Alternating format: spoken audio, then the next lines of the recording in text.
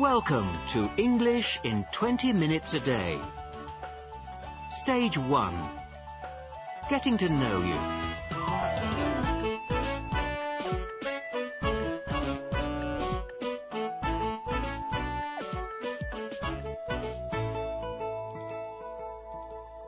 Lesson 1. Meeting and greeting people. Track 1. 1. How do you do? I'm Hilary Raisbeck. And I'm David Kennett. How do you do? 2. Good morning. My name's Yang Chong. Pleased to meet you, Yang Chong. 3. Hello, I'm Anna Polski. How do you do? My name's Harold Brown. 4. Excuse me, are you Dr. Brown? Yes, I am. I'm Sharon Ward. Nice to meet you. Track 2. 1. Hello, darling. How are you? I'm fine, Mum. How are you? 2. Good afternoon, David. How are things? Fine, thanks. And you? 3. Hi, Sharon. How are you? Very well, thank you, Dr. Brown. 4. Anna. Nice to see you. Hello, Harry. Nice to see you too. 5.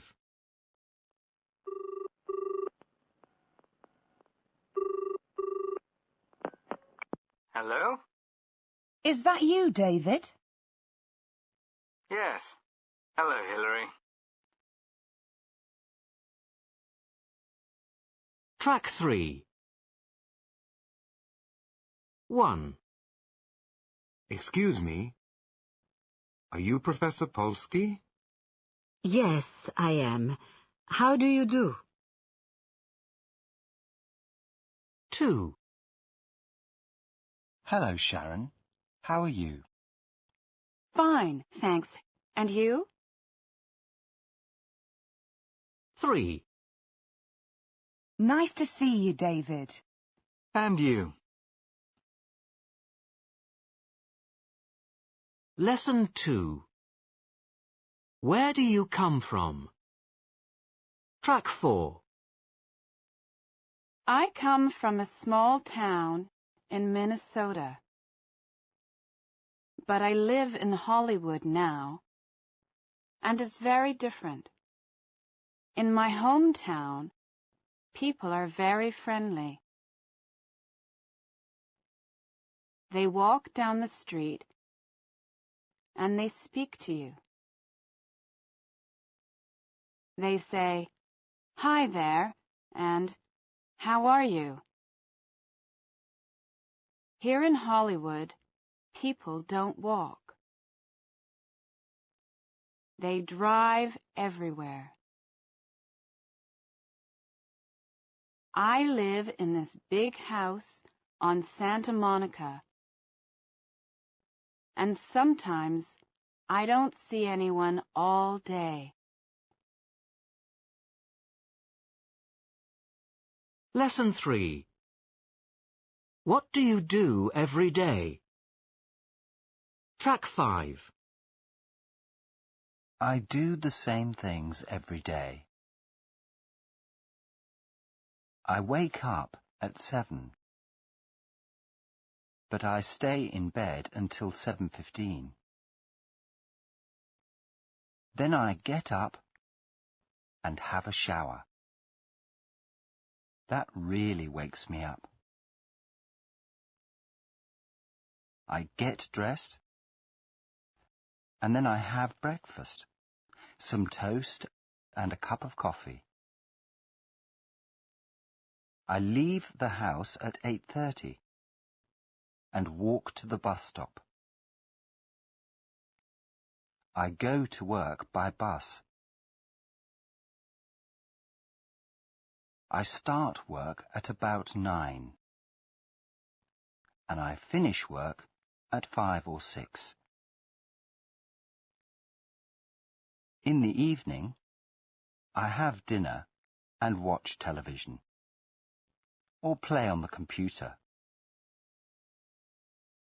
I am usually in bed by 11. Lesson 4. Talk about your family. Track 6. I live with my mother and my father and my 2 brothers. They are called Owen and David. Owen is 20 and he's at university. David is 16 and he's at school, like me. I have 2 grandmothers and 1 grandfather. My other grandfather is dead. I have 1 uncle and 1 aunt. My Aunt Janet is my mother's sister. They have 2 daughters. Rosa is 10 and Gemma is 14, like me. They are my cousins.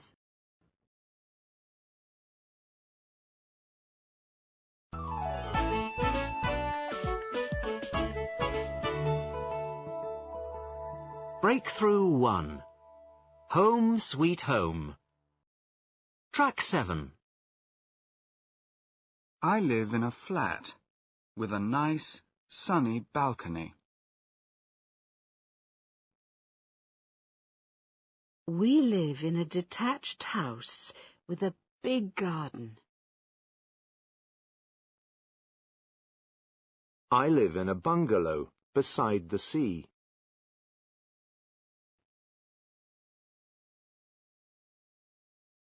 Breakthrough 1. Welcome. Track 8.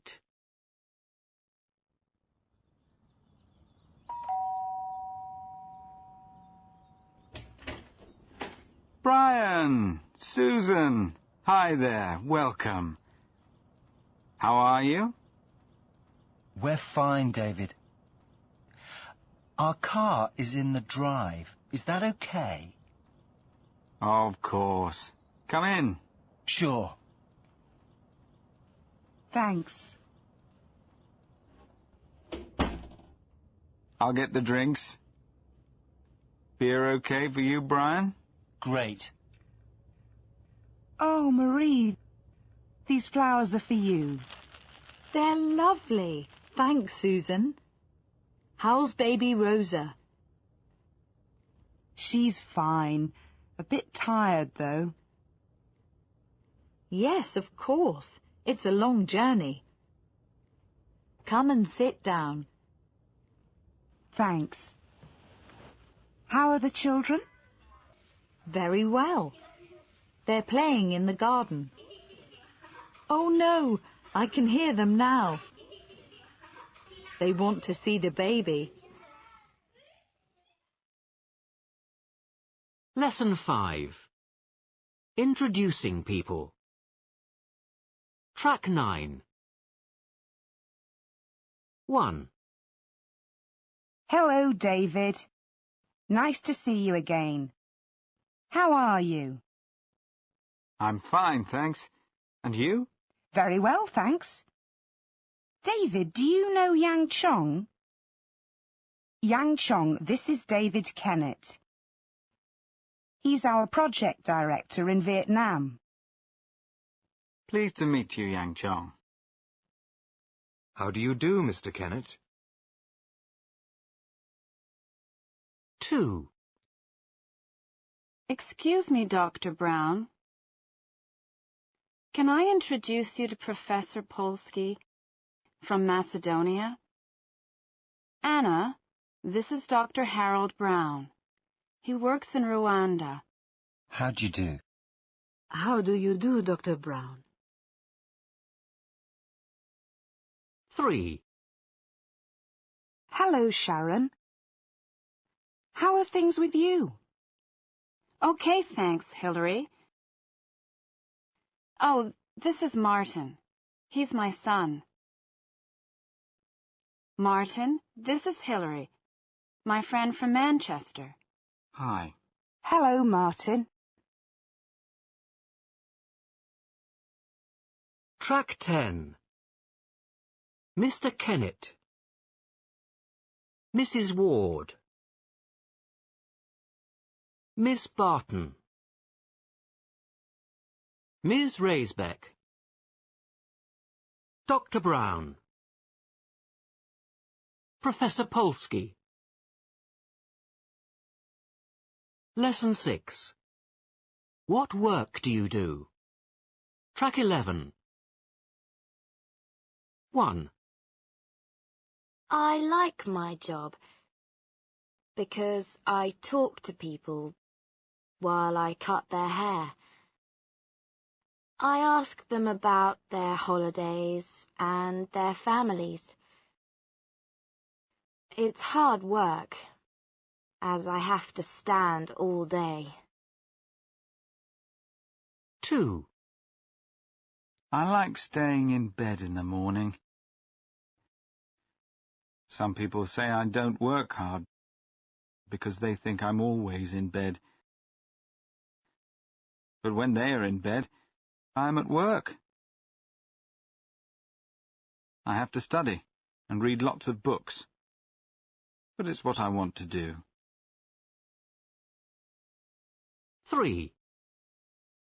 I work for a large department store. I sell women's clothes and shoes. It's a good job because I like the other people who work here. And the hours are good. Of course, I have to be polite to customers. 4. I have to be very fit to do this job. It takes 12 hours to fly to Singapore, and I do that twice a week. It's a great job because I see so many different countries. 5. I like it because I don't have to work for anybody. I decide where to go and what hours I work. I usually drive my cab at night because the streets are quiet and I can stop and have a cup of coffee and a sandwich when I want.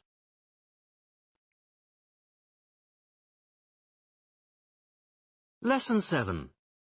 Completing forms and giving personal details. Track 12.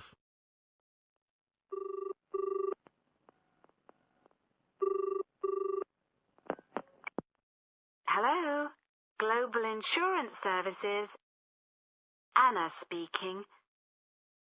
How can I help you? Hi there. Yes, I'm going on holiday and I want to buy some insurance. Yes, madam. Can I take some details and then I can give you a quote? Great. What do you need to know? Is it just for yourself? Yes, I'm going to Australia for 6 months. Wonderful. Now, could I have your title? Is it Miss? Ms? Oh, it's Miss Emily Parrish. Right then. So your first name is Emily and your surname is Parrish. How do you spell that? It's P-A-R-R-I-S-H, Parish. And what's your address? 17 Orchard Street, Ipswich. And that's in what county? Suffolk. Of course, Suffolk. And your postcode, please? IP7 3BH. And telephone number? It's 01473 453 427. Do you have an email address? No, I don't. Fine. Now, when do you want the insurance to start? Well, I leave on the 15th of October. So that's the 15th of the 10th of 2003. And when do you get back? Let me see. The flight back arrives on the 5th of May, 2004. Right then. And you are going to Australia. Will you be going anywhere else? Sure, I go via New York and come back via Hong Kong. In that case, we can insure you for Australia and the rest of the world. Do you want any other type of insurance? We offer extra cover for extreme sports, such as hang gliding. No, just the basic insurance is fine. Okay, then I just need to know your date of birth. 10th of June, 1984. 10th of the 6th, 84. Fine. Could you just wait a minute, and I'll give you an idea of what that will come to. Lesson 8. What can you do? Track 13. 1. What do you do? I'm a maths teacher. Have you got a university degree? Yes, I've got a degree in maths and a PGCE. A PGCE? What's that? It's a postgraduate certificate in education. It means I can teach. So you teach maths? Yes, I teach maths in a secondary school. 2. What skills have you got? Well, I can drive. I've got a PSV licence. What's that? It's a public service vehicle licence. It means I can drive big vehicles with passengers. You have to take a special test to get the licence. So what do you do for a living? I'm a bus driver. 3. What do you do? I work in the tourist industry. I'm a travel representative. Do you need paper qualifications for that? No, but it helps if you can speak a foreign language. Can you? Yes, I can speak Spanish and Italian. And English? Of course. 4. What's your job in this company? I'm a personal secretary. I work for one of the directors. What do you do?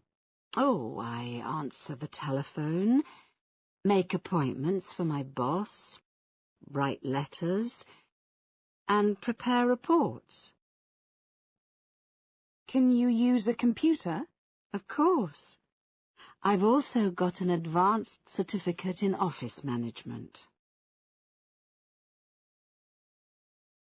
5.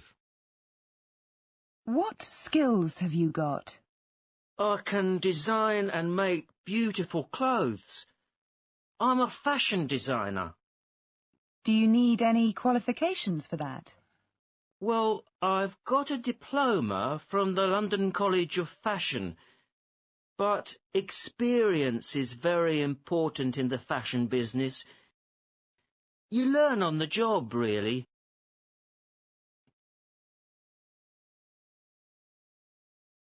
Lesson 9. Track 14.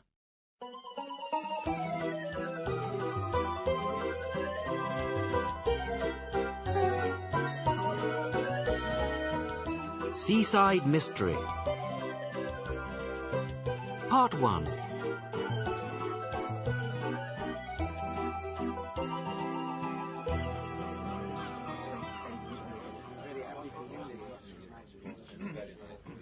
Hello, everybody. Hello. I just want to say a few words of welcome to you today before you start to enjoy yourselves.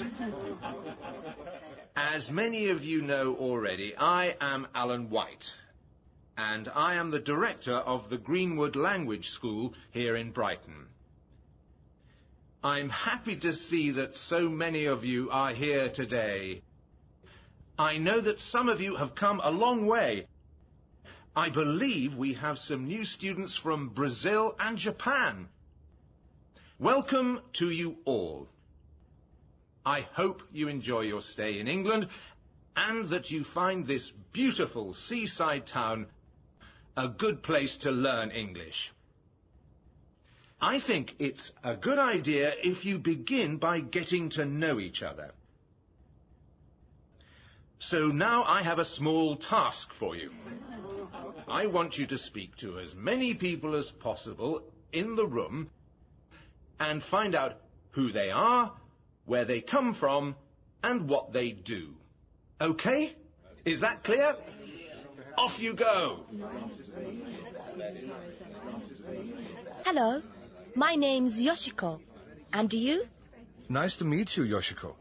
I'm Peter Lieb. You are from Japan, I think? Yes, that's easy because I look Japanese. How about you? Are you from Spain? No, I'm from Germany. I come from a small town called Husum. It's in the north of Germany. Yoshiko, this is my friend Carlos. He's from Spain. Carlos, this is Yoshiko. How do you do, Carlos? How do you do? Do you like it in England, Carlos? It's great. And the school is very good. Yoshiko, Carlos and I like going to the beach after school. Do you want to come? Today? Why not? What do you think, Peter? Yes, it's warm enough today. What do you say, Yoshiko? It's a bit difficult for me. You see, my landlady. She says she wants me home at 6 o'clock tonight. That's very early. Why don't you phone her and say you can't get home at that time? Yes, just say you are busy here at the school. No, I can't do that. She's a very nice lady. If she's a nice lady, then she won't mind. Okay then. I have my mobile with me.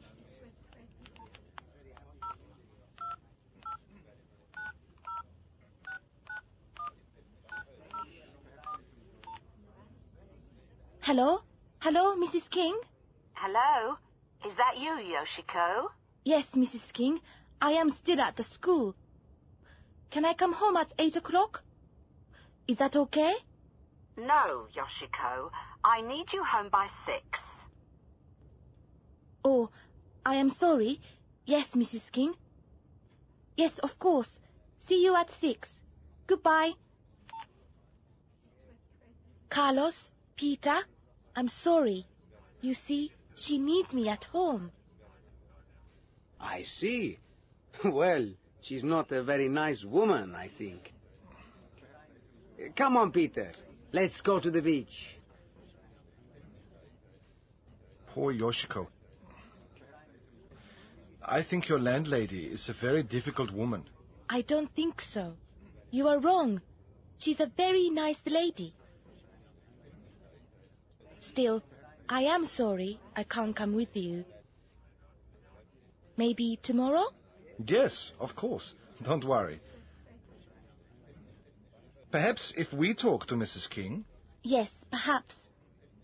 Anyway, goodbye now. Bye, Yoshiko. See you in school tomorrow. Bye.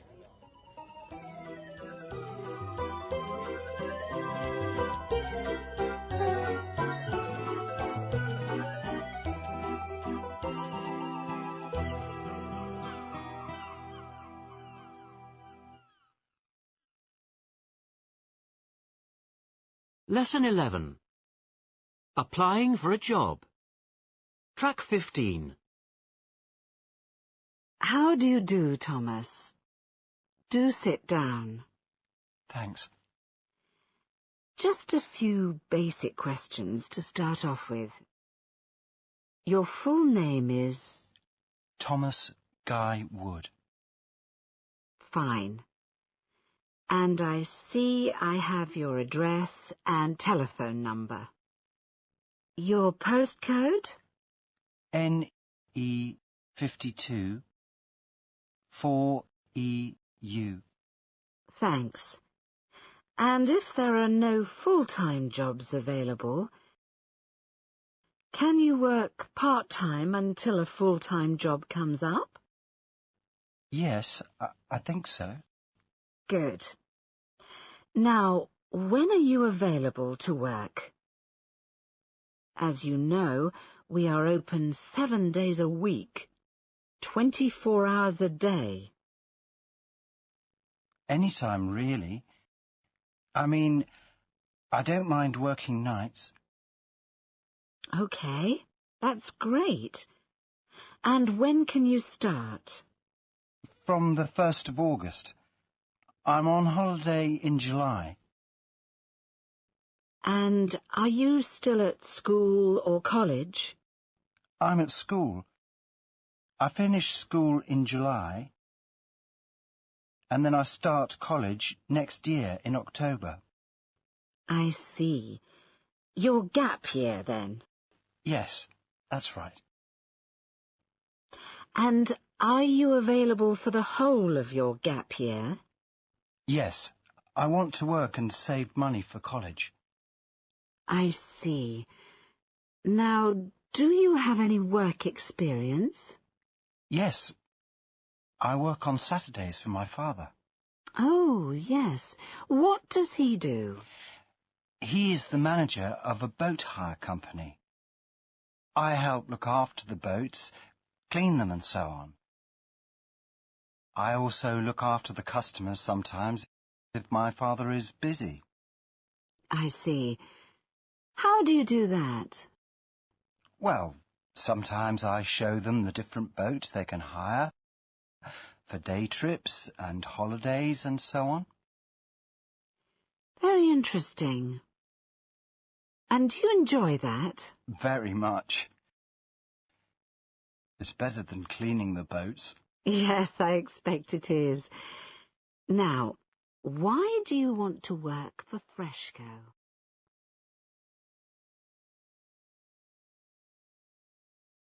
Lesson 12. Leave a message. Track 16. 1. Hi there, David. It's Steve here. Can we talk about our plans for the weekend? I'm in all evening, so you can call me when you get home. Thanks. 2. Oh, hello, Susan. It's me, Mum. What time do you want me to come tonight? Anyway, see you tonight. Bye, my love. 3. This is Andy's garage with a message for Mr. Wells. Your car is ready for you now. Can you collect it before 5:30? We close at 5:30. Thanks. Goodbye. 4. Hi, Chris. Karen here. Just want to know if you're feeling better. I'm free today, so if you want me to get anything for you, let me know. Speak to you later. Bye. 5. PDQ delivery service here. We have a parcel for you, but we can't find your house. Can you call the office, please? It's 01473 28895. Thank you. 6. Hello. It's Fiona Wood speaking. I'm afraid I can't make my appointment with Dr. Lewis today. Sorry.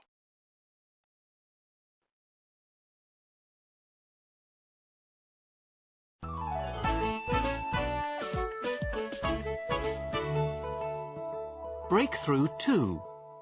At the bank. Track 17. Good morning. Can I help you? Yes. I'm going on holiday to Seattle next week. Seattle in the States, I mean. I need to buy some dollars. Of course, sir. Do you want cash or traveller's cheques? Both, I think. Yes.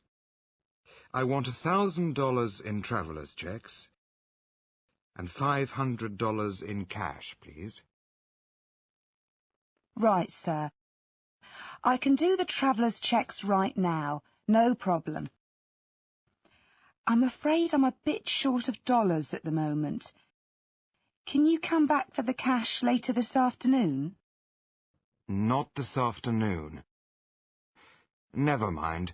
I can come back tomorrow, though. Fine. I'm not here tomorrow, but my colleague can help you then. Right then. Thank you very much, Mr. Brown. Here are your cheques.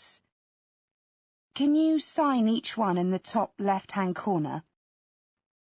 Right you are. Thank you very much, Mr. Brown. Or should I say, have a nice day.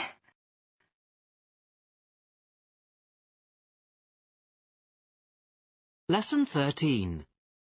Saying thank you. Track 18. 1.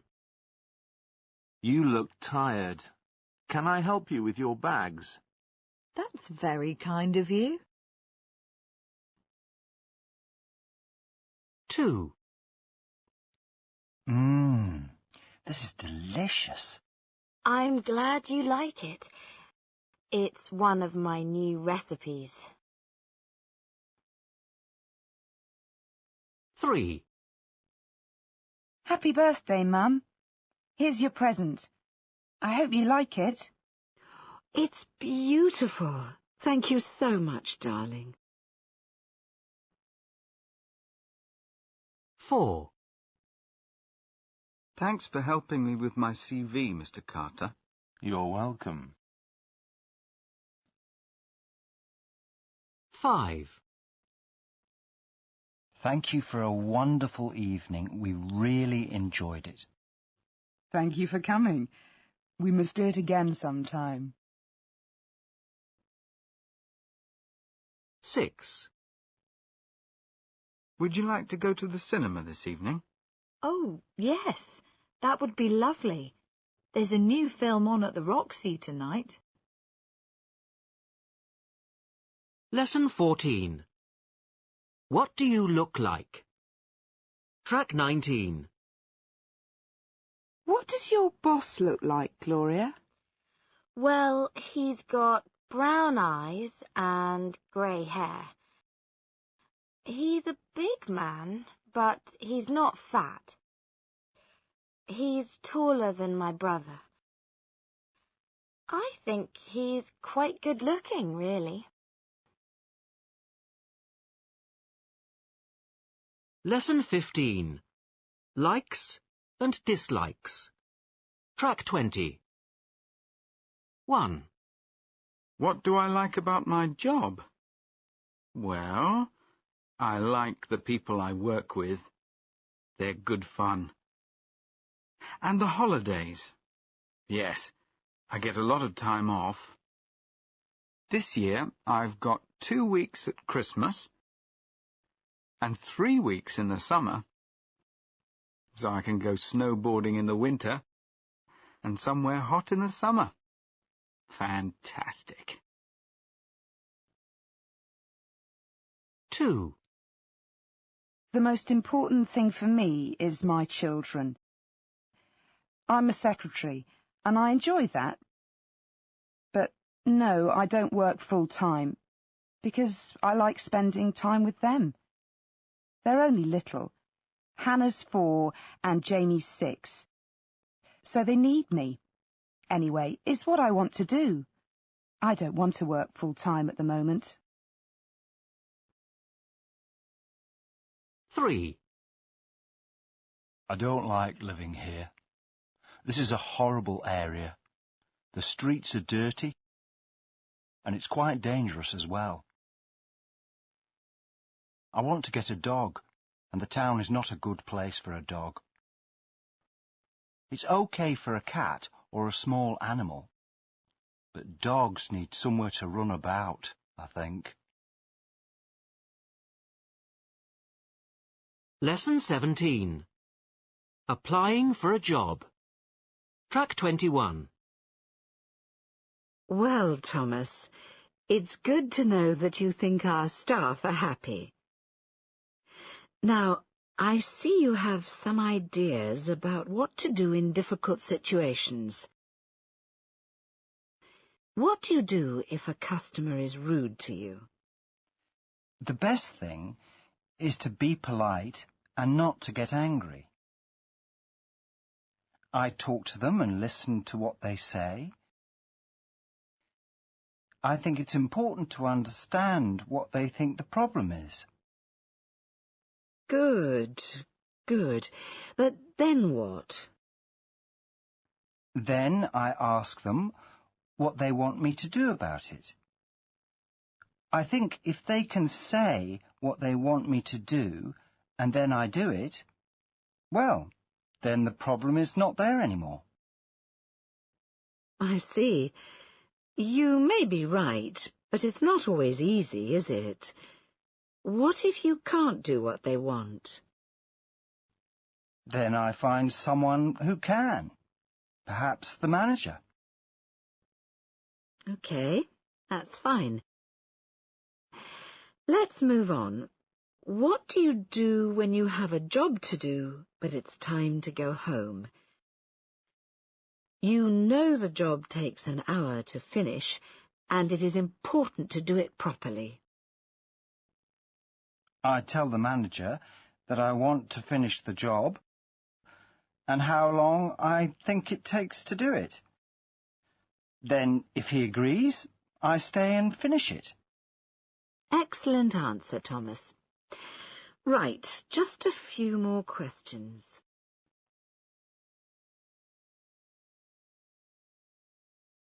Lesson 18. More family talk. Track 22.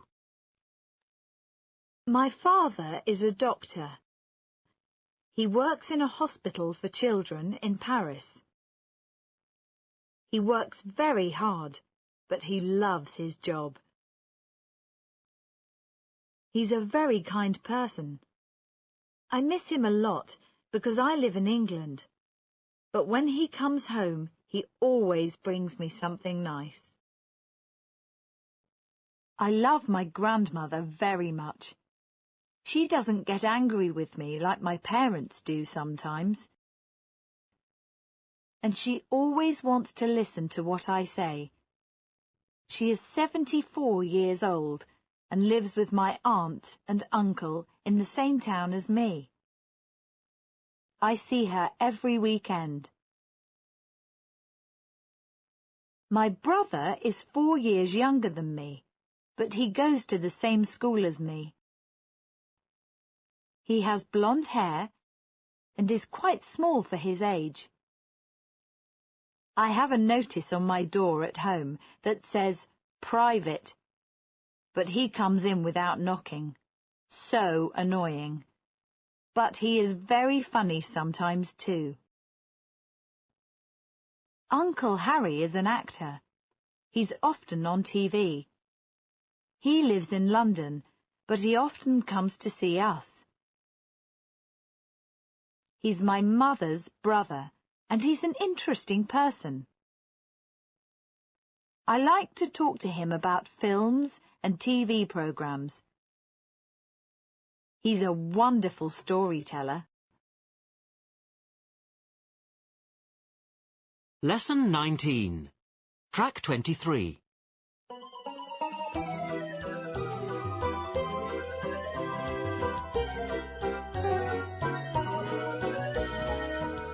Seaside Mystery.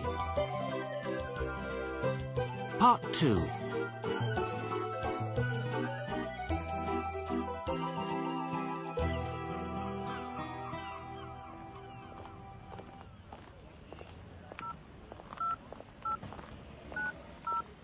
Hurry up, Carlos. You can phone later, when we're on the beach. Just a minute, Peter. I want to speak to my girlfriend. Your girlfriend? I didn't know about your girlfriend. Is she English? No, she's Spanish. Oh, lucky guy. Oh, dear. She isn't there at the moment. You know, I like Yoshiko. Do you? Why don't we go to her house and talk to her landlady? Maybe then we can go to the beach together. Do you know where she lives? I think so. Let's go.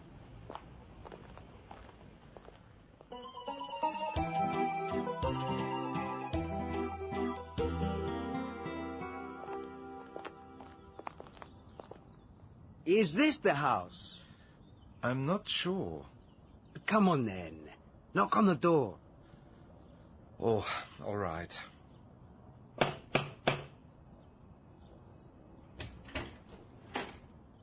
Hello? Can I help you? I hope so. Does Yoshiko live here? We are from the language school.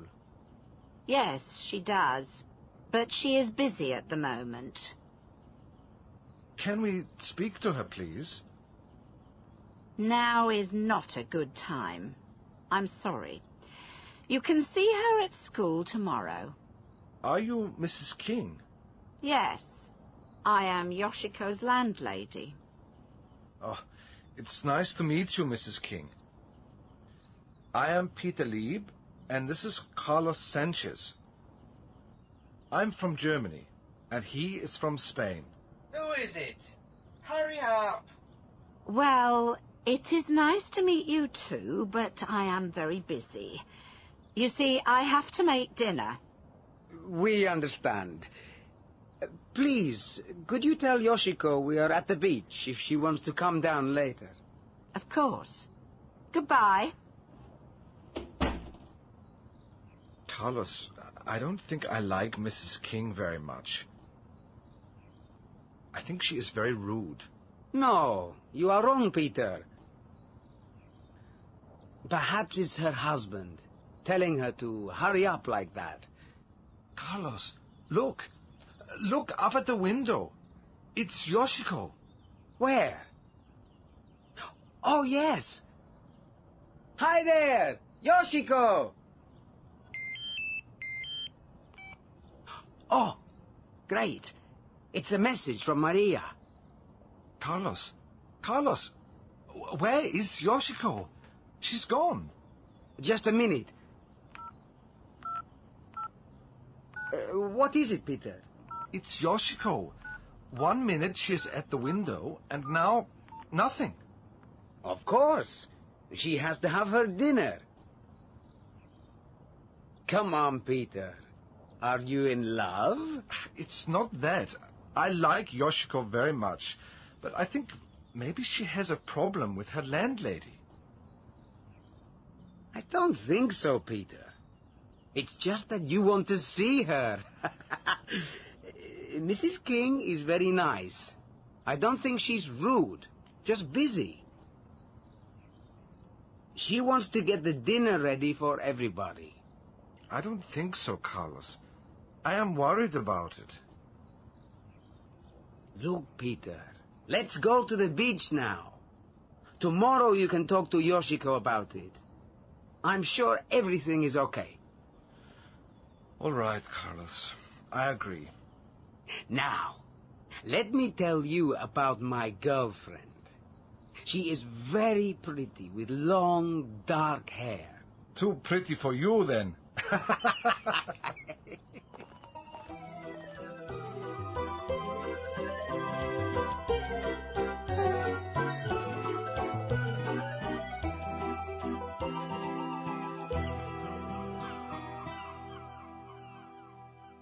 This is the end of Stage 1.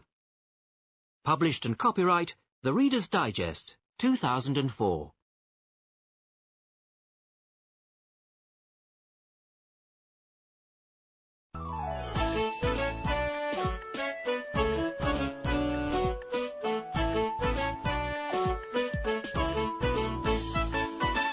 Welcome to English in 20 minutes a day. Stage 2. On the move.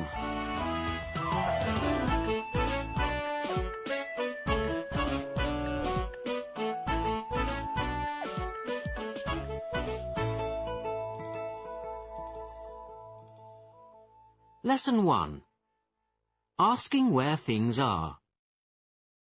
Track 1. 1. Excuse me, where's the post office? Oh, it's in the shopping centre.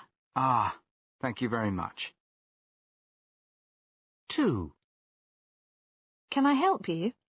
Yes, please. Where are the toilets? Oh, they're upstairs. Thank you. 3. Excuse me, do you know where the station is? Yes, it's in the centre of town. Oh, thank you. 4. Excuse me, where's the tourist information office? Ah, it's in the main square, next to the bank. Thanks. 5. Can you tell me where the cinema is, please? There's one in Castle Street. Oh, thanks very much. 6. Excuse me, do you know where the Blue Parrot Cafe is? Yes, it's in town, next to the post office. Oh, I see. Thanks for your help. Track 2. 1. Excuse me, where's the post office? Ah, it's in the shopping centre. Thanks. 2. Can I help you? Yes, please. Where's the nearest phone box? I think there's one at the end of this street. Ah, thank you. 3. Where's the pharmacy? It's over there next to the bank. I see. Thank you. 4. Excuse me, do you know where the Red Rock Cafe is? Yes, it's in the centre of town. Great. Thanks. 5. Excuse me, is there a bread shop near here? Yes, there's a baker's next to the post office. Ah, yes. Thank you. 6. Do you know where the butcher's is? Yes, it's in the main square. Oh, thanks. 7. Excuse me, can you tell me where the newsagent's is? Yes, it's over there, next to the cinema. I see. Thanks. Lesson 2. Giving directions. Track 3. 1. Excuse me, where are the toilets? Oh, they're over there, on the right. I see. Thank you. 2. Can you tell me where the cinema is, please? Yes, it's in the square. Just go straight on for about 200 meters, and you'll see it in front of you. 3. Excuse me, can you tell me where East Street is? Of course. Just turn left at the next set of traffic lights. That's East Street. Oh, thank you. 4. Excuse me, where's the tourist information office? Let me see. Ah, yes. Go straight on at the traffic lights. You can't miss it. Thanks. 5. Excuse me, where's the nearest public telephone? Ah, it's in the post office. It's on your left as you go in. Ah, thanks. 6. Excuse me, do you know where the Blue Parrot Cafe is? Yes. Turn right at the next corner, and you'll see the sign. Great. Thanks. Track 4. 1. Take the first on the left, then it's at the end of the street on your left. 2. Take the second right, go straight on, and it's at the end of the road. 3.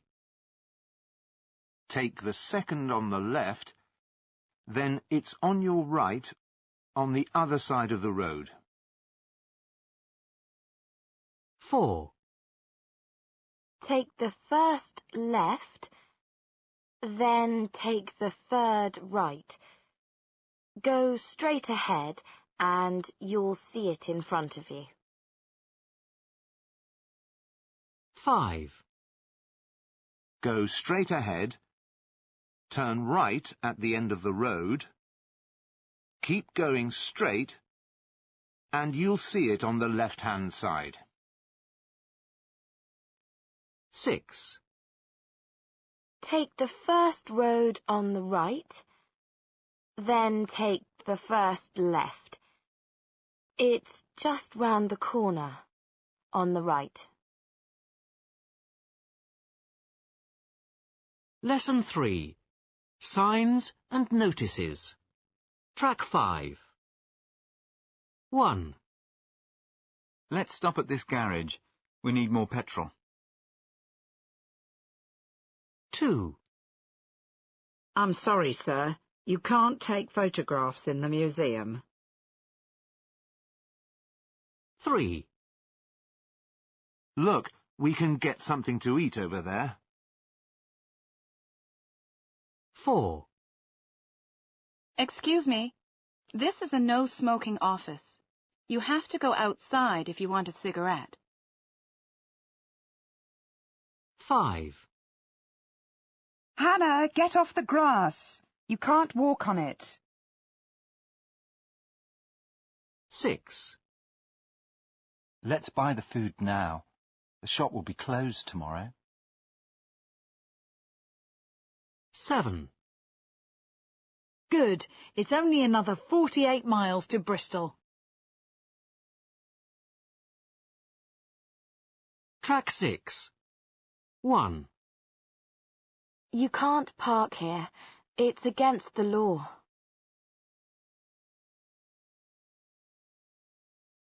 2. You shouldn't drop litter in the street. 3. The toilets are straight ahead. 4. In some countries, you mustn't smoke in public places.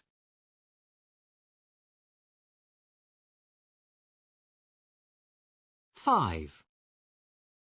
He wants to have lunch in that restaurant.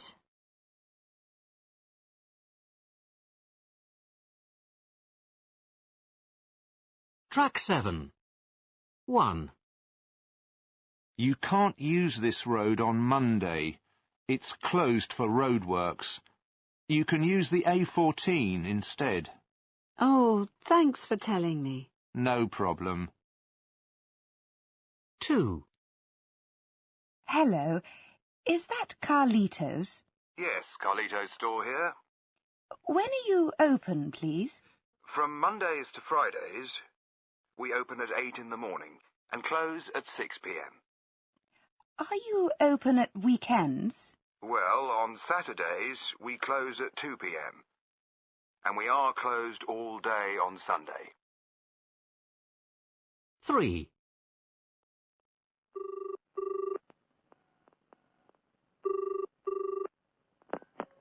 Good morning, Eastvale Swimming Pool.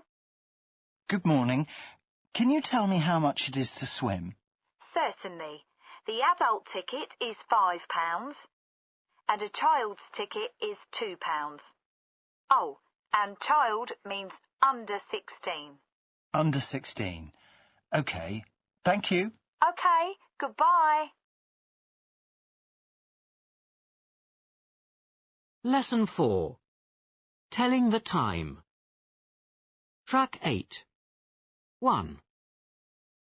What's the time, Andy? It's 9 o'clock. Thanks. 2. Maria, when does this shop close? At 6 o'clock. Oh, thanks. 3. Jenny, when is the meeting with Bob? It's tomorrow morning at 10:30. 10:30. Thanks, Jenny. 4. Let's meet at 5:15. OK. 5:15 it is. 5. What time does the film start? It starts at 7:15, so don't be late. 7:15. OK. Track 9. 1. Excuse me, what time is the bus to Oxford? The next one leaves at 9 o'clock. And when does it get there? It arrives at 10:30.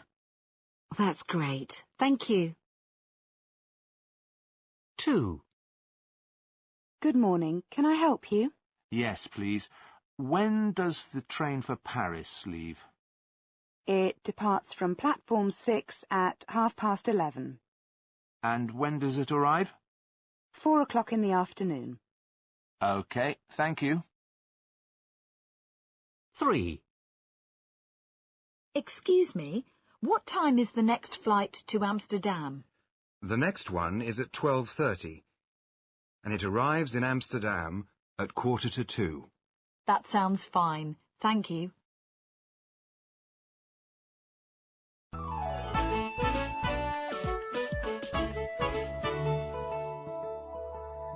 Breakthrough 3.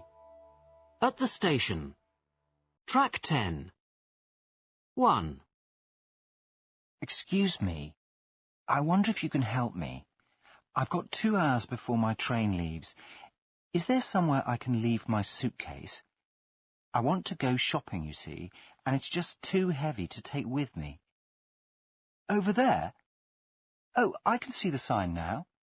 Thanks a lot. 2. Could you tell me what time the next train to Heathrow leaves, please? Fine. Is that from platform 6? The airport trains all seem to go from platform 6, don't they? Thanks. No, I've got a ticket already. I was just checking.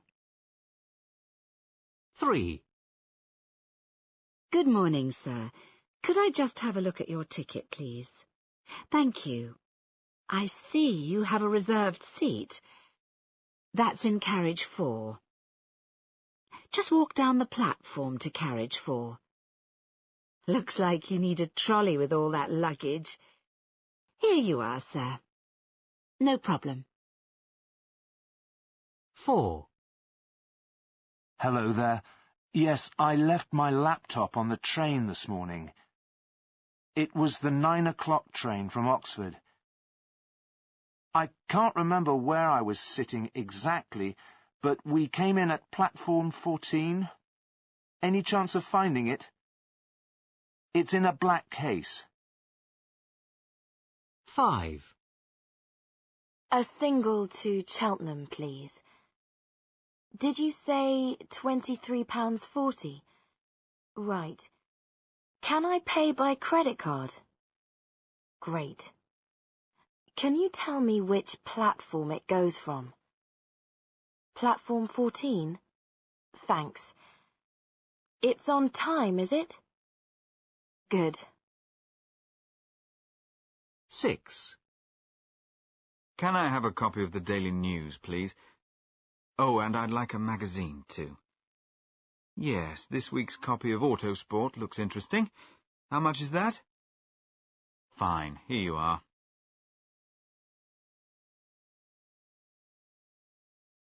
Lesson 5. Buying travel tickets. Track 11. 1. That's £16.50. 2. That's €2.20. 3. That's £32.50. 4. That's €3.85. 5. That's $100. 6. That's 92 pence. Track 12. 1. Good morning. Can I help you? Yes, please. I want a day return ticket to Brighton. Certainly. That will be £28 exactly. Here you are, £28. Thank you. And here's your ticket. Thank you. 2. Morning. Just Go Jets. Chris speaking. How can I help you? I want to fly from Sydney to Perth tomorrow. How much is a one-way ticket? Let me see. A one-way economy class ticket is $145. $145? Okay, I'll think about it. No problem. Thank you. 3. Excuse me, I want to buy a coach ticket to Paris. OK, is that a return? No, just a single. And are you a student? Yes. Here's my student card. OK, then the ticket is €32.50. £32.50. Here you are. Thank you. Here's your ticket. Have a good trip. Thank you. 4. Superlink Information Service. How can I help? Can you tell me the fare from Hampton to New York, please? Is that one way or round trip? Just one way. That's $84. $84 is a lot. I think I'll go by bus. Okay. Thank you for calling. Bye. Track 13.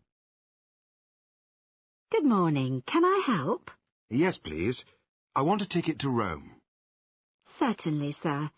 What is your name? John Green. Green. OK, Mr. Green. When do you want to fly? On Monday, June the 10th. Do you want a return ticket? No, just one way, please. Ah, OK now. The price is £125. 125? Is that the best price? Yes, I'm afraid so. OK. I'll take it. Thank you, sir. Let me just check the details. Lesson 6. What is happening? Track 14. 1. There's Sarah. She's making a phone call. I think she's phoning the hotel. 2. Lucy is listening to her new CD while she's waiting for her plane. 3. Tony is changing £200 into dollars. I'm waiting until we get to New York. 4. The children are waiting for us. They're sitting on the luggage over there. Lesson 7. Signs and notices. Track 15. 1. Would all passengers on flight LH2732 to Munich please go to gate 14, where your plane is now ready for boarding. Thank you. 2. Will passenger Andy Taylor, arriving from Miami, please go to the meeting point in the arrivals hall? 3. Oh, look! We're travelling from Portugal, so we can go through the blue customs channel over there. 4. I'm sorry, sir, you can't use your cell phone in this area. You must switch it off. 5. Welcome to Florida. Our InterSun representative is waiting for you in the bus station, and she will take you to your hotel. Just follow the blue sign. 6. Good morning, everyone. We are sorry for the delay, but we are now ready to board flight OS 1418 to Vienna. Please go to gate 10 and have your passport and boarding pass ready. Thank you.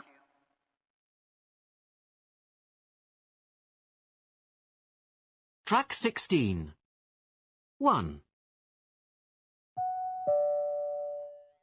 Flight BA 2602 to Florence is now ready for boarding at gate A19. 2. Flight LH3367 to Frankfurt is now ready for boarding. Passengers should go to gate B25 immediately. 3. Flight OS 3117. We regret to announce that this flight to Vienna is delayed. The new departure time is 16:30. 4. Flight AF 1664 to Paris is closing. The last remaining passengers should go to gate A37 immediately. 5. Passengers on KL 3914 to Amsterdam should go to gate A22, where the flight is ready for boarding. 6. Flight QA 3031 to Sydney has a change of gate number. The new departure gate for this flight is B17. Thank you.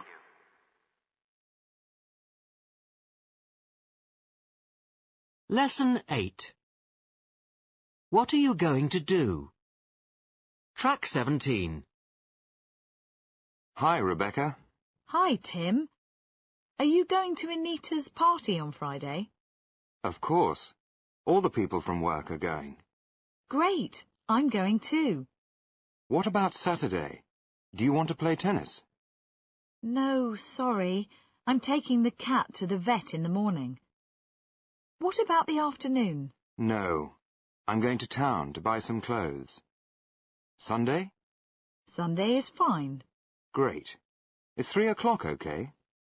3 is perfect. Okay. I must go now. Bye. Bye, Tim. Track 18. 1. I am going to a concert next week.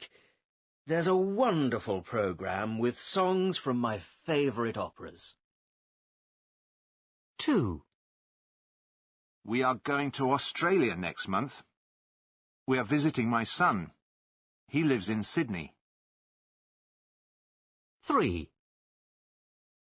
We are going to the art gallery this morning, and in the afternoon we are shopping. 4. He is playing in a tennis tournament all day tomorrow. 5. They are travelling to Bangkok on Sunday. We are seeing them off.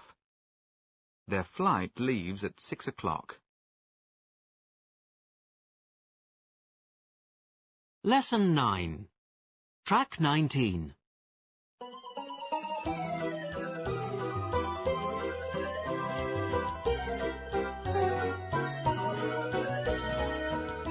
Seaside Mystery. Part 3.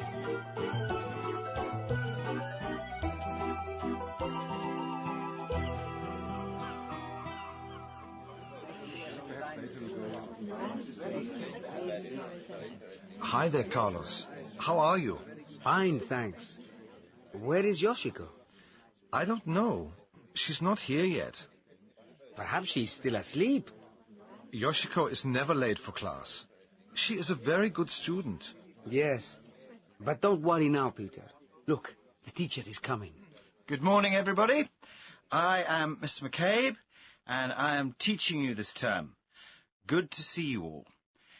Well, I don't know if you know already, but this is the intermediate class. I hope you're all feeling full of energy and ready to work. Yes, of course. What I want you to do this morning is practice asking questions about each other. You can do this in pairs, or if you prefer, in a 3. Is that clear? Good. Ah, I see another student is arriving. It's Yoshiko, isn't it? Yes, I'm sorry I'm late. Don't worry, Yoshiko. Please, sit down. We are working in pairs or 3s this morning, practicing asking questions about each other. Okay then, everybody. Off you go. Yoshiko, come over here. You can work with us. Thank you. Are you all right, Yoshiko? Yes, I'm fine. I'm a bit tired, that's all. Never mind. Let's go to the beach at lunchtime. It's a beautiful day. Do you like swimming? Yes, I do. But I think the sea is too cold for swimming in England. I like warm water. Well, we can buy some lunch and eat it on the beach. What do you think? Great idea. Right then. How are you getting on over there, Carlos? Very well, Mr. McCabe. We know that Yoshiko likes swimming, but not in England, because the water is too cold. And we all like sitting on the beach when the weather is good. I expect you do. Never mind. Only 2 hours until lunchtime. Perhaps you can find out some more about the country where your friend comes from.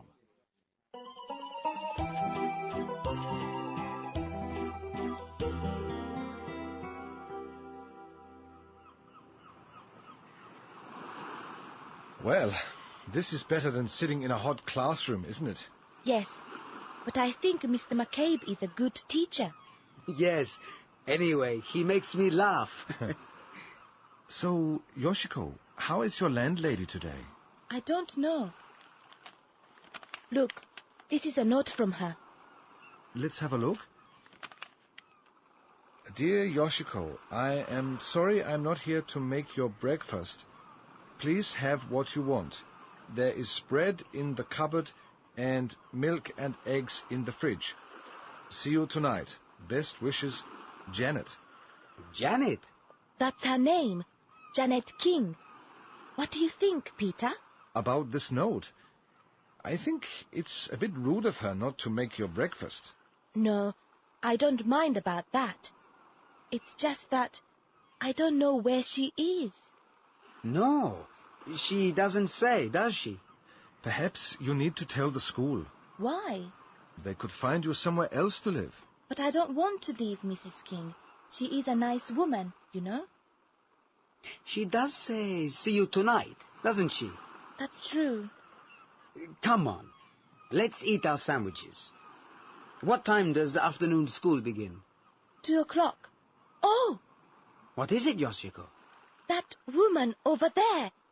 I think it's Mrs. King. Where? Over there, by the sea, with a man.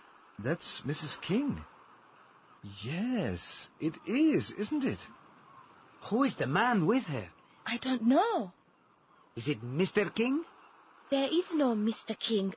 I mean, Mrs. King lives alone. What's the matter, Yoshiko? It's just strange, that's all. Why is she on the beach with that man? Well, it's nothing to do with me. Come on, let's go back to school. It's nearly 2:00.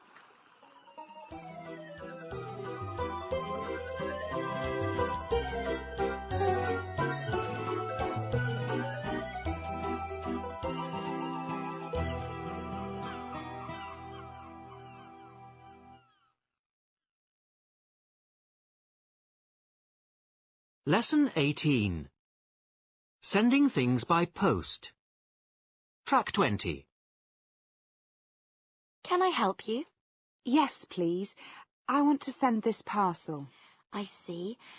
Inland or overseas? Oh, overseas. To Australia. I need to weigh it. Here you are. That's 400 grams. And you need to fill in this customs declaration. What do I put here? Well, what's in the parcel? It's a gift for my mother. Just some perfume and other things. So it's a gift. Tick the box next to gift. I see. And then just say what's in the parcel. So I write perfume and a sweater in here. Yes, that's right. And the value? Well, what do you think it's worth? How much did it all cost? Oh, about £35. OK. Put £35 in there, then. Is that all? Well, you need stamps. Oh, of course. How much are they? £5.50. Right. Now stick the stamps on the parcel and leave it with me. Thanks very much. Lesson 11. Asking about places. Track 21. 1. I really like animals, and so does my son Jamie, so we're going to the zoo tomorrow. 2. I like to find a quiet place with trees and flowers, so I'm going to the botanical gardens tomorrow. 3.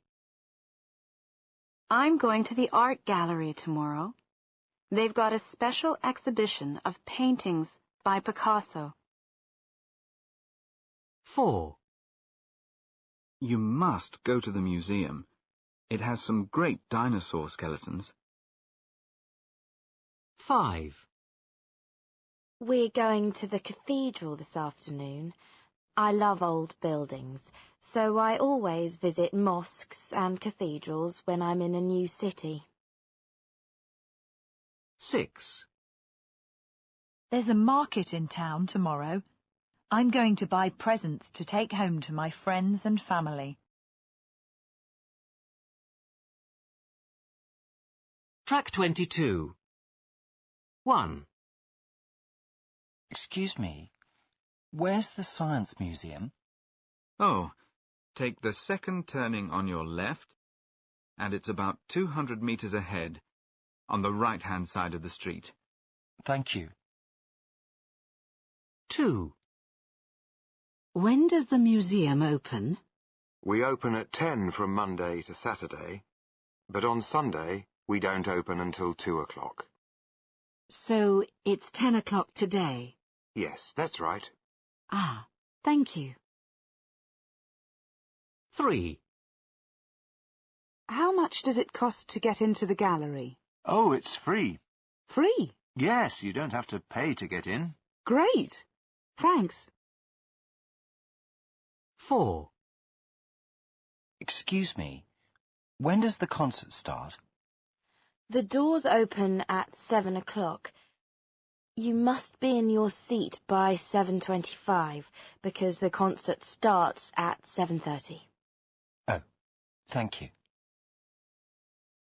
5. Can you tell me how to get to the antiques market? Yes, it's in the centre of town.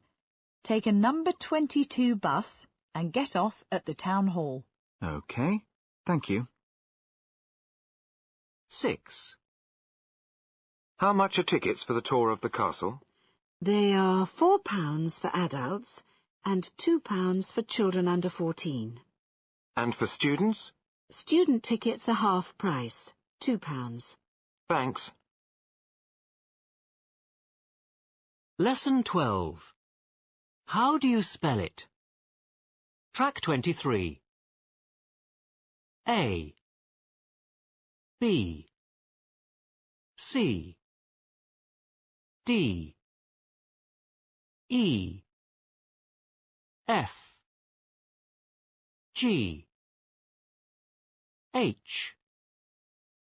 I, J, K, L, M, N, O, P, Q, R, S, T, U, V, W, X, Y, Z.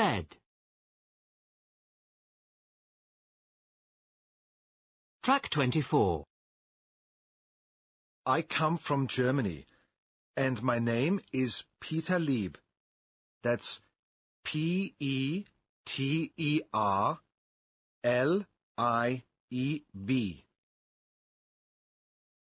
I'm Carlos Sanchez, and I come from Spain. My name's spelt Carlos Sanchez.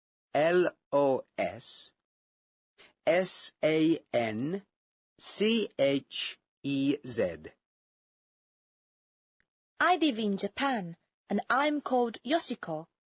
That's Yoshiko.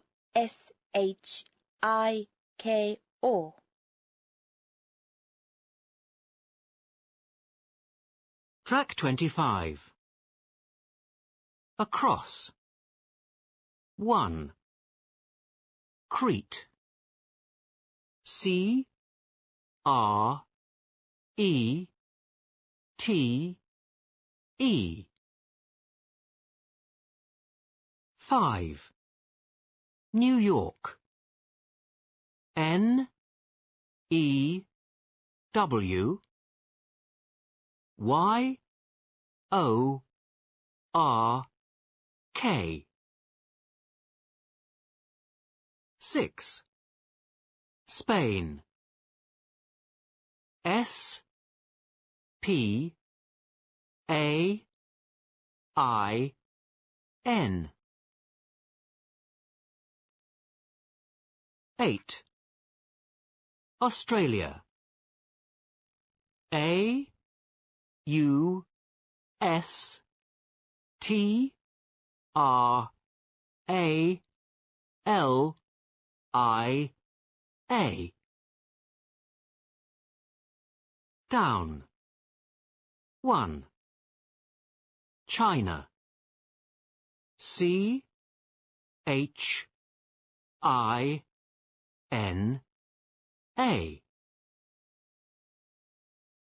2. Tokyo. T O K Y O. 3. London. L O N D O N. 4. Paris. P A R I S. 7. Italy. I T A L Y. Track 26. Yoshiko, how do you spell your family name? It's spelled Miyamasu.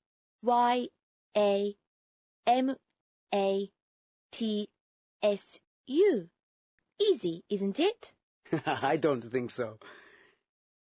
But can you spell the town where I live? Of course. It's Gijon. That's right. And I can spell the name of the town where you live. It's Kyoto. Very clever. But this is a hard one. Can you spell the name of the capital of Scotland? I think so. It's Edinburgh,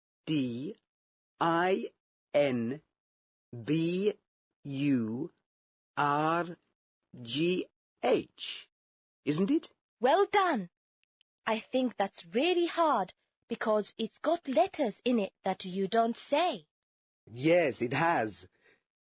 So has the thing you cut food with. Oh, you mean a knife? Knife.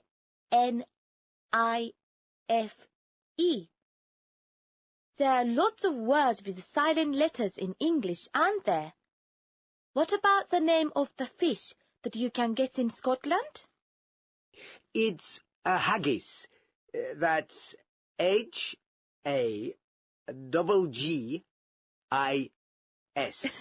Don't be silly, Carlos. A haggis isn't a fish. I mean a salmon. SALMON.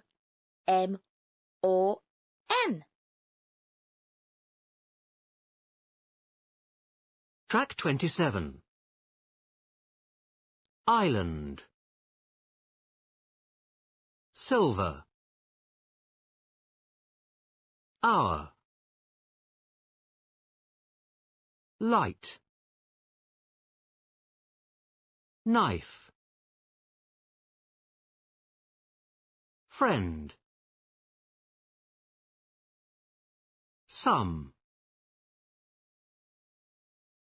Straight. Comb. Love. Brighton. Chalk. Walk. Castle. Sign. No.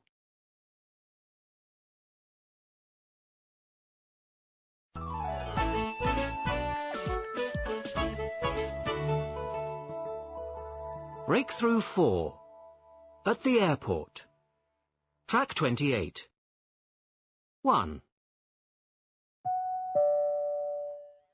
This is the last call for flight number 657 to Malaga.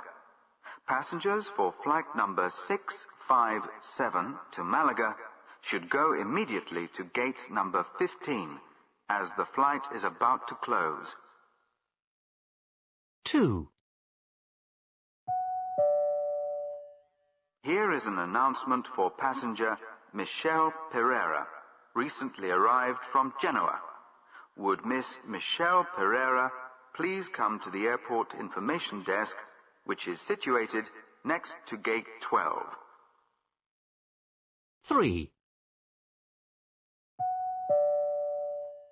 A passport has been found in the duty-free shopping area. Could the owner of this passport please return to the check-in desk before proceeding to departure? 4. This is an announcement for flight 231 to Chicago. This flight is now boarding at gate 23. Please proceed to the departure gate as quickly as possible. 5. We apologize for the technical difficulties we are currently experiencing. Will passengers for flights to all European destinations please go to check-in desks 12 to 24. Track 29. Good afternoon. Could I have your tickets and passports, please? Here you are. Thank you, sir. There are 4 of you travelling to Malaga today. That's right. I need one more passport. Yours, sir, I think. Oh, dear. Oh, no. You've forgotten your passport. What are we going to do now? Calm down, Mo. Just kidding. Here it is. Thank you, sir. And how many pieces of luggage? 4 suitcases and 2 children. I'm afraid you are 5 kilos over. Don't worry. The wife will take her makeup out. Then it'll be fine. Never mind him. This bag is hand luggage. Fine. It's okay now. Here are your boarding passes. It's gate number 15. Lesson 13. Finding out about cities. Track 30. My name is Hans, and I live in Amsterdam. Amsterdam is the capital city of the Netherlands. I think it is a beautiful city. It is not very big.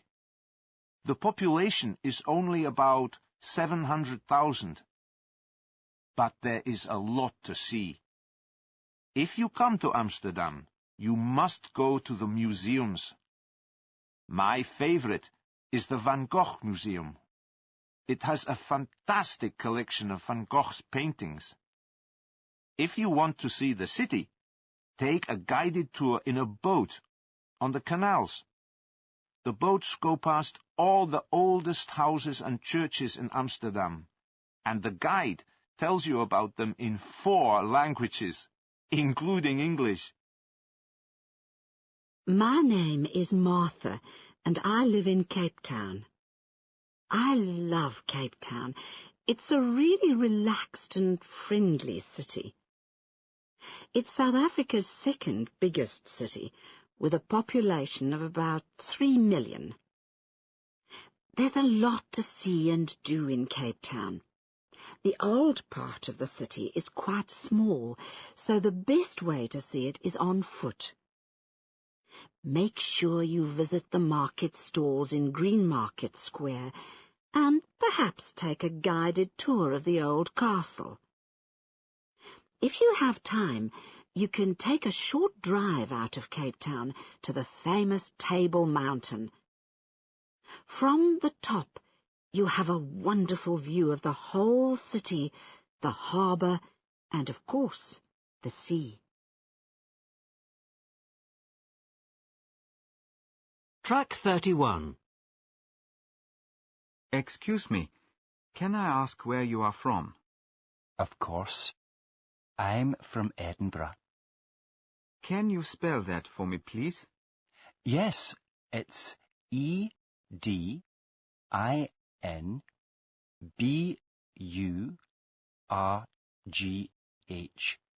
Thank you. And where is Edinburgh? It's in Scotland. It's the capital. Scotland. That's to the north of England, isn't it? Yes.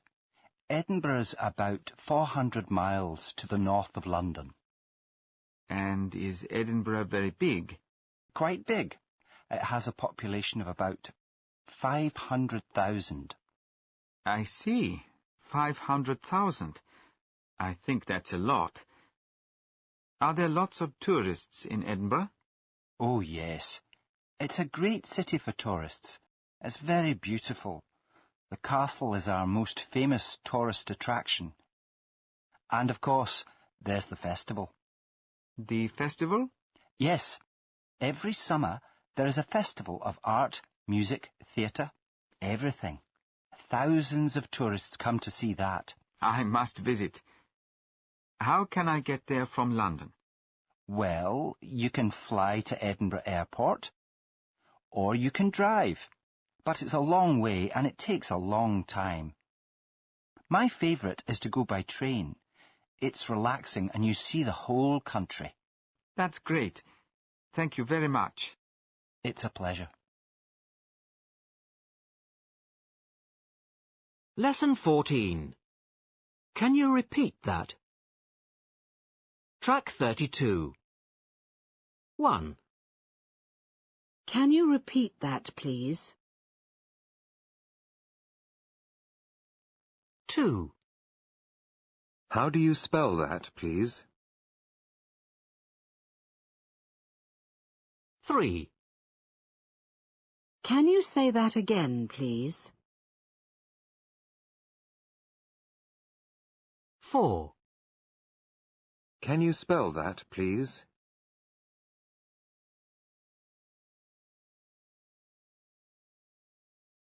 33.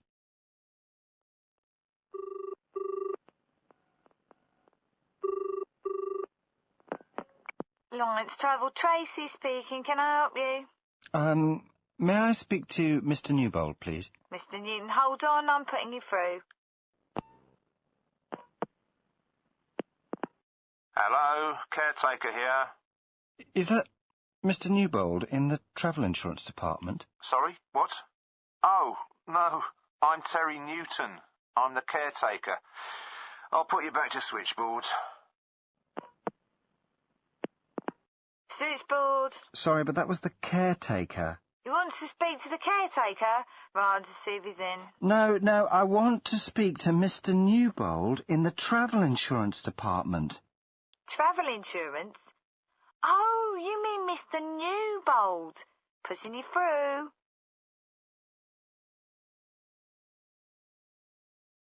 Track 34.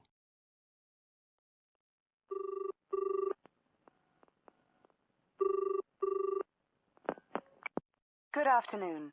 Far East Holidays. Mandy speaking. How can I help? Good afternoon. Could I speak to someone about a letter I got from you today? Yes, of course, sir. May I have your name? Yes, it's Graham Hadley. The letter says the holiday I want is not available. Oh, I see, Mr. Hadley. Have you got your letter there? Yes, I have. Could you give me the reference number? Oh, yes. It's AL4567TS. Could you repeat that, please? AL4567TS. AL4567TS?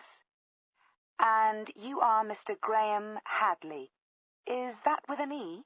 Yes, it's HADLEY.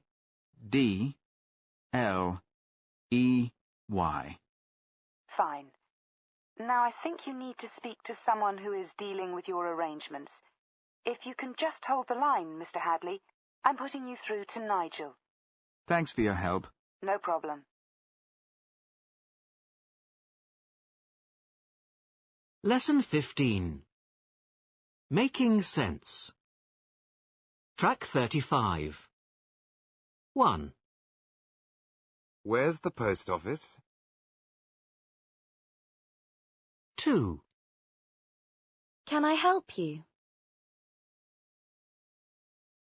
3. He's flying to Paris tomorrow. 4. How much is a return ticket? 5. That's Tom's mobile phone, isn't it? 6. That sign says danger. 7. It's only another 48 miles to Bristol. 8. Do you want an ice cream? I do.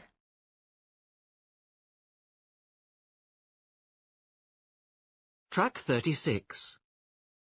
1. Do you know what your weight is? 2. I want to buy some flowers for my mother. 3. They are going to write to me about the job. 4. Please stay here while I look for him. 5. He's my son, and I love him very much. 6. The post office is over there.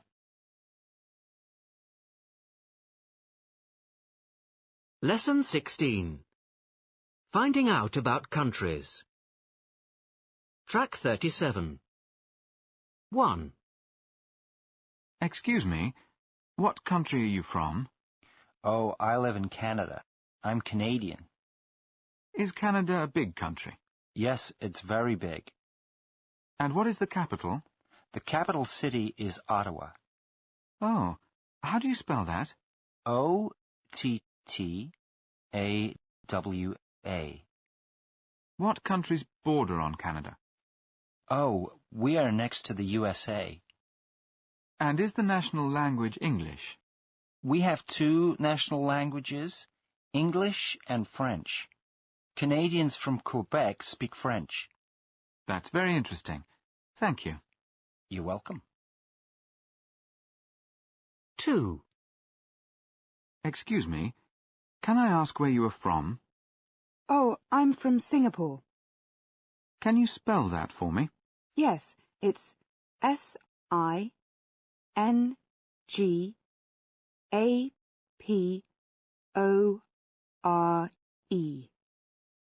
Is Singapore a big country? No, it's a small island. And what is the capital city? That's easy to remember. It's Singapore. And what countries are near Singapore? Our nearest neighbour is Malaysia. That's M-A-L-A-Y-S-I-A.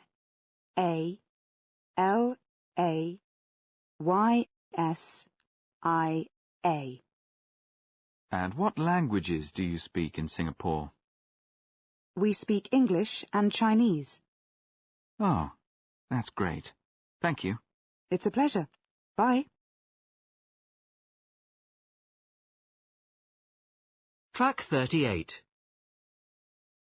Iceland is a beautiful country in the North Atlantic Ocean. It is larger than Portugal. Its size is 103,000 square kilometers, but it has a small population, 289,000 people. About half the population lives in and around the capital city, Reykjavik. They speak Icelandic. It is a very old language. Iceland has its own currency, the krona, which means crown in English. Track 39. What's your nationality? I'm Belgian. Is your country as big as England? No, it's only 30,000 square kilometers. What is the population? About 10 million. What is the capital? Brussels. What currency do you use? The euro, of course. What countries are your neighbours? We have borders with France, Germany, the Netherlands, and Luxembourg. What languages do people speak in your country? French, German, and Dutch. Lesson 17. Dealing with travel situations. Track 40. 1. Is the 15:30 to Buffalo running? Let me see. Yes, but there's a 45-minute delay. What time does it get to Buffalo? It's due in Buffalo at 17:10. Thank you. 2. Excuse me. Can you help me, please? Yes, sir. What can I do for you? I want a hotel in central London. Is that just for one night? Yes, it is. Let's have a look. The Cavendish in Bryanston Square has a double room available at £95 a night. Well, that sounds okay. Where is Bryanston Square? 3. Hello. Is that the Belmont Conference Center? Yes. How can I help? I have a meeting in room 112 with Mr. Curtis. Unfortunately, my train is delayed, so I'm going to be late. Room 112? Hold on a moment. I'm putting you through. Thanks. 4. Where to, madam? The airport, please. I'm running a bit late. Now then, what time's your flight?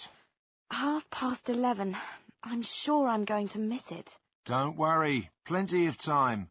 Leave it to me. Great. 5. Good morning. Is it just for the two of you? Yes. Can we sit over there by the window? Just a second. Yes, that table's free. Is that a no-smoking area? Yes, we only allow smoking at the bar. Oh, good. Peter, over here! Hi there, Yoshiko. Are you okay? Yes, I'm okay.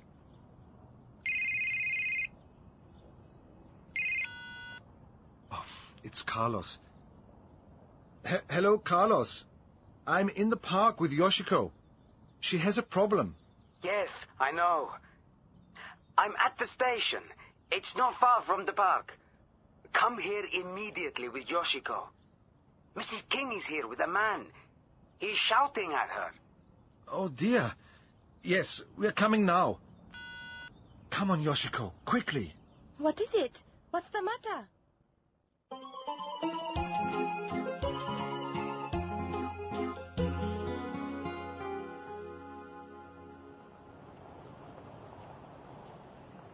Look, over there.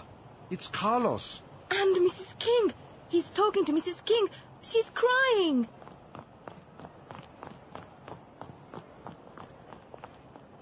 Yoshiko! Mrs. King is very upset. Her son is in trouble. I think she needs our help. Oh, Yoshiko, I am sorry. It's my son, Harry. He's in trouble. He says he needs a lot of money. But, Mrs. King, your son is in Australia. No, he isn't. Not now. He's here in England. He's running away from people who want to kill him. That's terrible. Why do they want to kill him? I don't know. But yesterday on the beach, he showed me a gun. So I know he's in danger. I don't want my son to have a gun. I don't want him to use a gun. But I don't know how to help him. Where is he now? On a train. Going to London, I think. I think you need to come home now, Mrs. King. Yes, You're right. I feel very tired. That's a good idea. Carlos and I need to talk. So, see you later, Yoshiko. Yes. Please call me later, Peter. Of course. Bye. Bye. What do you think, Carlos? Why has Mrs. King's son got a gun? I don't know. But we know one thing. That man on the beach yesterday is her son. What do we do now? Go to the police. What can we say to the police? We have to find out more first. Yes, but how? We can ask her son what is going on. What's his name? Harry? But we don't know where he is. London is a big city. He's not in London. How do you know? He's on a train, Mrs. King said. I was watching them, remember, when I called you? I saw Harry crossing the bridge and going back into the town centre. Then we must find him. Yes. Let's go.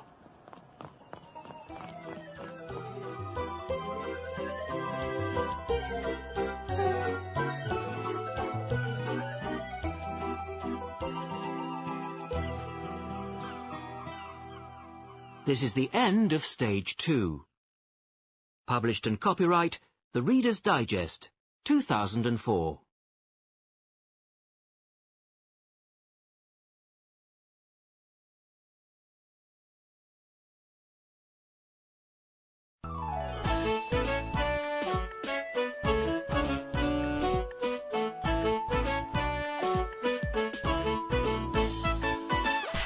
Welcome to English in 20 minutes a day. Stage 3. Shopping.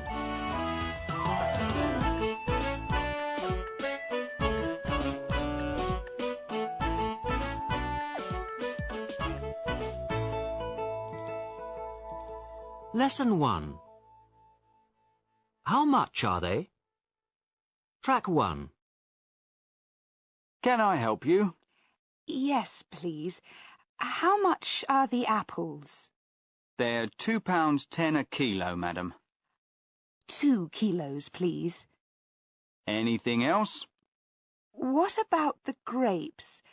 How much are they?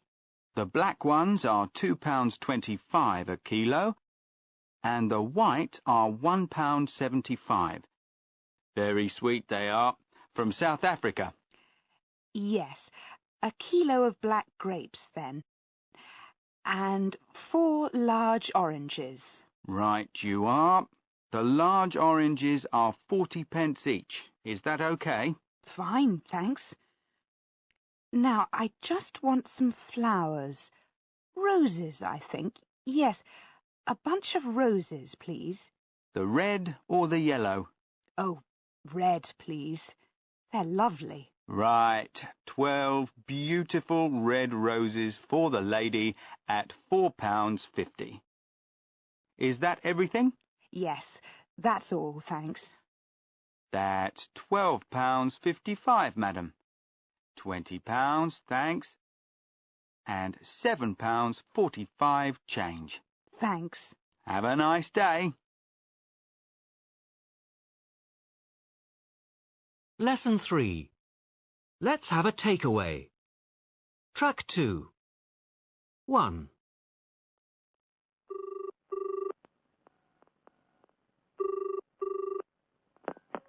Golden Dragon, good evening. Hi there. I want to order a takeaway. Yes, sir. Do you want to pick it up or do you want the delivery service? Delivery service, please. And your address? 23, the High Street. You know, it's opposite the pub. Yes, sir. And what do you want to order? Number 43, that's chicken with black bean sauce. And a number 68, special fried rice. Is that all, sir? No, and a number 21, sweet and sour pork with noodles. Yes, sir. So it's 1 number 43, chicken with black bean sauce, 1 number 21, sweet and sour pork with noodles, and 1 special fried rice. That's right. How long do you think? About 15 minutes, sir. Great. Thanks. Bye. Goodbye, sir. 2. Hello, is that pizza to go? Yes, madam. Can I help you? Yes, I want to order some pizzas. Do you have our menu? Yes. I want one with ham and pineapple. That's the Hawaiian, isn't it? And one with just cheese and tomato. The margarita. Do you want thin and crispy or deep pan crust? Thin and crispy, please. So that's one thin and crispy Hawaiian and one thin and crispy margarita. Anything else? No, that's all. Okay then. Your address, please? It's 56 Orchard Avenue, SE 21. Thank you, madam. About 20 minutes for delivery, and the price is £17, including delivery. Thanks. Lesson 4. Convenience shopping. Track 3. 1. Excuse me? Yes? Have you got any soft drinks? Yes, on the top shelf, up there. 2. Could I have a newspaper, please? Here you are. 65 pence, please. Thanks a lot. You're welcome. 3. Can I help you? Yes. Have you got any toothpaste? The toothpaste is down there, I think. I can't see it. Sorry, we haven't got any then. 4. Do you sell wine? No, sorry, we don't sell alcohol. Do you know where I can buy a bottle of wine? Yes, there's an off-licence over the road.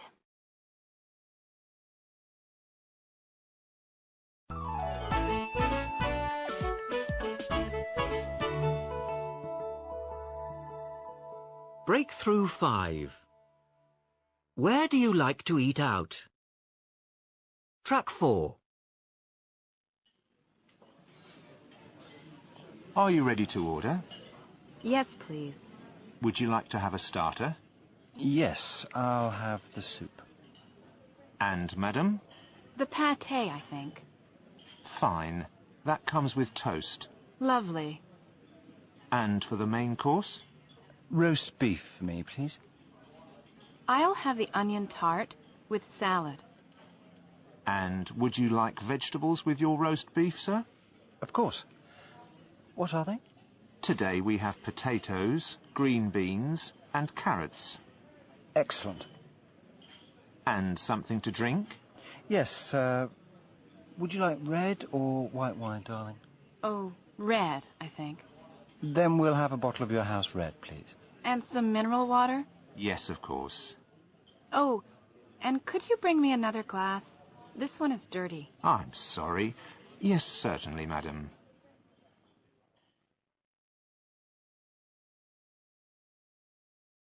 Lesson 6. Renting a room. Track 5. What do you think of this one, Matteo? There's a lovely view out of that window. Lovely view of the train station, you mean? It's noisy in here, isn't it? No, not really. I quite like the sound of trains.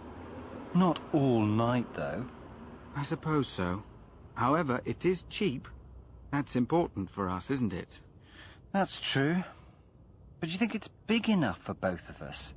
It's only a bedsit, isn't it? There isn't a separate sitting room, and we have to share the kitchen and bathroom. Come on. We have to look at other rooms before we decide.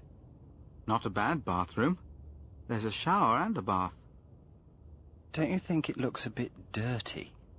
Well, it's all the other lodgers who make it dirty. What can you expect? I know. But who cleans it? The landlord? Us, of course. Now, here's the kitchen. Oh, dear. What's the matter, Alex? It's very small. Don't be silly. We don't want a big kitchen. We can't cook. But I like a big kitchen. Still, you're right. We usually eat in the college restaurant, don't we? We don't have time to cook anyway. Too busy working? No, too busy eating in the restaurant and having a good time. Anyway, I think it's okay. We have enough money for the deposit, don't we? I don't know. The deposit is the same as a month's rent, so about £400. Wow. I think I need to call my parents. Oh, Alex, you're impossible.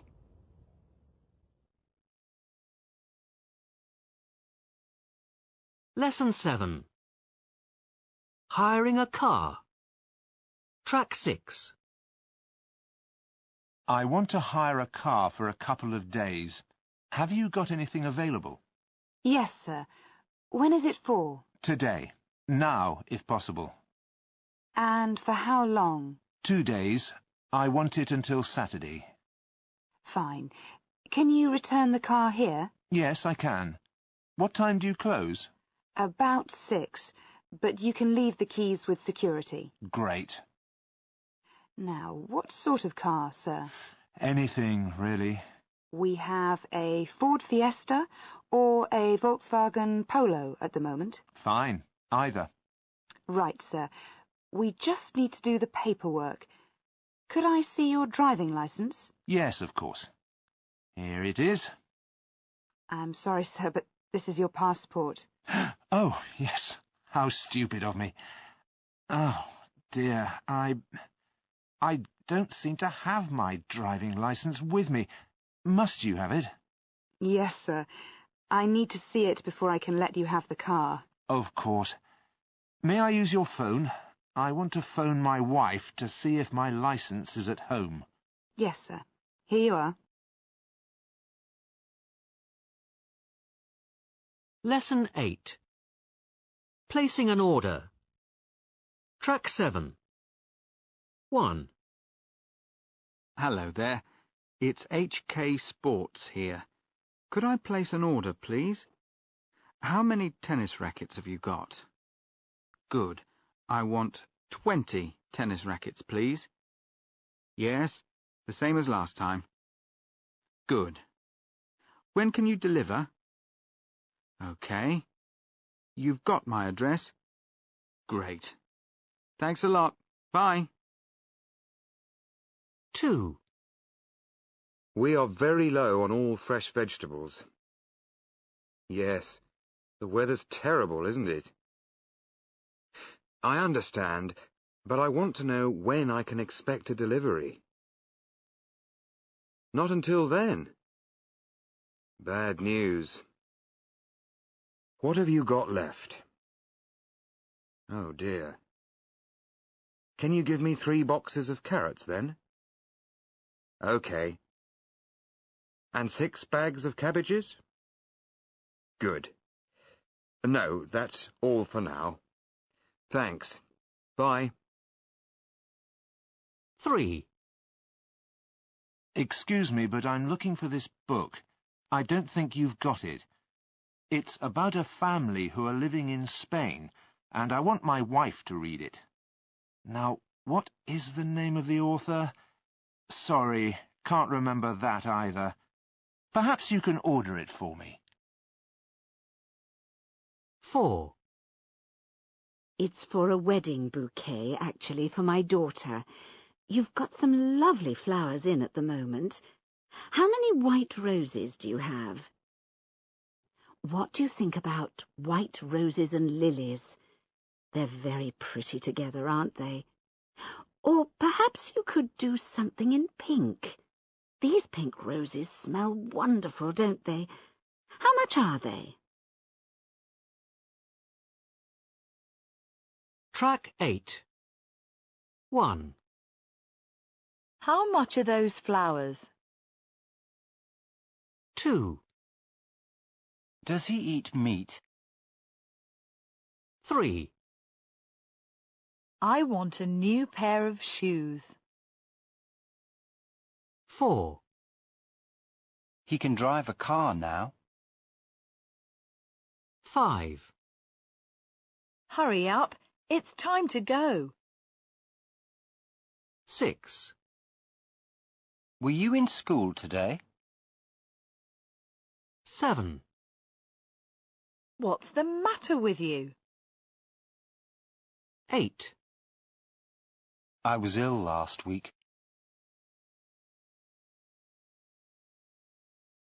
Lesson 9. Track 9.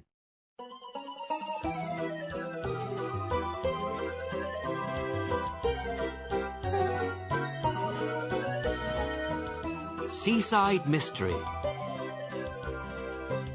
Part 5.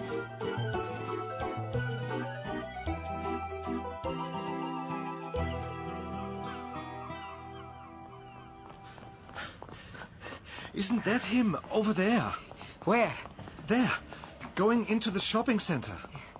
How do you know it's him?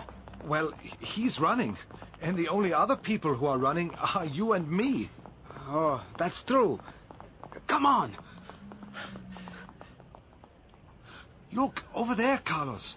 That man going into the department store. He's got a bag. You're right. It's him. Perhaps his gun is in the bag.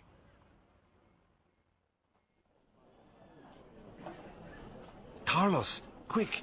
He's there by the lifts. I think he can see us. He's getting into the lift. Quick, into the other one.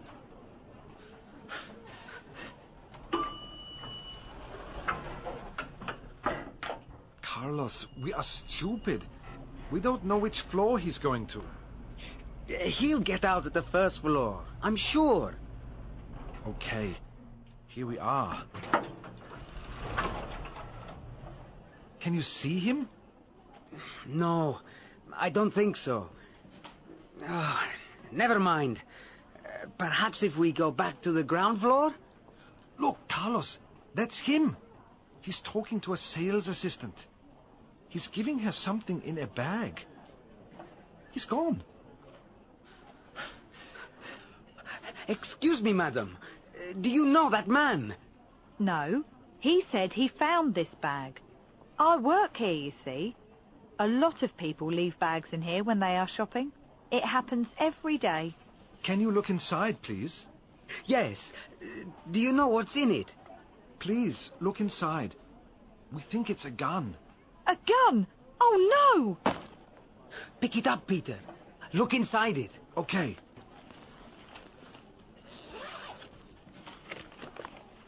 Oh, no.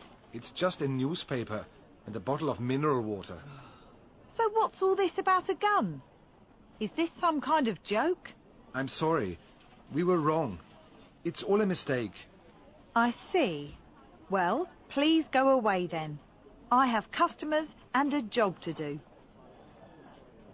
Peter, this is very strange. I don't understand what is going on, do you? No, I don't.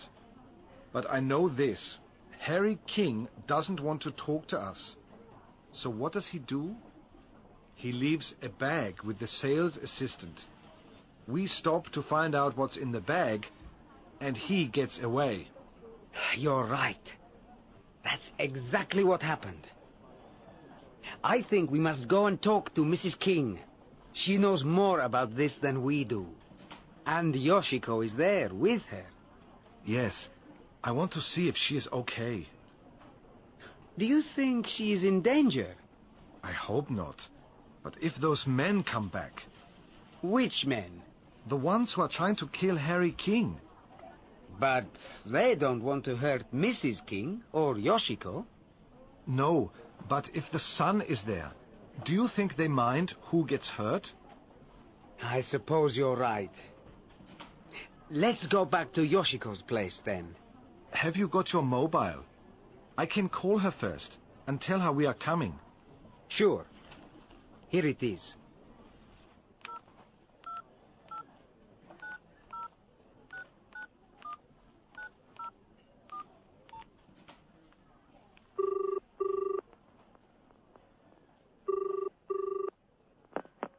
Hello? Is that you, Carlos? No, it's me, Peter. Are you okay? I can't speak to you at the moment. Mrs. King is here. She doesn't want me to talk to you. I don't understand, Yoshiko. What is going on? I don't understand it either, Peter. Please come and get me. I don't want to stay here. I don't feel safe. Of course. I'm coming now. Carlos is here too. Don't worry. We're coming now. What is she saying? Come on, Carlos. She needs us. She says she doesn't feel safe. Okay, let's go.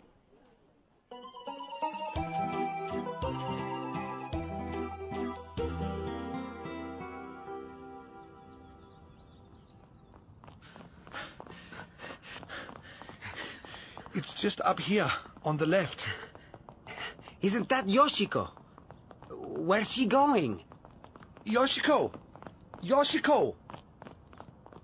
Peter, it's you. Thank goodness. It's Mrs. King. She had a phone call and now she's gone. I can't find her anywhere. Let's go in the house and look. Come on, Yoshiko. You are safe now. I'm safe, but what about Mrs. King? I don't know who called her, but I don't think it was her son. What if it's those men who want to kill her son? We don't know that. It is possible, Carlos. But why do they want Mrs. King? Because if they have Mrs. King, then her son... Of course. You are clever, Peter. They want the son, and if they have Mrs. King and he tries to find her, they can kill him. This is terrible. We must go to the police. Yes, but let's talk about it first. There's a lot to talk about. Okay, come into the kitchen.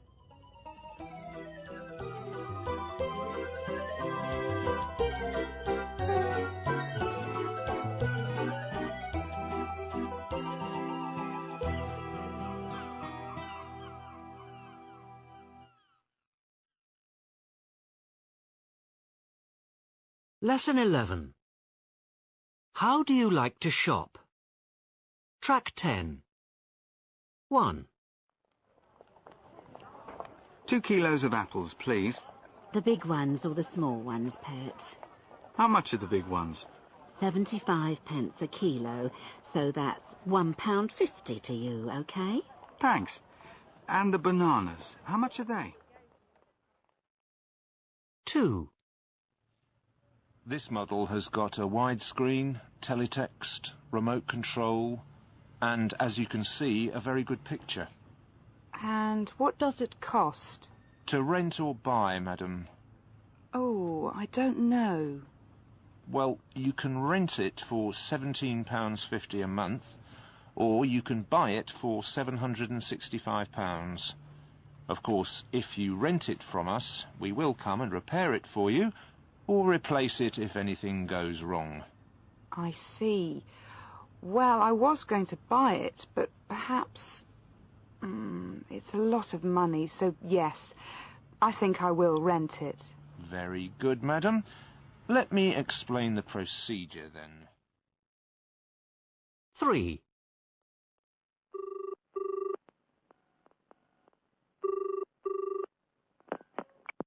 Scottsdale's, Julie speaking. How can I help you? Hello. Yes, I want to order some things from your catalogue. Could I have your customer reference number, please? It's on the first page of your catalogue. I see. It's 4782XR. Thank you. That's Paul Gallagher of Lee Farm, Newmarket, is it? That's right. And what is your first item? It's number 31LR. The table and matching set of 4 chairs. Yes.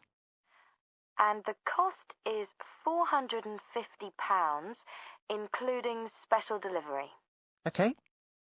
And your next item. No, that's all. Thank you, sir. Can I have your credit card details, please? Yes. The number is 4763. 4. Can I help you? Yes, I want to book a flight to Amsterdam. When do you want to fly? Next Monday, if possible.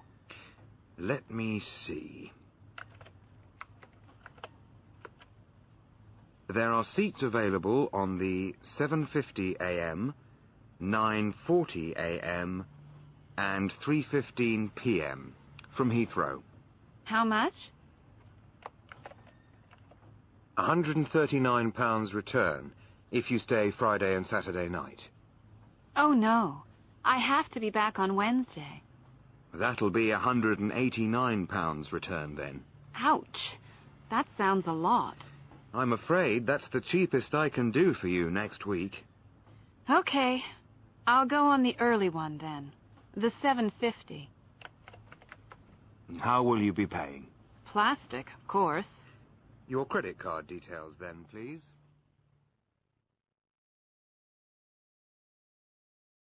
Lesson 12. Hotel information. Track 11. 1. Yes, madam. We have a double room available for the 24th and 25th of September. We have 40 rooms altogether, all en suite. We have an excellent restaurant, and there is room service between 8 in the morning and 10 at night. Yes, there is a golf course, and we also have a heated swimming pool and sauna. Would you like to make a reservation? 2. No problem, sir. We can do that. Yes, we are a large hotel. There are 600 double rooms and 4 restaurants. We have 3 swimming pools and our own private beach. Of course, sir. There are lifts to all floors. Your room is on the 4th floor with a sea view. 3. We are a family hotel on the edge of town, very close to the mountains. We have 12 double rooms. There is a small terrace bar where you can have breakfast. No, I'm sorry, we don't do dinner, but there are lots of good restaurants nearby. Yes, there is a small car park behind the hotel. 4. Hello there. Yes, we do have a single room available for tonight. We have 3 rooms for rent. You can park your car in front of the house. The nearest restaurant is in town. That's about 3 miles from here. The room rate is €38 a night for bed and breakfast. Thank you. See you soon.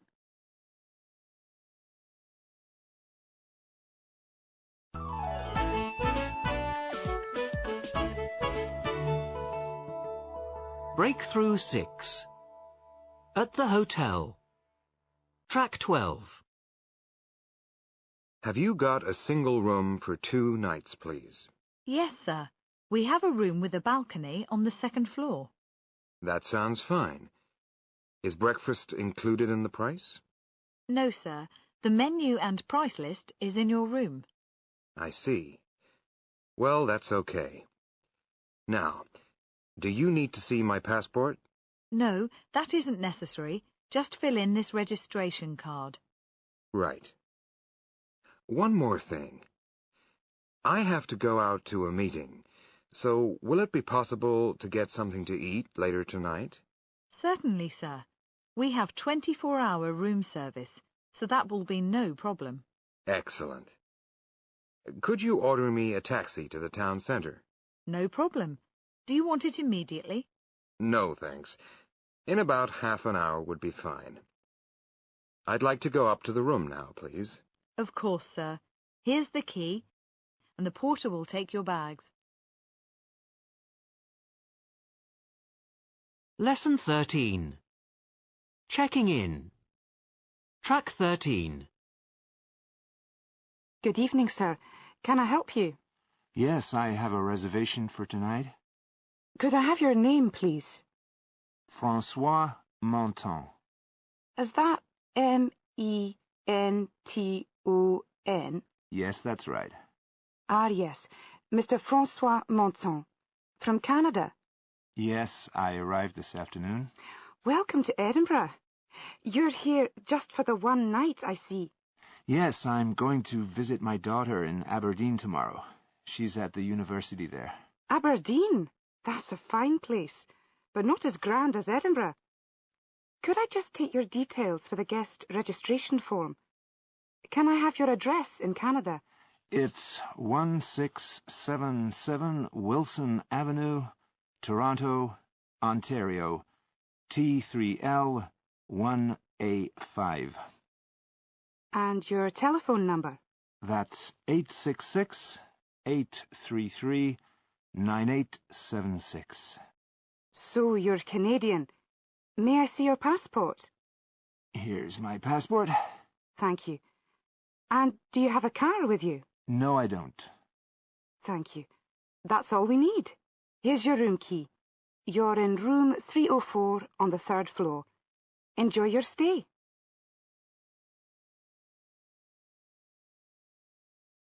Track 14.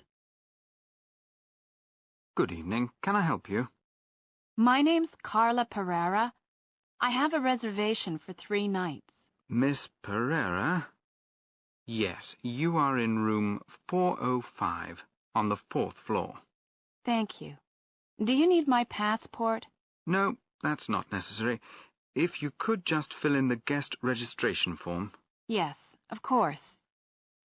Thank you, Miss Pereira. Here's your room key. I hope you enjoy your stay. Lesson 14. Making a complaint. Track 15. 1. Hello, is that reception? This is Nicky Bartlett in room 34. I can't open the minibar. 2. Excuse me. I'm in room 506, and the phone isn't working for international calls. 3. Hello, it's room 208. I'm afraid there are no towels in the bathroom. 4. Reception, this is Ken Summers in room 489. I was having a shower and the water went cold. What's going on? 5. Dawn Ellis speaking in room 303. I have just got back to my room and it's not ready. Even the bed isn't made.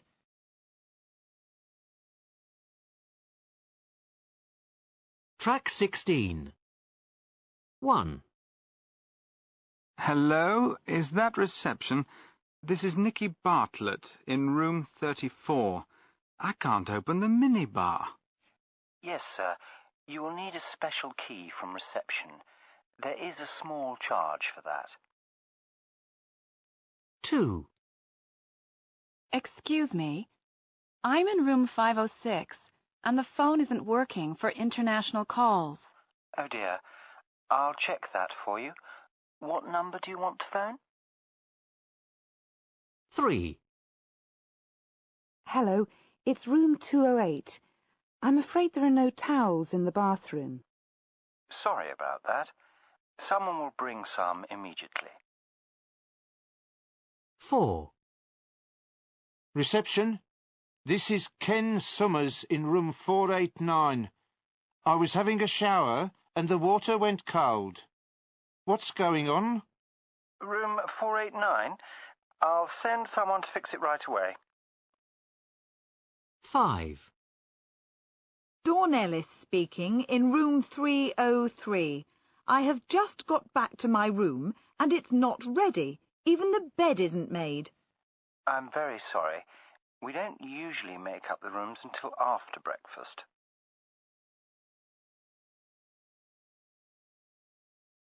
Lesson 15. Checking out. Track 17. Good morning. May I help you? I'd like to check out, please. Do you have my bill? It's room 405. Here you are.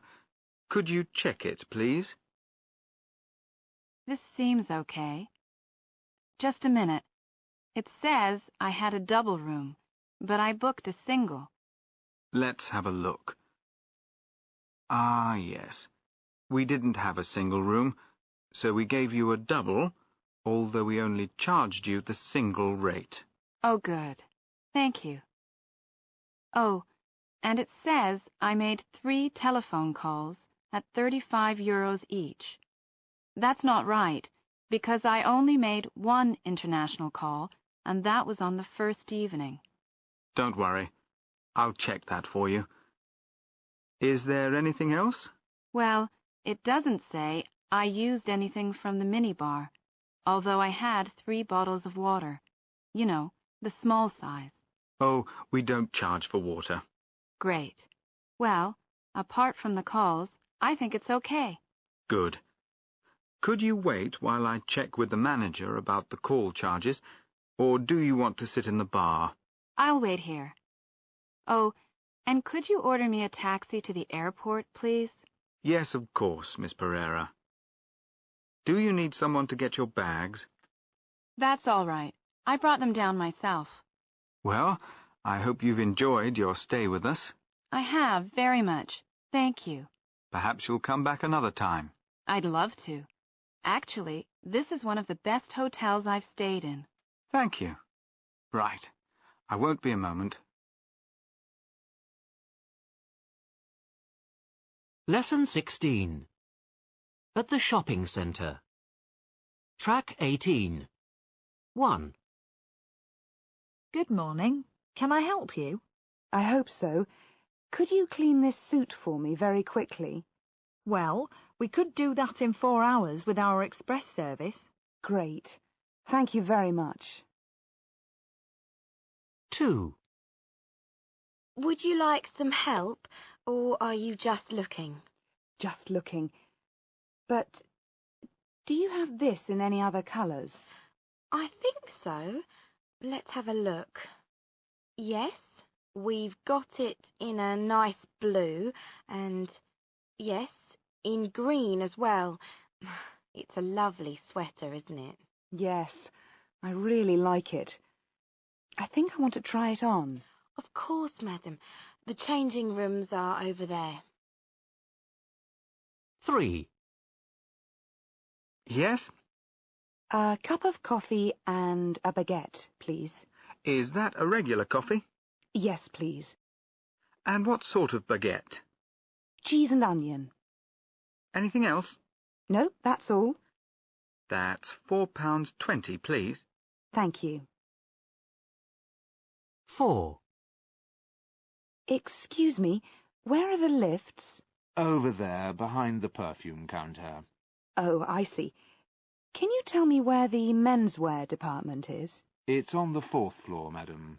Thank you very much. 5. Can you tell me where the biscuits are? In aisle 6, just over there.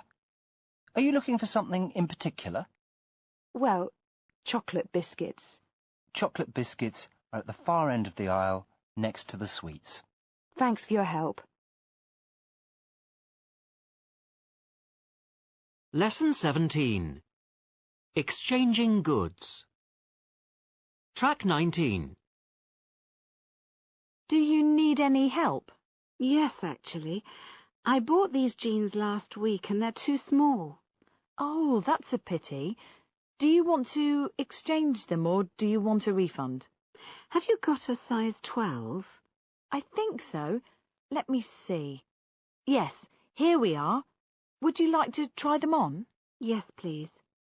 The changing rooms are over there. Thank you.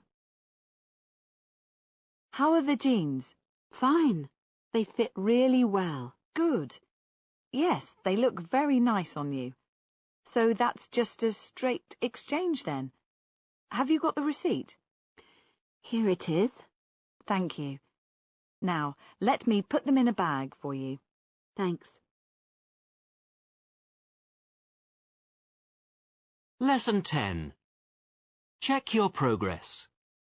Track 20. 1. Helen, can you tell me where the Orange Tree restaurant is? I'm meeting Paul there at 7 o'clock. Yes, it's in East Street. As you walk towards the cinema, it's on your right. Thanks, Helen. Have a good time. Thanks. 2. Excuse me, do you know where the Blue Parrot Cafe is? Yes. Go straight on and turn left at the post office. After 100 meters, turn left again. It's next to the bookshop. Oh, I know. Thanks. 3. Maria, when do the shops close? I'm going to buy some new shoes and a coat. I think it's 6 o'clock. No, wait. They close at 5:30. Yes, you're right. Thanks. 4. Excuse me, when is the next train to Amsterdam? Oh, the next one's at 1:45. 1:45?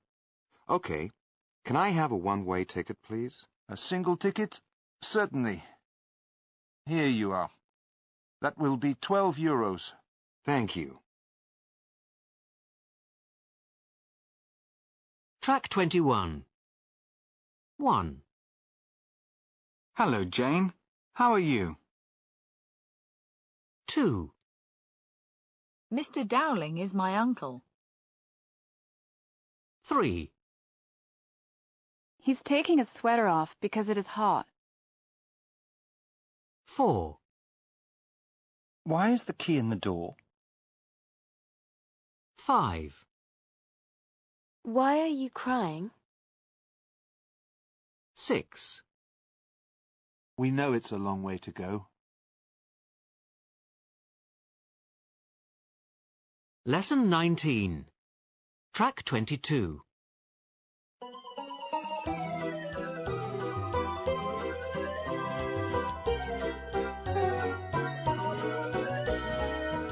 Seaside Mystery. Part 6.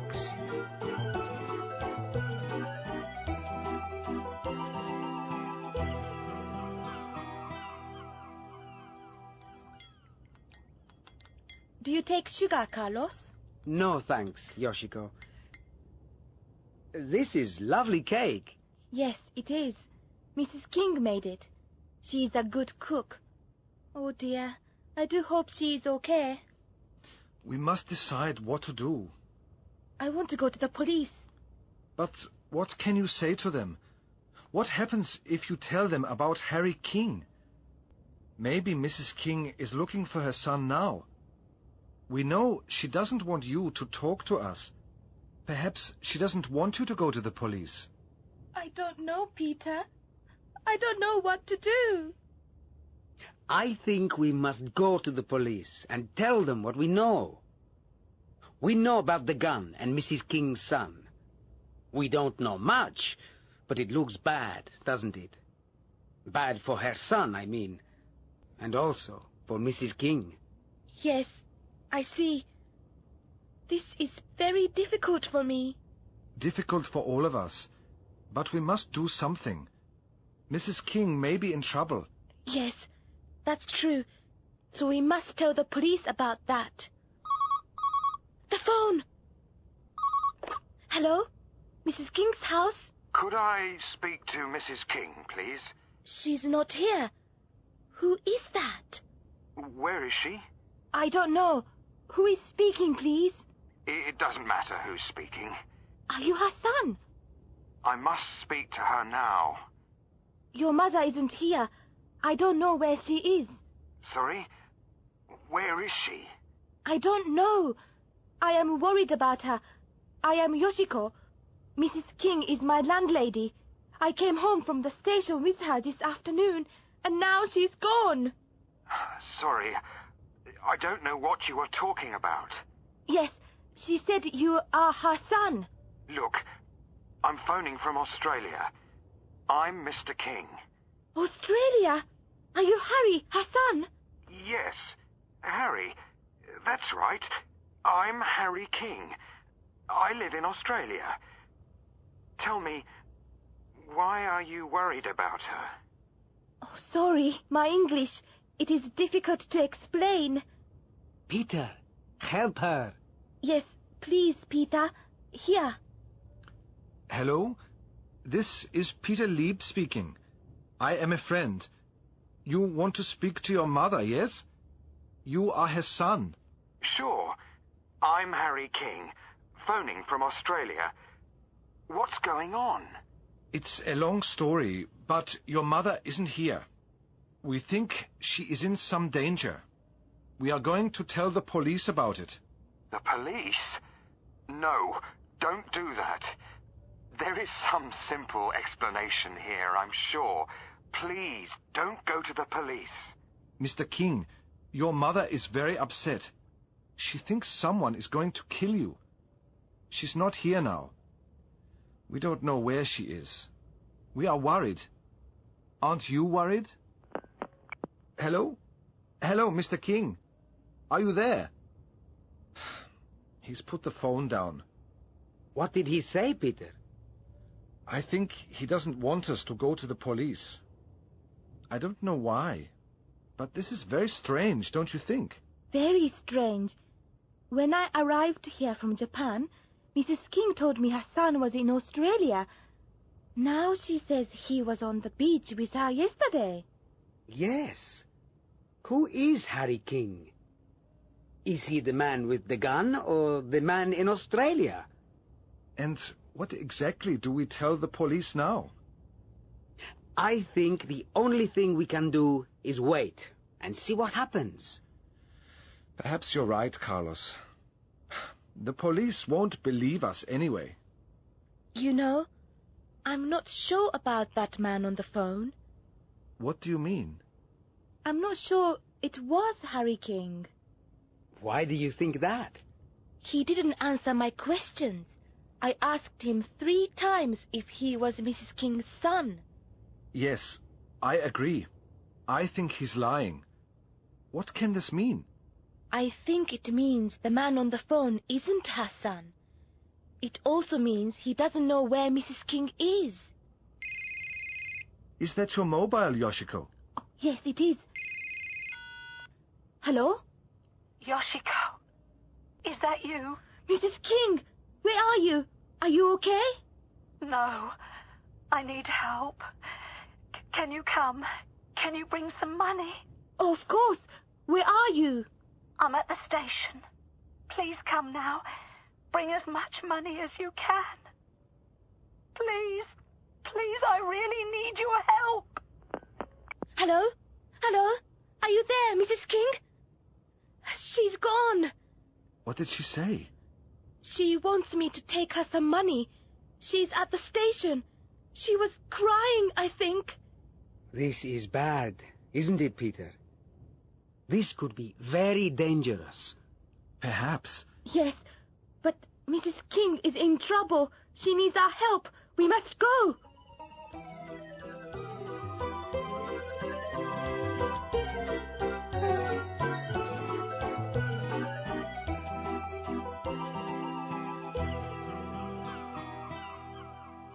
This is the end of Stage 3. Published and copyright, The Reader's Digest, 2004.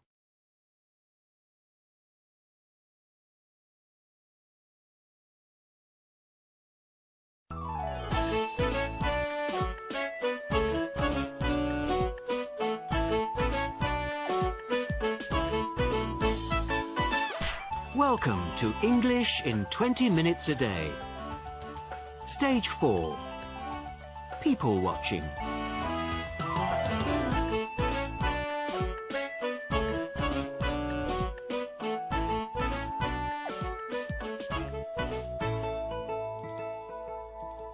Lesson 1. Identifying people. Track 1. 1. Who's that woman standing by the door? That's Bernadette Jackson. She's my best friend. She works at Brightwell's Bank in the city. Ah, yes, of course. 2. Who are those people by the window? They're my uncle and aunt from Canada. They'd love to hear about your visit to Toronto. Why don't you come and meet them? Sure. Thanks. 3. Oh, hello, Charles. Tell me, who's that boy over there?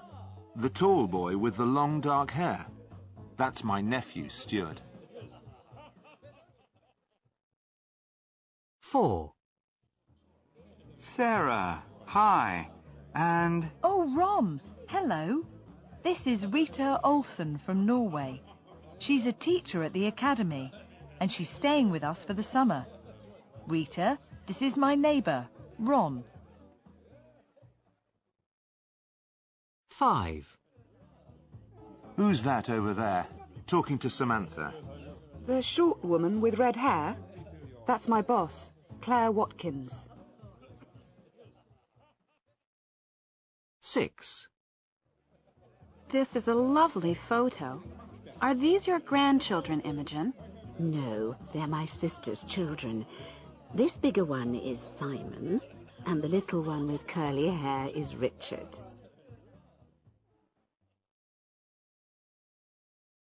Track 2. 1. That does it. I'm never going to talk to you again. 2. What did you do on Saturday? Oh, this and that. Nothing special, really. 3. Well, this is it, everyone. Good luck. 4. I see Ron's late again. Well, that's Ron for you.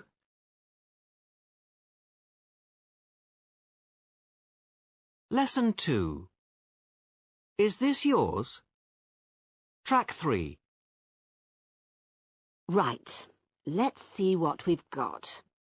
Well, this tie has seen better days. Whose is it? John, is it yours? No. It's not my tie. It must be Dad's. Yes, it's definitely his. It's one of his horrible ties. And so are those old jeans. No!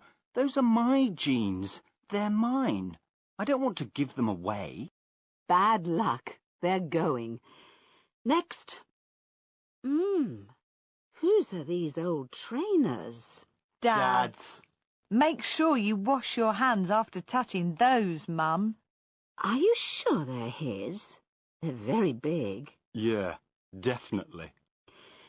Now, these T-shirts. They're ours. Yeah, they're our T-shirts. Mine's the dark blue one, and Sally's is the light blue one. Right. They can go. What about this skirt? Is it yours, Sally?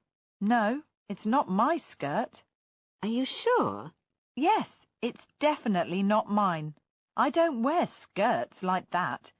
It must be yours. Yes, Mum, it's definitely your skirt. Oh, right, I remember now. And this jacket. John, is it yours? My jacket? Certainly not. That's a girl's jacket. Really? Yes, it's hers. It's definitely Sally's jacket.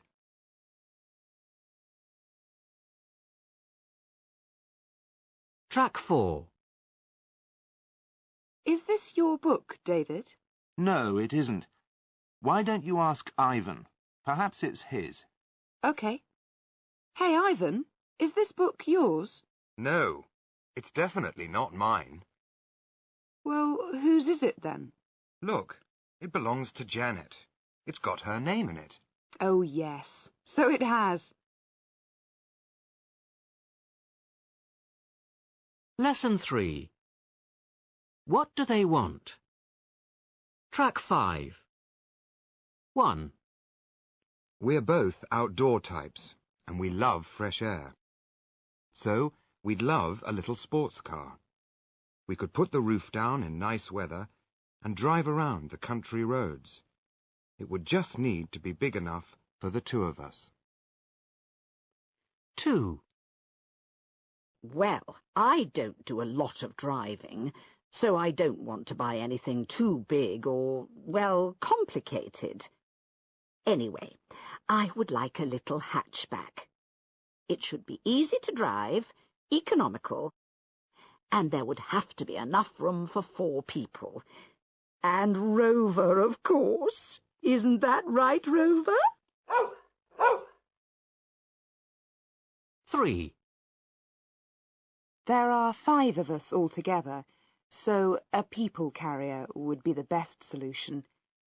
There would have to be quite a lot of room inside, and I think it should be comfortable on long journeys. When we go on holiday, there would have to be enough room for all our luggage. 4. I'm a builder, and I need space for all my tools. So, of course, a van is the obvious vehicle for me. It would probably be fairly basic, and you could only get 2 people in the front, but there would be lots of room in the back. Track 6. I would love the Fergini Python. What a fantastic-sounding car. I don't know. It's 8 years old, so it's probably not in very good condition. I think the Scoudi Sunset would be the perfect car for us. But it's probably really slow. The Python can go from 0 to 60 in 6 seconds. That's what I call fast. Yes, but it probably uses a lot of petrol, and we can't afford that. And look at the price. £12,000 for a second-hand car. No way. What's the problem? We can always sell the house or something. Be sensible, Rob. Look, the Sunset has got a full service history, so it won't break down all the time. Well, I can fix the Python if it breaks down. It says that the Sunset is an ideal family car. Yes, but it's probably really boring to drive. In the Python, can you imagine it? Roof down, on the motorway at top speed. Brilliant. It's cars like the Python that cause pollution, you know. Lesson 4. Comparing people. Track 7. 1. Hello. My name's Robert Teffany.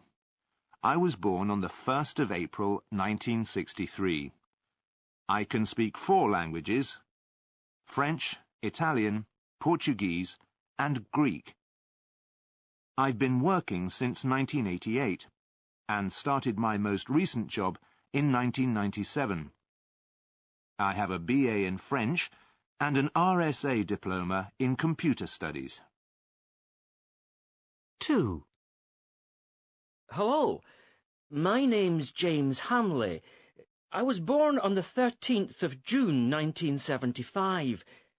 I can speak 2 languages, French and Turkish. I've worked for 2 companies. I started my first job in 1996. I have a city and guilds in business management. 3. My name's Jennifer Lee, and I was born on the 18th of September 1975. I speak 3 languages: Japanese, French and Mandarin. I started my most recent job in 2002.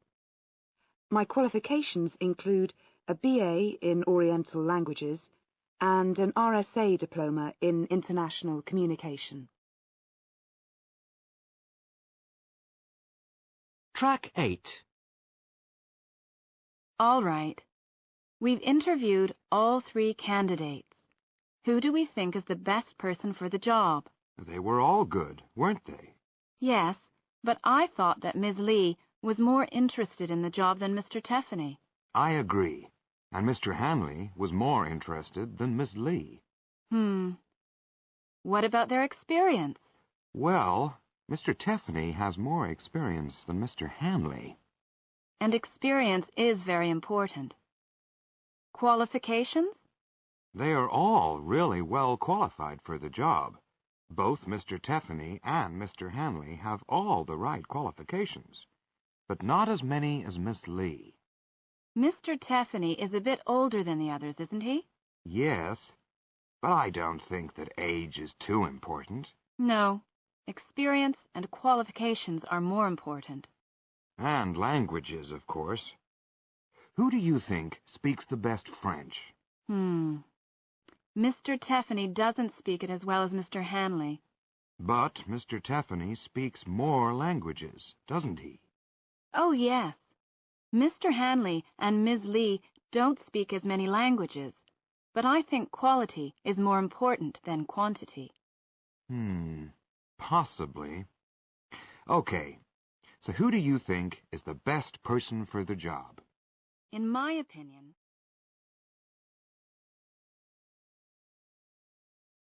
Track 9. 1. I've heard that story many times. It's as old as the hills. 2.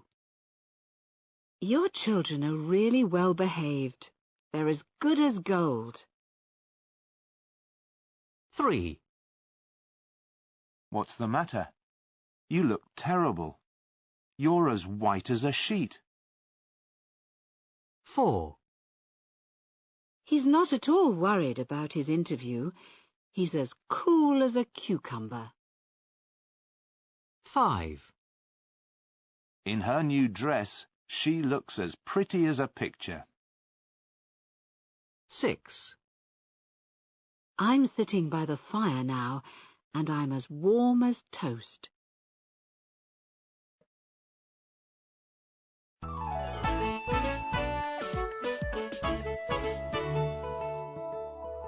Breakthrough 7. Ready, steady, go.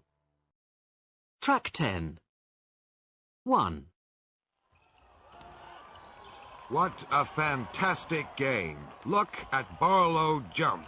And he's got a basket. Nobody can stop him now. The crowd is going mad. The Golden Giants are a winning team.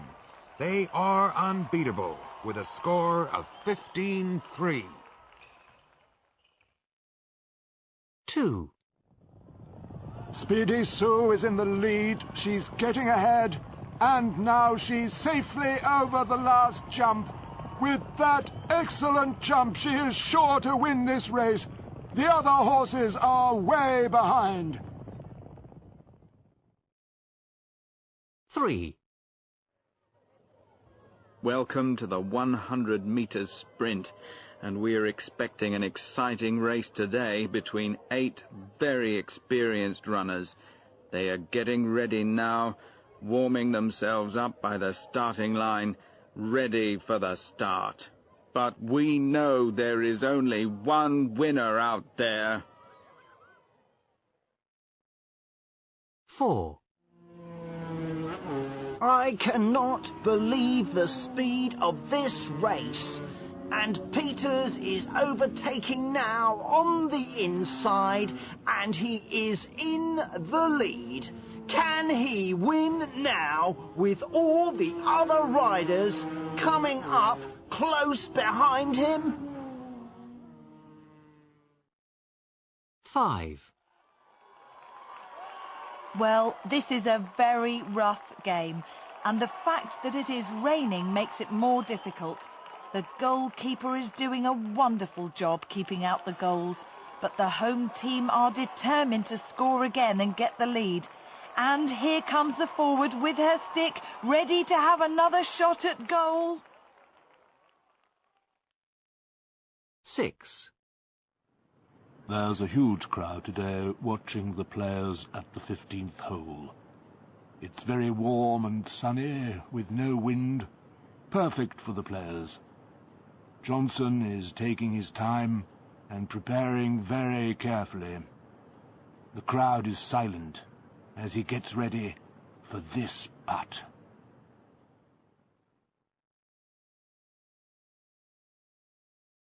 Lesson 5. The biggest and the best. Track 11. Brian is about 20 years old.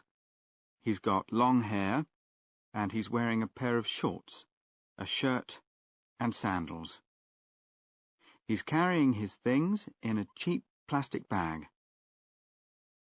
Tony is about 35 years old. He's got short hair and is wearing jeans, a warm brown jacket, and a pair of trainers. He's carrying a backpack. Matt is in his 50s. He's got short hair and is wearing a suit, a tie, and a pair of smart, very well-polished shoes. He's got an expensive leather briefcase. Lesson 6. Asking and answering questions. Track 12. What time do you get up? At about 6:30. What about you? Oh, a bit later than that. About 7 o'clock. Do you always have breakfast? Well, I usually just have a coffee. And you? Oh, I need a big breakfast to get me going in the morning. Don't you? No, I never feel like eating in the morning. But I always have a big lunch. How about you? Oh, no. I just have a sandwich or a bowl of soup. Something quite simple. But I do think that the evening meal should be the main meal of the day. Don't you agree? Absolutely. Track 13. 1. What time do you get up? 2. How do you travel to work? 3. How long does it take you to get to work? 4. What do you usually have for lunch? 5. What do you usually do in the evening? Lesson 7. What are they doing? Track 14. Doreen, I need some help with these invoices. Can you help? Sorry, Mr. Meller. I'm typing some letters for Mr. Willis. Where's Simon, then? He's on the phone. He's talking to the Singapore office. Never mind. What about Janet? She's having a meeting with the catering staff. Oh, dear. Is Polly around, then? I'm afraid not. She's working at home today. She should be back tomorrow. It's not my lucky day today. Ian? He's doing some shopping. You know, buying things for the office. Rob? He's showing Helen how to use the new computer. Rick? He's fixing his car. A small problem with the exhaust pipe. Joanne? It's her break. She's eating her lunch in the park. But it's raining. Is it? Oh, yes, so it is. Never mind. I'll come back later. All right, Mr. Meller. OK, everybody, he's gone. You can come out of the stock room now. Thanks, Doreen. Oh, cheers. Thanks a lot. We thought he'd never go.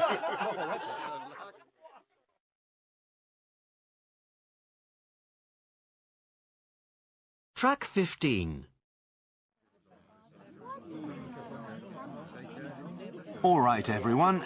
Let's get started. Polly, are you listening? Yes, Mr. Meller. Then stop talking to Doreen, please. Now, the first thing we need to... Simon, where are you going? Sorry, Mr. Miller. I've just remembered. I've left my phone in my office. Well, get it later. Now, as I was saying, we really need to... Rob, what are you reading? Oh, sorry. It's an email from my wife.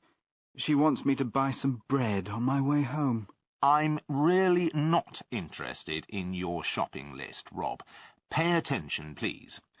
Now, the first thing we need... Rick, why are you looking out of the window?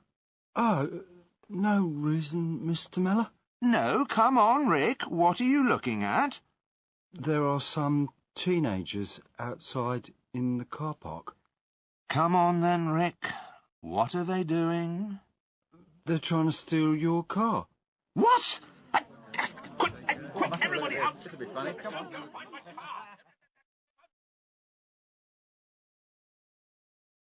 Lesson 8.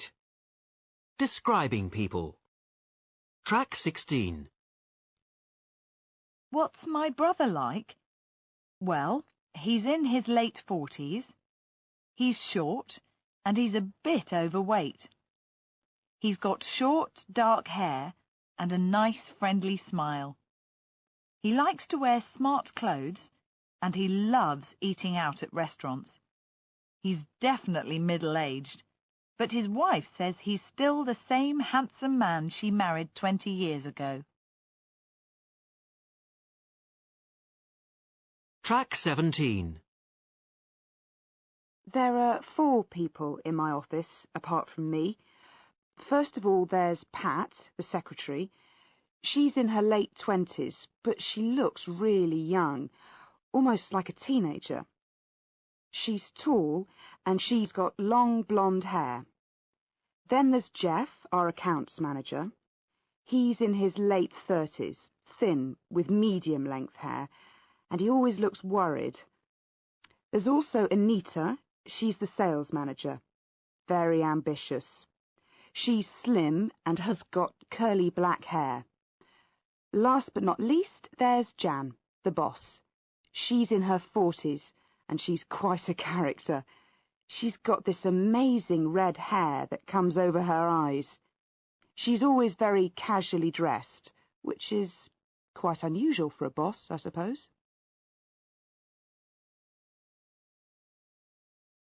Lesson 9. Track 18.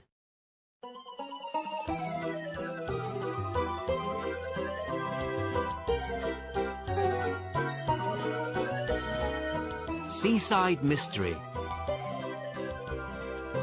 Part 7.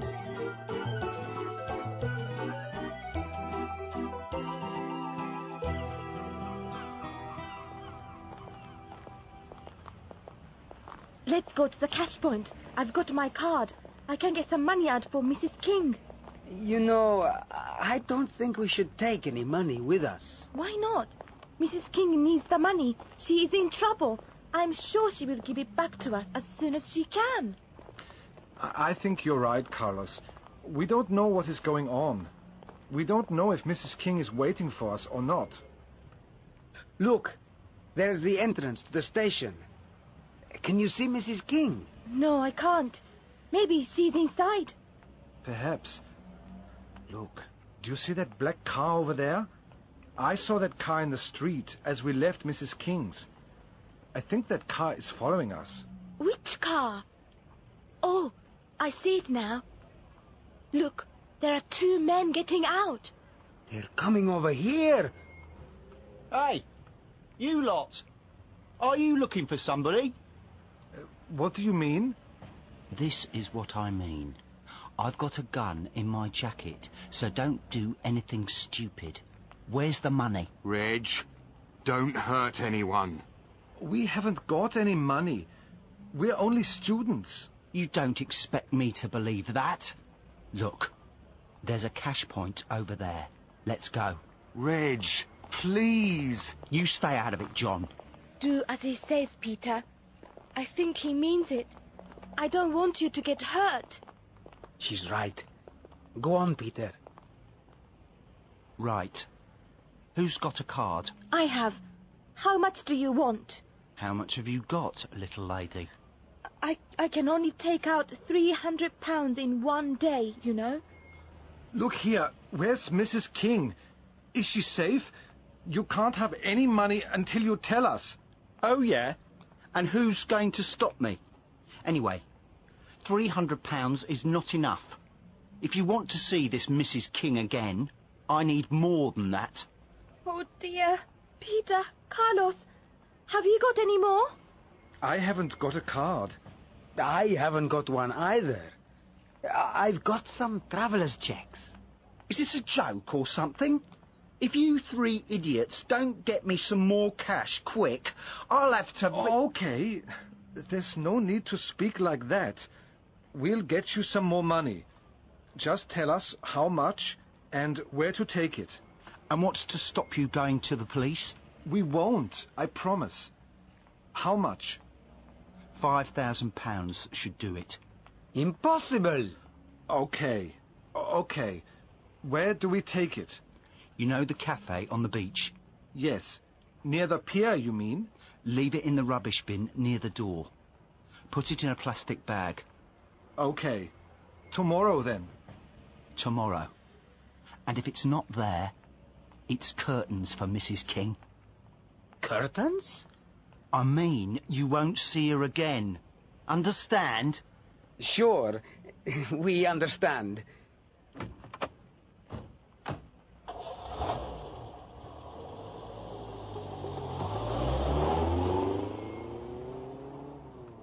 Have they gone? Yes. Are you all right, Yoshiko? I think so. That was horrible, wasn't it? He was not a nice man. You were very brave, Peter. I was frightened. I thought he was going to kill us if we didn't have the money. Still, we have a big problem now. Where are we going to get £5,000 from? I don't have that amount of money in my bank account. Do you, Peter? No, of course not. I'm a student, remember? Just like you. I had to say that, didn't I? It's very strange, but the second man, John, I think I recognized his voice. Me too, Peter. He was the man on the phone. The man we thought was Harry. Yes, you're right, Yoshiko. Another strange thing. I don't think he wanted to hurt us. But what are we going to do now? Go to the police? I think we have to go to the police and tell them this man made you go to the cash point and take your money out. We can say we think the man had a gun. But we don't need to say anything else. That's right. We don't need to tell the police about Mrs. King or her son. But why not? That man said he might kill her. He said that, didn't he? I'm not sure about that. I mean, I'm not sure that he has got Mrs. King. I hope you're right, Peter. Look, you and Carlos go to the police station and explain what has happened. I have a plan. Come on, Peter. Tell us. I am going to go back to my house. I am going to make a big parcel and put it in a black plastic bag, and tomorrow morning I will take it to the cafe by the pier. I want you and Carlos to go to the beach near the cafe with your swimming things and lie on the beach like tourists. Put your sunglasses on and lie down on your towels and wait for me. Watch where I put the parcel and see if anyone comes to get it. And then what do we do? I don't know yet. Tell you tomorrow. Now I must go. I have some thinking to do. See you tomorrow, Peter. Look after yourself. Of course, don't worry. Come with me, Yoshiko. We can go to the police station, and then you can come back to my house. Okay, Carlos. But I must go and get some things from my house first. See you tomorrow, Peter. Can you go with her, Carlos? See you both tomorrow. Don't worry. Everything is going to be all right.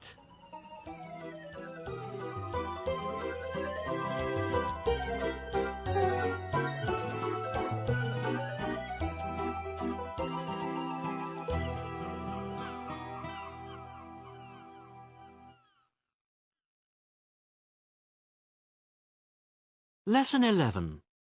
Personalities. Track 19. Ben's the early bird in our flat. He gets up at 6 a.m., even at weekends, and he always goes running in the park before breakfast. What about Danny? Danny's just the opposite. He's rather lazy, and spends most of his time in front of the TV. He doesn't go out much. A bit of a couch potato, then. Yes, exactly. And then there's Frank. He just loves meeting people. He's very talkative, and he's out almost every night. A real party animal.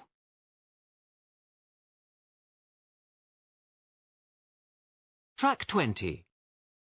1. He's really ambitious. He wants to be president one day. 2. She's quite adventurous. She likes traveling to faraway places. 3. She's so polite. She always says please and thank you. 4. They're very cheerful. I don't think I've ever seen them look unhappy or bad-tempered. 5. My nephew is a bit spoilt. His parents buy him too many toys. 6. My sister is so talkative. It's very difficult to have a short conversation with her. 7. My father is very impatient. He hates waiting. 8. I remember Sharon. She was very popular at school. Everyone wanted to be her friend.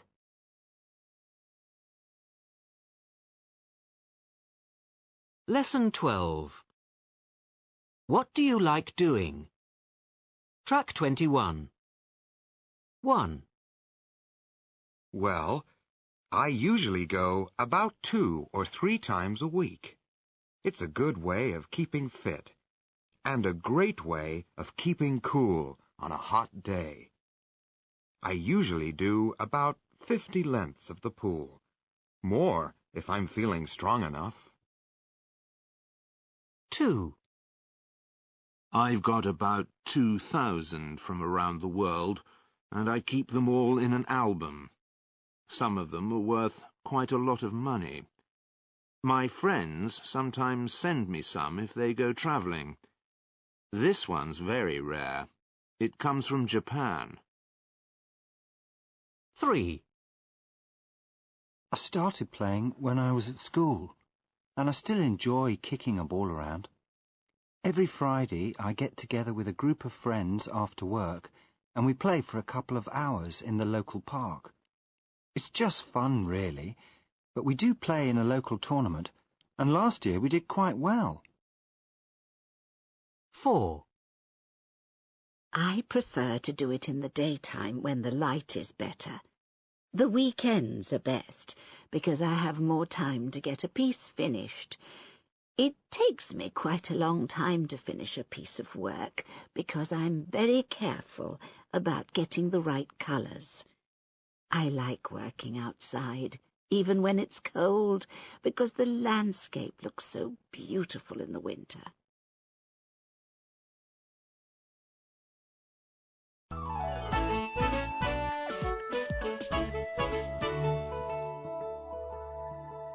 Breakthrough 8. Spending time at home. Track 22. 1. When I get home in the evening, I go straight upstairs and take a long, hot bath. 2. There's no time for me to relax tonight. When I get home, I have to start cooking a meal for 6 people. 3.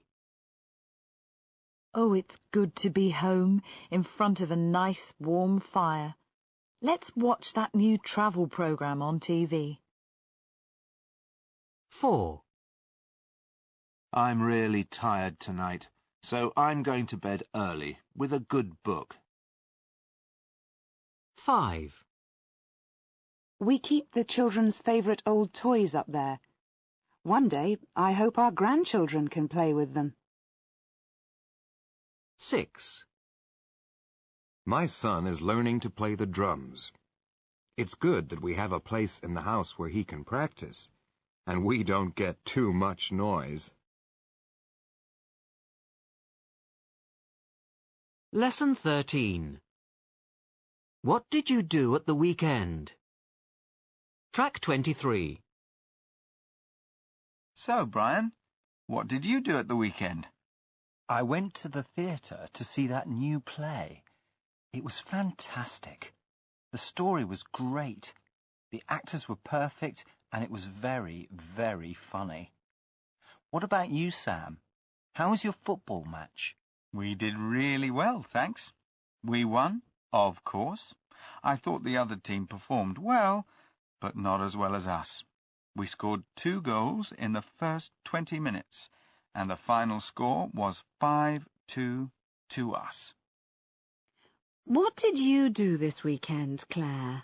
I finished decorating the bedroom. We painted it light green, and we put up some shelves and a new mirror. What about you, Liz? I had a terrible time. The car broke down. It took me 4 hours to get it working again. What did you do this weekend then, Joanne? Oh, I had a boring weekend. I stayed at home and cleaned up. The whole house needed cleaning. I started in the kitchen, then I did the living room and the bathroom. Everything looked wonderful when I finished. What about you, Boris? I did a lot of work for my computer exam next week. I looked at the notes I'd made during the week. Then I learnt about some new software and did some programming. Lesson 14. What was it like? Track 24. Hi, Janice. Robert, great to see you. Hi, Alan. Alan, hello. How was your holiday? Terrible. Oh, dear. Sorry to hear that. What happened? Well, remember we told you that we were going to the Royal Palms Hotel in Baratoga? Uh-huh. It looked really nice in the advertisement. That's what we thought. Until we got there. And wasn't it? It certainly was not. Take the bedrooms for a start. The advertisement said that they were huge. And luxurious. What a joke. Ours was tiny. There was just enough room for a bed. And the beds were too hard. We slept really badly every night. And then there was the restaurant. Not good? Not good? It was terrible. The service was okay, but the food tasted disgusting. And it was the same thing every day. Chicken, potatoes, peas. Chicken, potatoes, peas. Well, at least you had a nice beach to relax on. Oh, no, we didn't. We certainly did not. What do you mean? The beach was disgusting. It was really dirty. Rubbish all over the place. Dead fish. Ugh. And even if we wanted to sit on it, we couldn't. Why not? Because it rained every day. The hotel didn't tell us it was the rainy season before we went.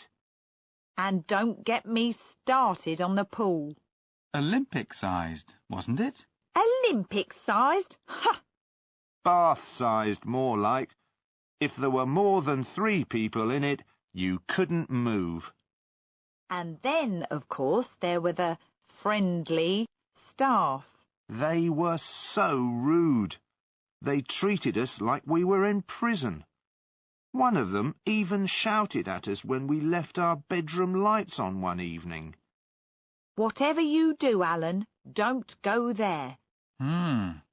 Sounds terrible. Think I'll give it a miss. Are you going to complain? We certainly are, and we want our money back. Lesson 15. Then and Now. Track 25. I have with me in the studio Charlie Rickman, the man who made and then lost over £65 million. Charlie, hello. Hello there. £65 million? That's quite a loss. How did it all go so wrong? Well, my internet company, Rickman.com Limited, was doing well. Sales were good, and I was making more money than I could spend. By the time I was 21, I was already a millionaire. 5 years later, I decided to hand over the running of the company to my brother. Raymond? Right. That was a big mistake. He managed everything very badly. We had lots of competition from other companies and, well, that was it. And now you're working 12 hours a day in a supermarket, filling shelves and helping customers. You must have had quite a change of lifestyle. Your house, for example? Right. I used to live in a huge house. 16 bedrooms, swimming pool, tennis courts, and so on. Now I live in a caravan in my mother's garden. And presumably you don't get out much. Unfortunately, no. I used to enjoy eating in restaurants almost every night, but now I cook my own meals, and nothing fancy either. When things were going well, I used to eat lobster and drink champagne. Not anymore. Now it's toast and a cup of tea, if I'm lucky. Ouch! Well, welcome back to the real world. What about your free time? Well, to be honest, I don't get much free time. In the past, I used to watch a lot of television, but now I can't even afford the television license. These days, I read a lot instead. I can get books free from the library. And, of course, I used to spend hours every day talking to my friends on the phone. Now I can't afford the phone bills, so I write to them instead. Mind you, I don't seem to have many friends left. Nobody wants to know you when you don't have any money. Did you find it difficult starting work again? Oh, yes. I used to take it easy and relax as much as possible. Now I work up to 12 hours a day. Well, thank you for coming to talk to us, Charlie. You're welcome. Hey, any chance of 50 pence for a cup of tea?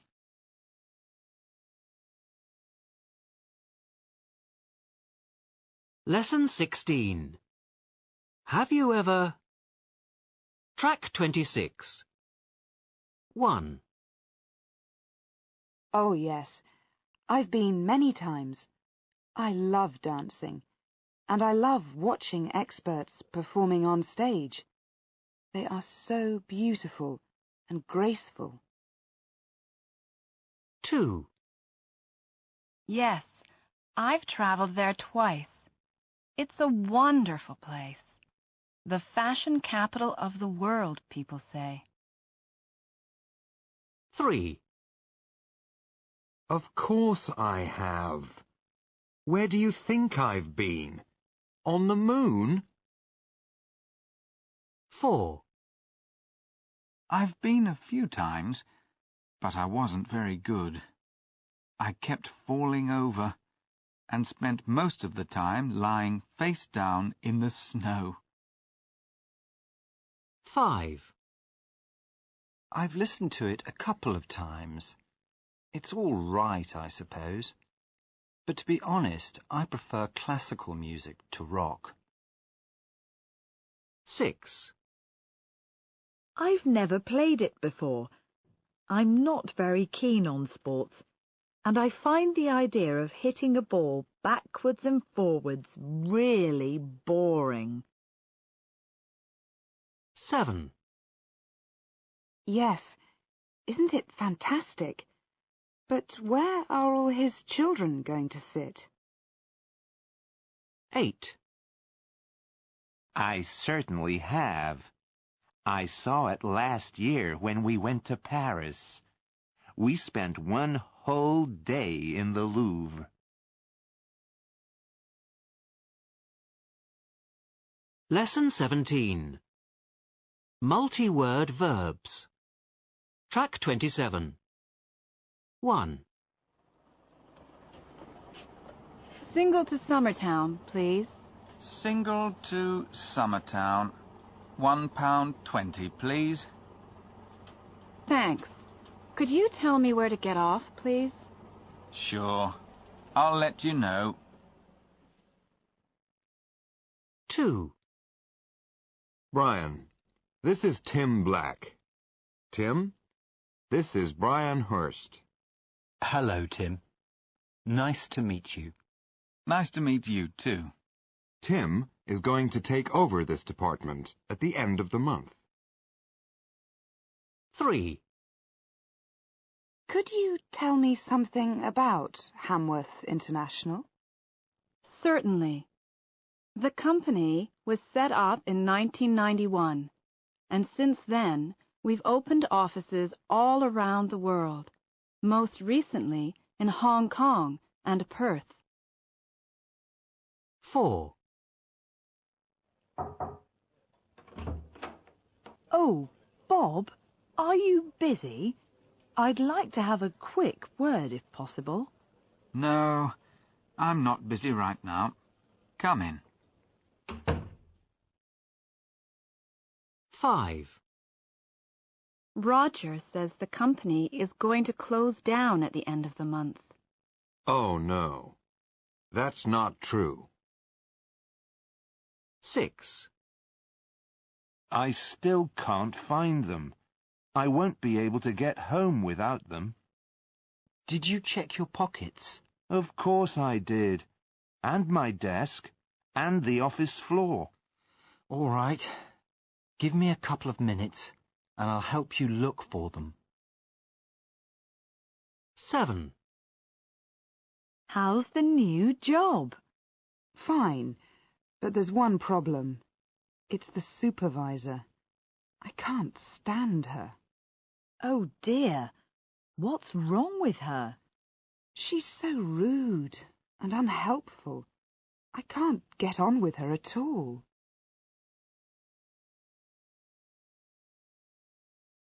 Track 28.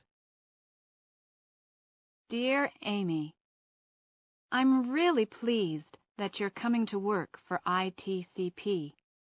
It's a great company to work for, and I really enjoy my work. I'm sure you'll get on with everyone extremely well. I've been promoted to the management division, so you'll probably take over my old job. The ITCP office is quite an easy place to find. If you take the Underground from Geelong, you have to get off the train at the Clementi stop and look for Holland Village Avenue. The office is the first building you come to. Come in through the side entrance and ask the receptionist for me. I'll come and meet you. So, see you next week. Love, Polly. Lesson 18. Party people. Track 29. Would you like a cigarette? Not for me, thanks. I used to smoke, but I gave up last year. What about a glass of wine? No, thanks. I used to drink, but my doctor told me to stop. Perhaps a cup of coffee instead? No, thank you. I used to drink coffee, but it stops me sleeping. Well, would you like to try one of these chicken pieces? No. I used to eat meat, but now I'm a vegetarian. I see. Would you like to dance then? No, thank you. I used to dance, but I hurt my leg in a skiing accident. Aha. What about singing some karaoke? Yes, great idea. I used to be very shy, but now I love singing in public.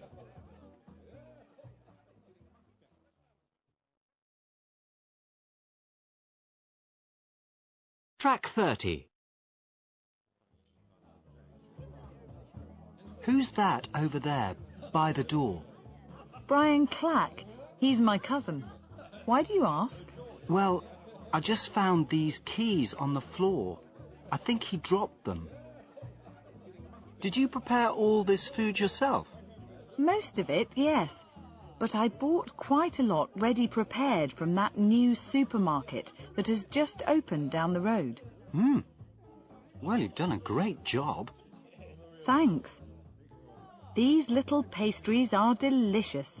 Have you tried one? Not yet. You're right. They aren't bad, are they? Well, I'd better give these keys back to Brian. See you later.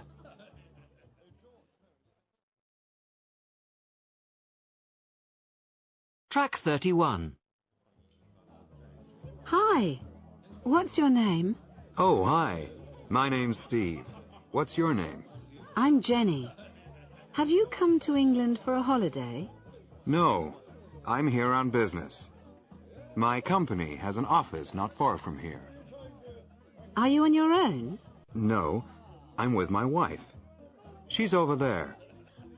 Is she the tall woman with the long hair? That's her. Are you here on your own? No, I'm with my husband. He's that man with the blue jacket over there. When did you arrive in England? We arrived 2 days ago. I see. And how long are you here altogether? Just a week. I hope you have a great time.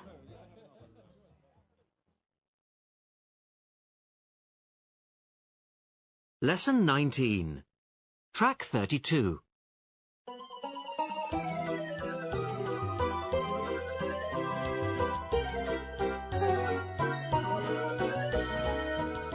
Seaside Mystery. Part 8.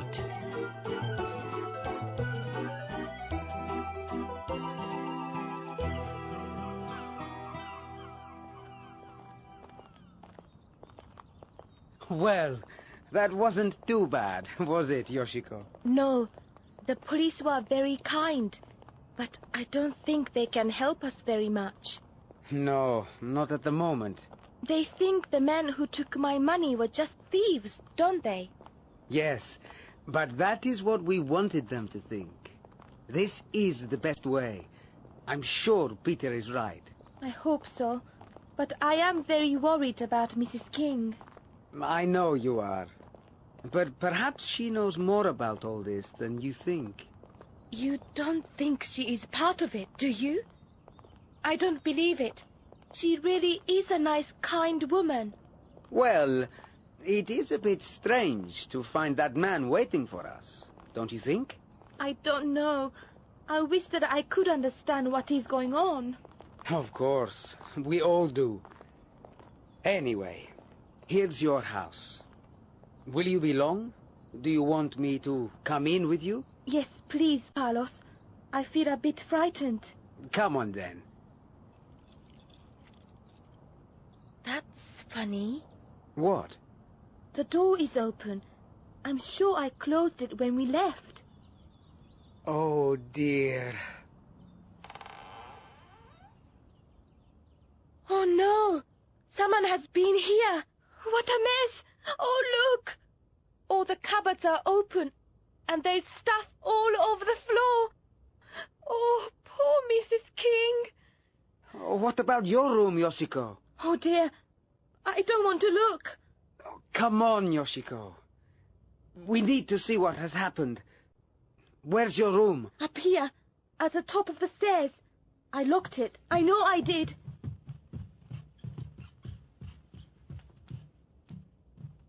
Yes, your door is still locked. Let's just look inside.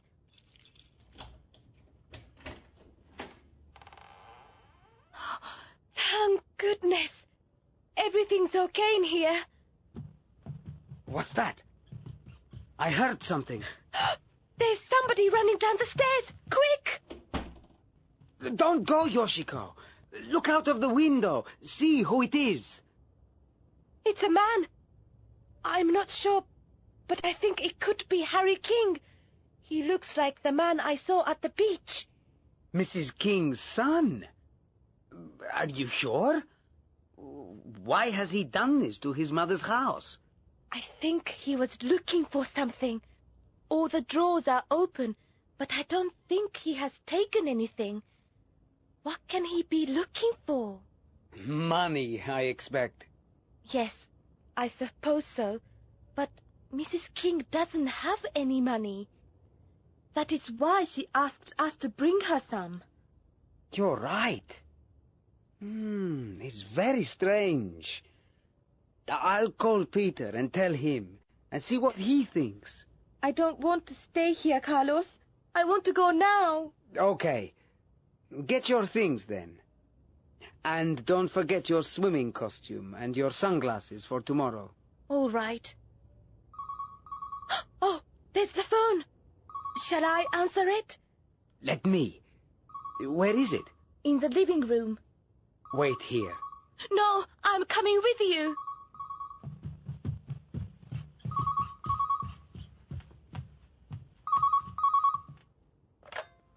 Hello? Who is that? Who was it? I don't know. They heard my voice and put the phone down. Dial ring back and see if there's a number. 1471. Okay. It says 0208 987 7654. That's a London number, isn't it? Press 3 and then it will ring the number. It's ringing. Hello, Garden Hotel. Can I help you? Excuse me, but did you just ring? This is hotel reception here. I'm afraid I can't help you. We have 160 guests staying with us at the moment. Sorry. Thanks. That's not much help. It was a hotel in London, I think. Come on. Let's go to your place and phone Peter from there. I don't want to stay here any longer. You're right. I don't feel safe either. Let's go.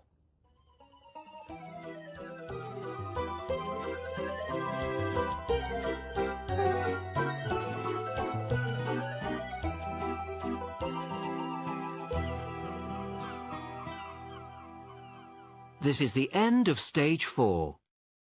Published and copyright The Reader's Digest, 2004.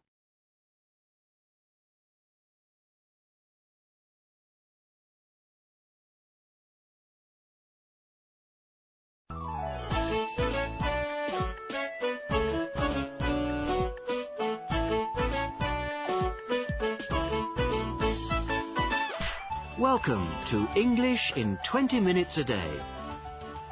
Stage 5. Attention.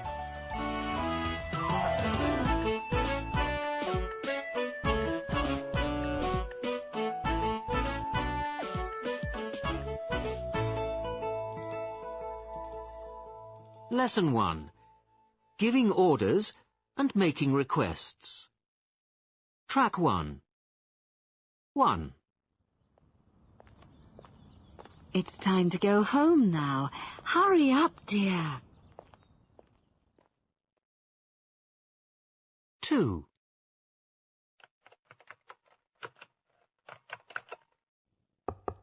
Come in. 3. Barry, wake up. It's 8:30.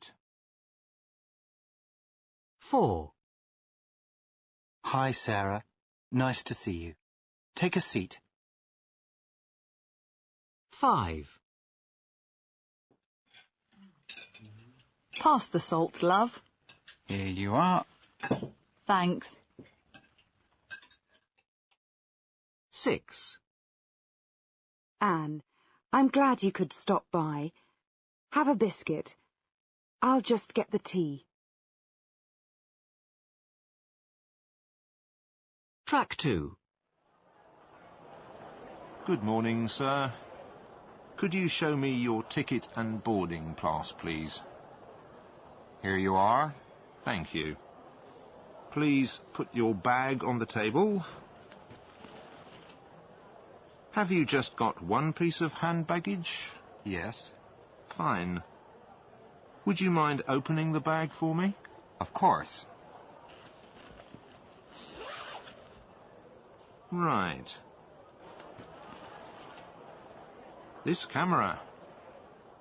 Is it yours? Yes, it is. Is there any film in it at the moment? No. Good. Would you open the back for me, please? Okay. See? Empty. That's fine, sir. Thank you. Are you carrying any metal objects on you? Yes, my keys and a lighter. They're in my jacket pocket. Would you mind putting them in the tray, please, and then walk through the metal detector?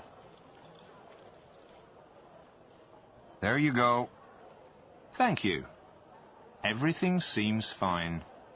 Thank you for your time, sir. Have a nice flight.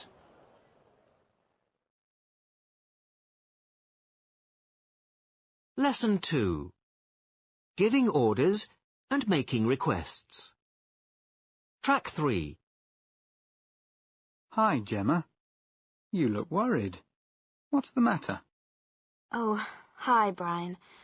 I'm taking my driving test soon. This book shows all the different road signs, and I'm trying to remember what they all mean. There are so many of them. Would you like me to test you? It might help. Okay, thanks. Why don't you show me the signs, and I'll try to remember what they mean. All right. Well, let's start with this one. Oh, that's easy. It's a no parking sign. It means don't park your car here. All right. What about this one? Beware of bicycles? No, wait, don't tell me. It means that you can't ride a bicycle here. Right. Don't use your bicycle on this road. Okay, how about this one? I think it means don't drive your car down this road. Wrong, I'm afraid. It means never overtake here. Probably because the road is very narrow or something. Of course. So, which sign means don't drive your car down this road? The no entry sign. This red one with the white line across it. Of course. And what does this one mean? Don't turn left? No. Look, the arrow's pointing to the right, so it means don't turn right. I think you need a bit more practice, don't you? I think you're right. Give me another 10 minutes, then test me again. Okay. Good luck. Track 4. 1. Don't feed the animals. 2. Don't cross the road here. 3.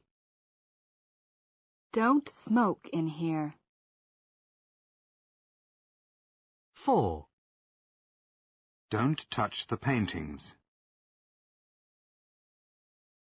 5. Do not go into this room. 6. Never pull out into the road without checking your mirror first.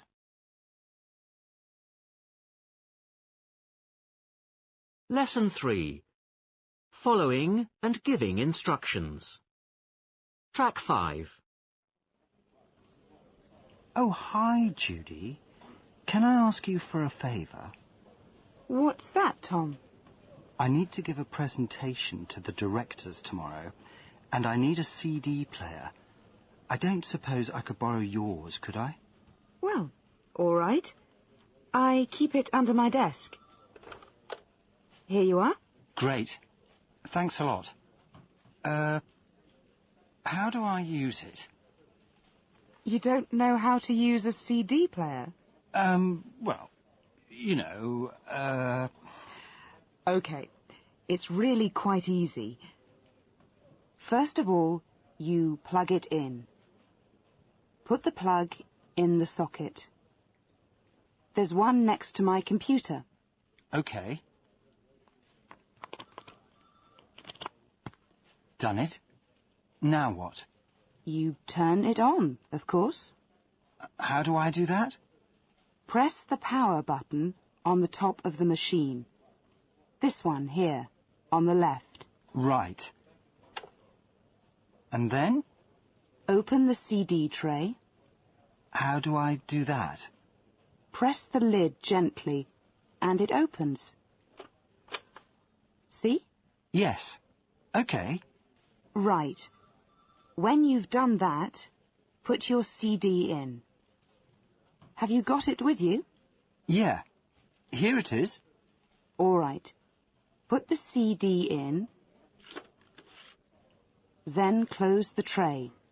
Just push the lid down gently. All right. And how do I play it? Press the play button, the one on the right. Like this? Uh-huh. Oh, I can't hear anything. You need to adjust the volume. Turn the volume control to the right. To stop the CD, press the stop button. That's this one. Easy. Thanks a lot, Judy. I'll return it tomorrow. No problem. Just be careful with it, that's all.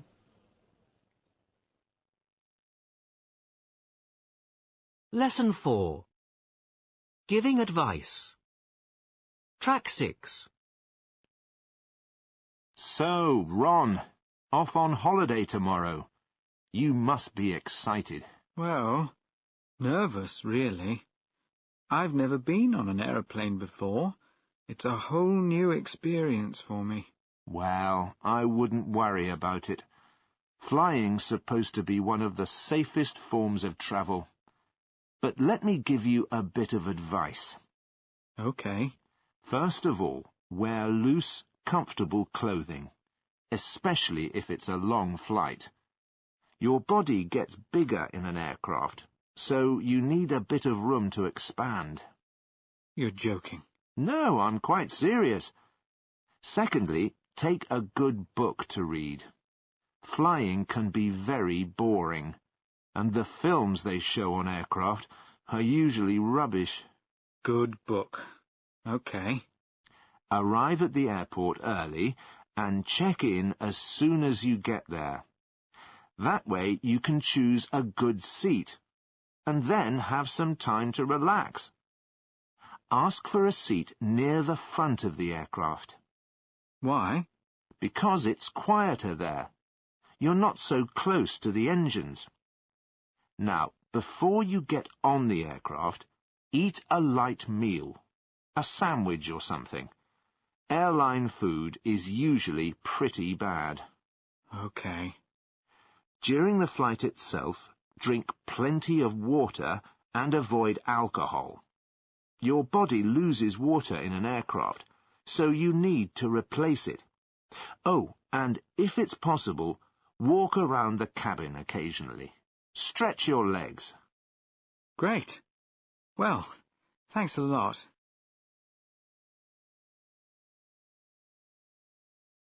Track 7. On today's edition of Mother Tongue, I have language teacher Anne Smithson. Hello, Anne. Hello, Chris.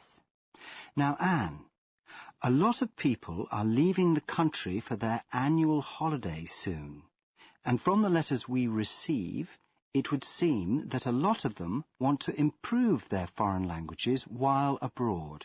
Encouraging? Oh, very much so. And of course, there are lots of ways they can do this. For example? Well, before you go, buy a good dictionary. When you hear a new word, you can look it up. Also, of course, repeat new words when you hear them. Any recommendations for learning new words and expressions? Absolutely.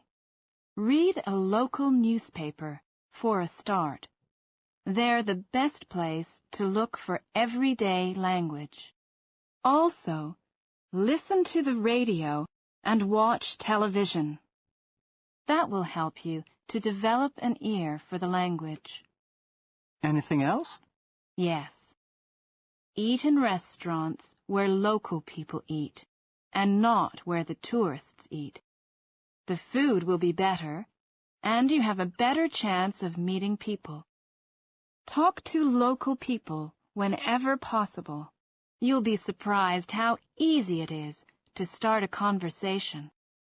Well, useful advice. Thank you, Anne. Now we turn to the age-old problem.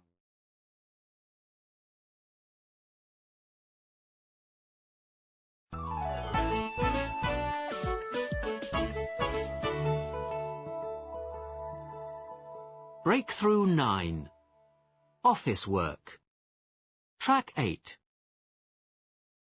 Morning, Helen. Did you have a nice weekend? Very nice, Mrs. Harris, thank you. And you? Not bad, thanks. Now, we've got a lot to do today. I'm going to be in a meeting all morning, so I need you to do a few things. Right. First of all, could you file the notes that we made on Friday? They're on my desk. Of course. Do you want me to dictate the main points before I file them, so that I can type them later? Oh, I've already done that. Then could you ask Mr. Searle in accounts to sign this cheque for Anvil plc? Right.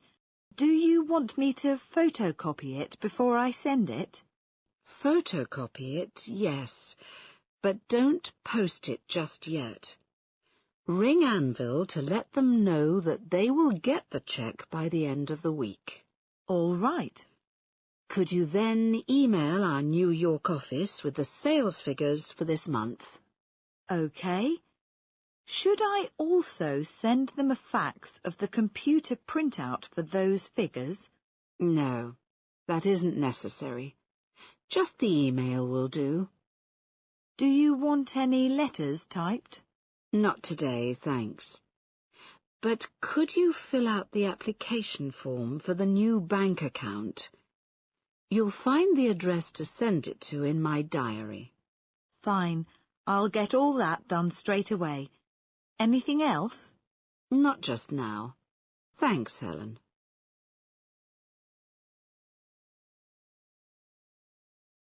Breakthrough 9. In the office. Track 9. I work in an open-plan office. I like it because it's easy to talk to people, and you don't sit on your own behind a closed door. It helps me to work harder, too.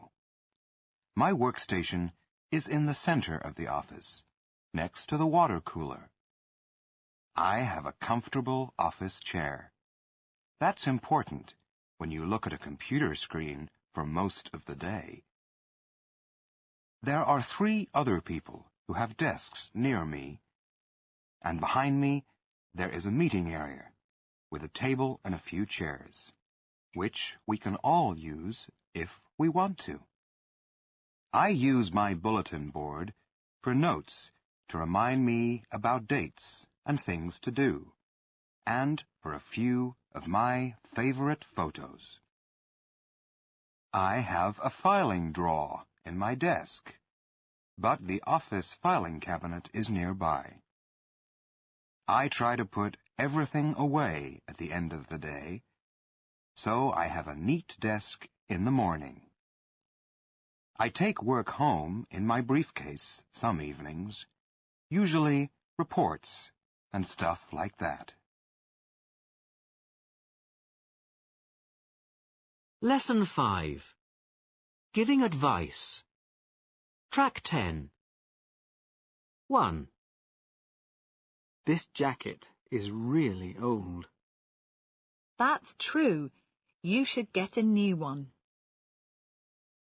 2. I've got a terrible headache.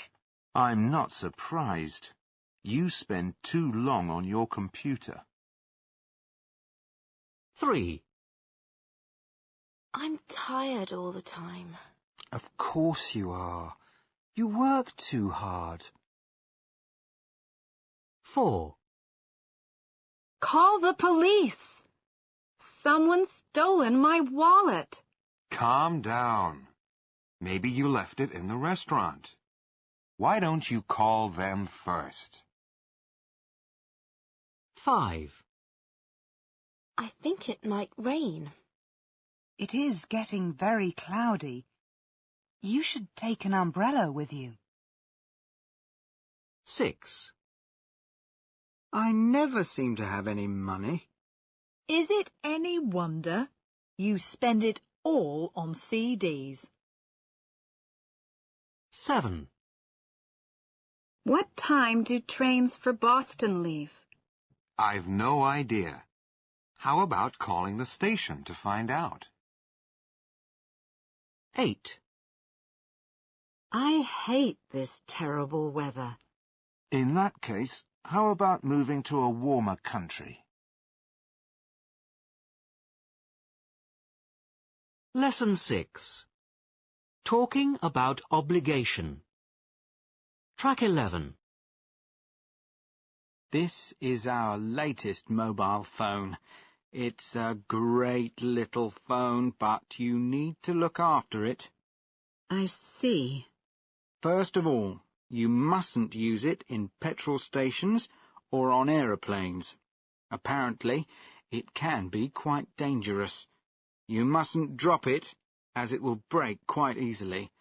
And you mustn't use it in a wet or very hot environment, on the beach, for example, or in the bath. You must keep it in its cover at all times. That stops it from getting dirty. And you must charge it up every day. Otherwise, you might be cut off in the middle of a conversation. The good news is that it has its own internal power source, so you don't have to buy new batteries for it. Oh, and the mouthpiece is very sensitive, so you don't have to talk too loudly into it. You must turn it off after you've used it. This model emits a lot of radiation, which can be dangerous if you carry it around switched on all day. Oh, and one final thing. For the same reason, you mustn't use it for more than 10 minutes at a time. Oh, dear. Have you got anything safer? Like a carrier pigeon, for example?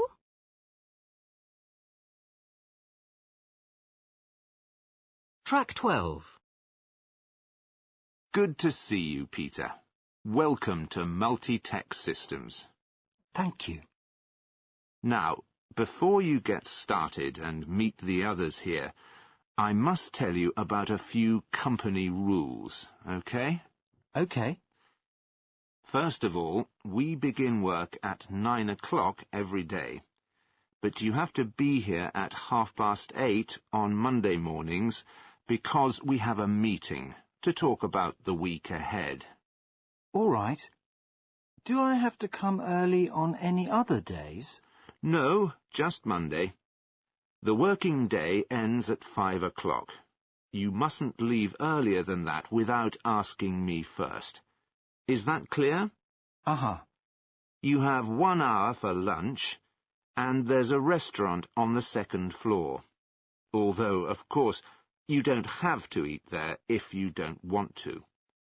In fact, many of our employees go out for lunch. But you must make sure you're back in the office by 2 o'clock. All right. Now, the office equipment. There's a photocopier, which everybody can use, but you have to have a special code number to operate it. Yours is 3865. All right? 3865. Right. If you have any problems with the machine, see me. You mustn't try to fix it on your own. I wouldn't dream of it. Is there anywhere I can get a coffee? Yes, there's a coffee machine in the hall. Do I have to pay for it? No, it's free. You don't have to pay anything for hot drinks. There's also a facility...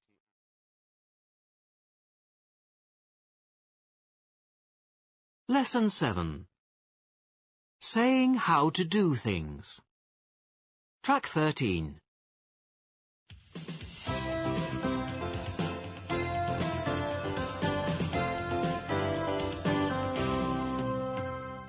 Hello and welcome to today's edition of Move On, Move Up. Now, interviews. Love them or hate them, you can't avoid them. And to point you in the right direction, I have in the studio Mark Alton, manager of All Cell Estates. Hello, Mark. Hello, Sandy. Now, Mark, I understand that over the last 5 years, you have interviewed more than 200 people for positions in your company. That's right. Some good, some, well, not so good. So, what, in your opinion, is the secret of a successful job interview? It's nothing complicated, really. First of all, dress well. Put on the smartest clothes you have. Secondly, be prepared. Think carefully about what you're going to say before the interview. Find out as much as possible about the company and make a list of questions you want to ask. And on the big day, make sure you arrive on time. Of course. It's fine to arrive on time, or even to arrive a little early. But whatever you do, don't arrive late. You don't want to seem unreliable. What about during the interview itself? Don't speak too slowly or too quickly. Take your time, but don't send the interviewer to sleep. Speak clearly.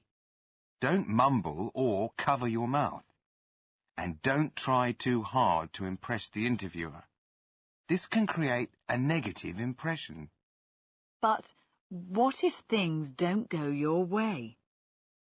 Well, if you think things are going badly, don't panic. Act calmly and continue to answer any questions to the best of your ability. Try to stay in control. Sometimes things aren't as bad as they seem. Mark Alton, thank you for coming on the show. You're welcome. Now, to that essential question that everybody... Lesson 8. Talking about quantity. Track 14. Well, we've booked the holiday. I suppose we should make a list of what we need. OK. Well, We've got some sun cream, so we don't need to buy any of that. Great. What about traveller's checks? We haven't got any, have we? No, I'll go to the bank tomorrow. Are you taking your camera? Yes. We've got some rolls of film I bought last year, but I think we should buy some more. I'll sort that out. Are you taking your Walkman with you? Of course. Well, in that case, we'll need some batteries for it. Have you got any? I don't think so. Could you buy me some of those when you get the film? No problem. Money? Well, we're taking traveller's checks, but we should take some cash with us as well. Have you got any cash? No. I'll get some from the bank when I collect the traveller's checks. Great. Would you like me to buy you some books to read? That's really kind of you, Mike. Thanks.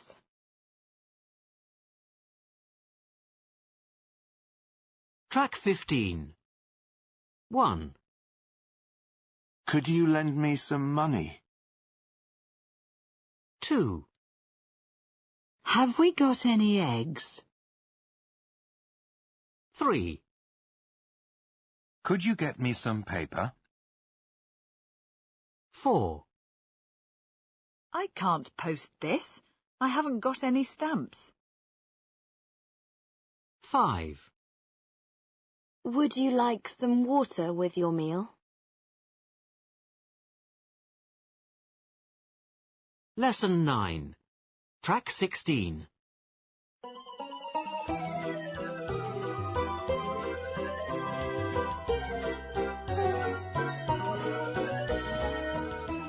Seaside Mystery.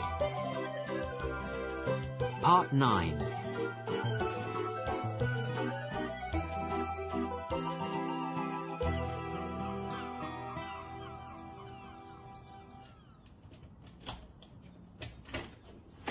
I'm glad you live on this side of town, Carlos. Yes, it's a long way from the school and the beach, but at the moment, I prefer that. Me too. Right. Come in.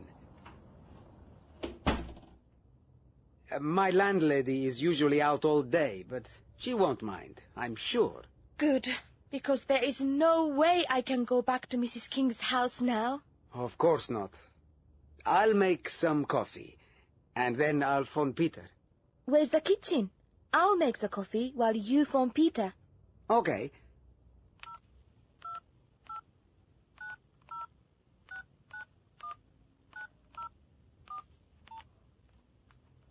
Hi there. Is that you, Peter? Yes. What's the matter? Well, we went to the police, and that was all right. They think Yoshiko was robbed in the street, but we didn't tell them anything else. Then we went back to Yoshiko's place to get the stuff for tomorrow. You know, swimming costume and towels and so on. And then, you're not going to believe this, Peter. Come on, Carlos. Well, the front door was open, and someone had been in and made such a mess. You know, the drawers were open, and there was stuff all over the floor. Oh, dear. And then we went to see if Yoshiko's room was all right.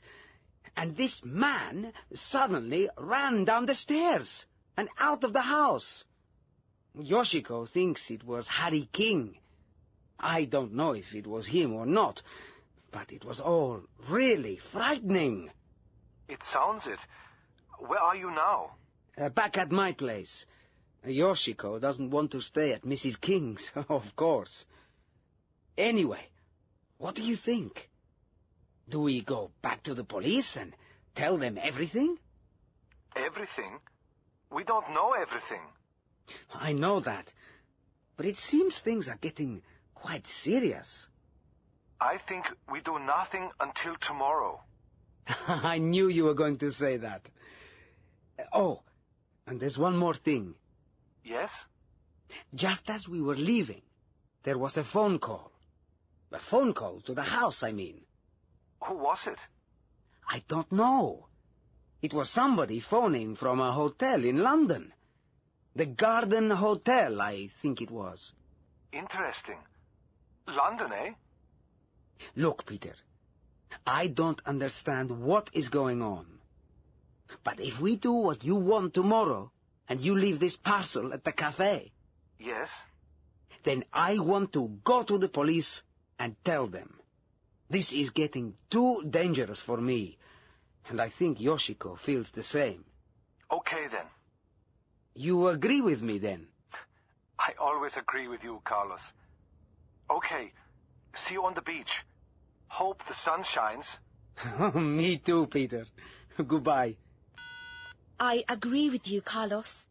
This is very dangerous, and I feel frightened. If you like, you can stay here tomorrow. I'll go to the beach and watch the cafe. No, Carlos. I'll come. I just don't know if this is helping to find Mrs. King. Okay. Let's go and get something to eat and relax for a bit. That's a good idea, Carlos.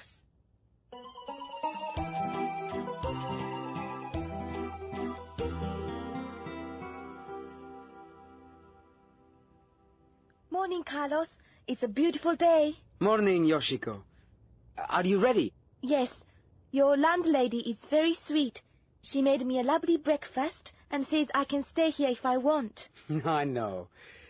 Come on, then. Let's get down to the beach. Peter said he will be there at 10. We need to catch a bus. I hope it will be a good day for all of us.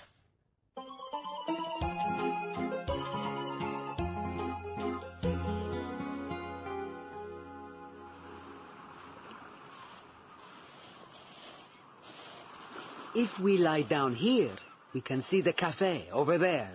Yes, this is a good place. I hope Peter can find us. There are a lot of people here already. Don't worry. I've got my mobile. Look, there's Peter. He's walking towards the cafe. Yes, and he's got a bag with him. I see. He's putting it in the rubbish bin.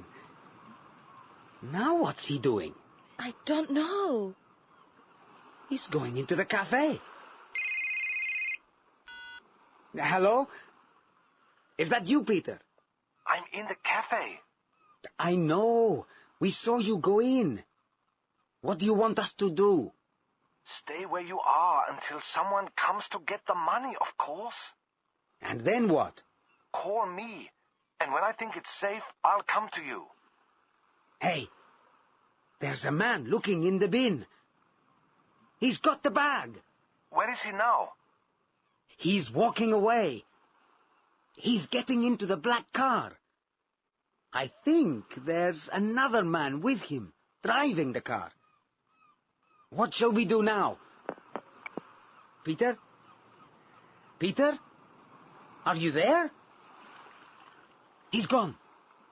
Quick! Yoshiko! We must follow him. Who? Peter, of course. He needs us.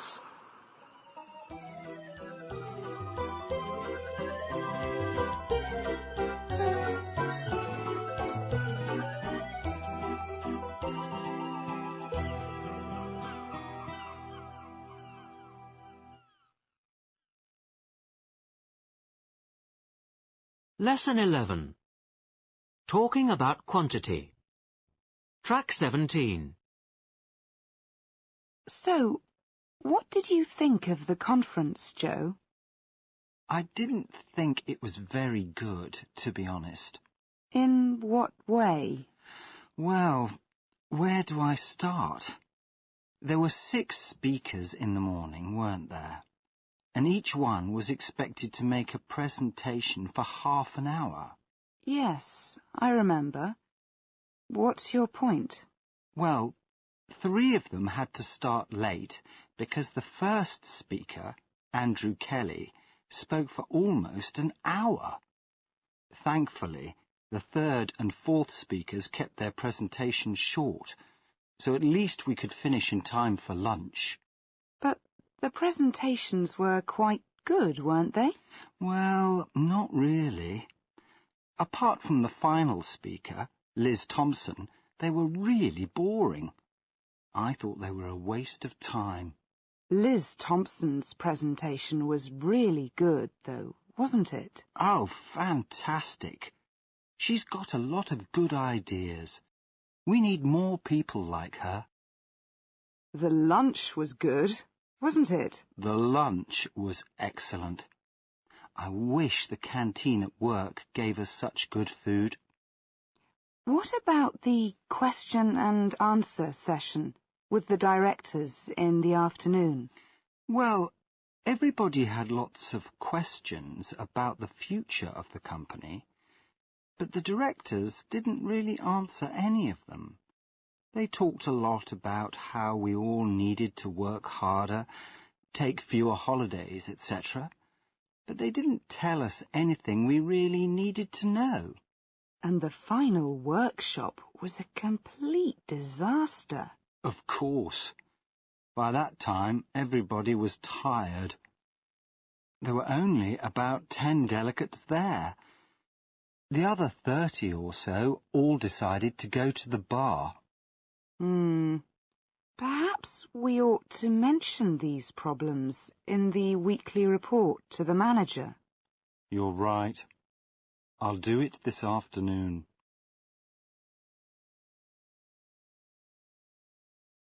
Lesson 12. Talking about quantity. Track 18. 1.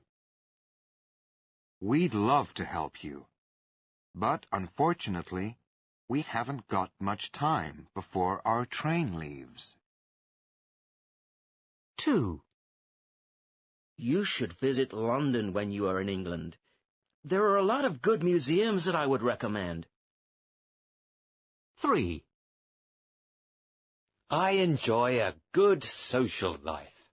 I have some really good friends. 4. My social life isn't great. I don't have many friends. 5. We'll have to go to a restaurant for dinner.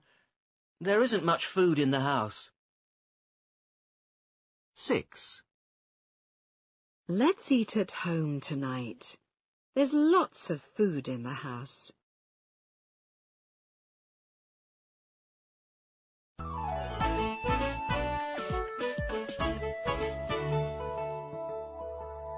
Breakthrough 10. Rush hour.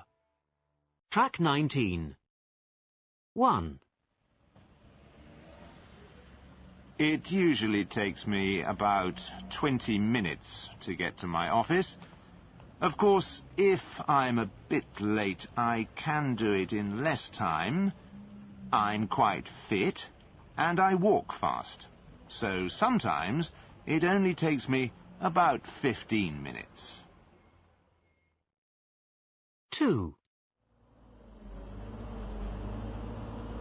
I usually have to wait at the stop for at least 10 minutes, and then 2 or 3 come along at the same time. I take the number 7 or the number 2, which both stop near my office.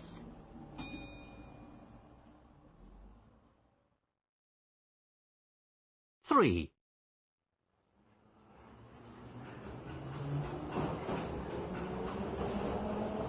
It's probably the quickest way of getting around the city, although of course you don't see much when you're way underground. There are 12 stops between my home and the office. If the escalator is broken, it's a long walk up to ground level, I can tell you.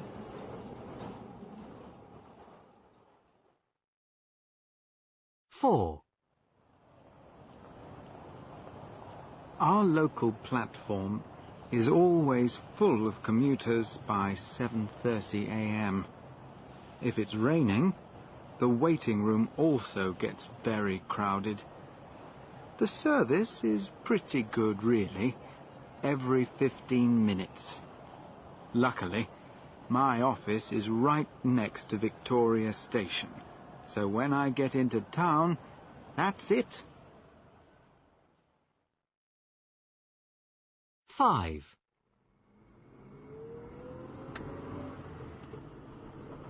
It takes me about 45 minutes, although in the morning there are often traffic jams, which means it takes longer. If there are roadworks, it's even worse. I could take the train, I suppose, but I really hate using public transport. I listen to the traffic reports on the radio, so I know where the trouble spots are.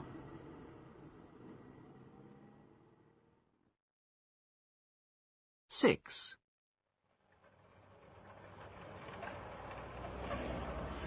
On a sunny day, it's really nice. But if it's raining or dark, it can be terrible. The roads are really bad, and drivers never seem to see me. I've even been knocked off twice. Fortunately, because I wear a helmet and a thick coat, I've never been badly hurt.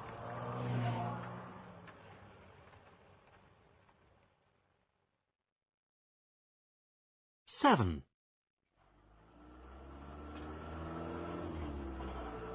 It's expensive, of course, but it's convenient. I only have to visit our head office once a week anyway.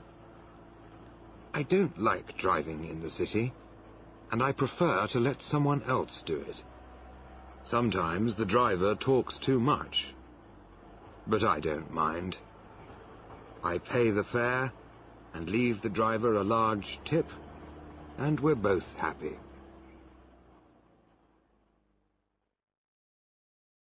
Eight.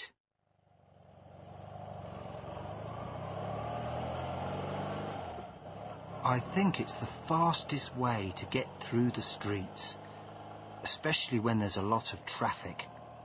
I like to get to work on time. I'm a courier, so I do about 500 miles a week on this machine.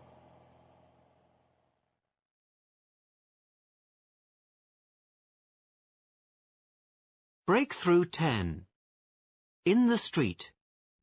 Track 20.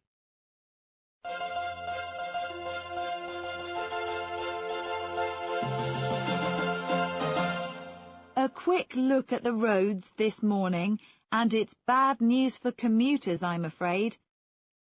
An accident on Main Street has blocked both lanes, and the police have closed the road to all traffic. The roadworks on North Street are still causing traffic jams in both directions, and drivers should look for another route. A fire at Parktown Station last night closed down Park Street, but this is now open again and traffic is flowing freely. A bus has broken down on Bardwell Road, and the road will remain closed until the bus has been moved. The traffic lights on New Road have stopped working, and this is causing long queues which are moving very slowly. On Low Lane, a new roundabout is being built, which is also slowing down the traffic in that area. Lesson 13. Making suggestions and talking about probability. Track 21. Hello, everyone, and welcome to the College of International Management Training. My name is Nigel Boyd, and I'm the director. If you have any problems during your stay, talk to me. In a minute, we're going to give you a little interview to find out a bit about you, and after that, we'll give you your timetables. Your first session is this afternoon at 2 o'clock. If you can't find the room, look at the college floor plan in the reception area. At times, the course will be easy, and at other times, well, it might be a bit hard. If you don't understand something during the lectures, ask your trainer for help. That's what they're here for. Now, the college restaurant is open from 11 o'clock every day. We do a large variety of food, but if you have any special food requirements, ask the catering manager for a special needs form, which you should fill out and return to him. If you can't find the catering manager, leave a note for him at reception, and he'll contact you. We want you to make maximum use of the college facilities while you're here.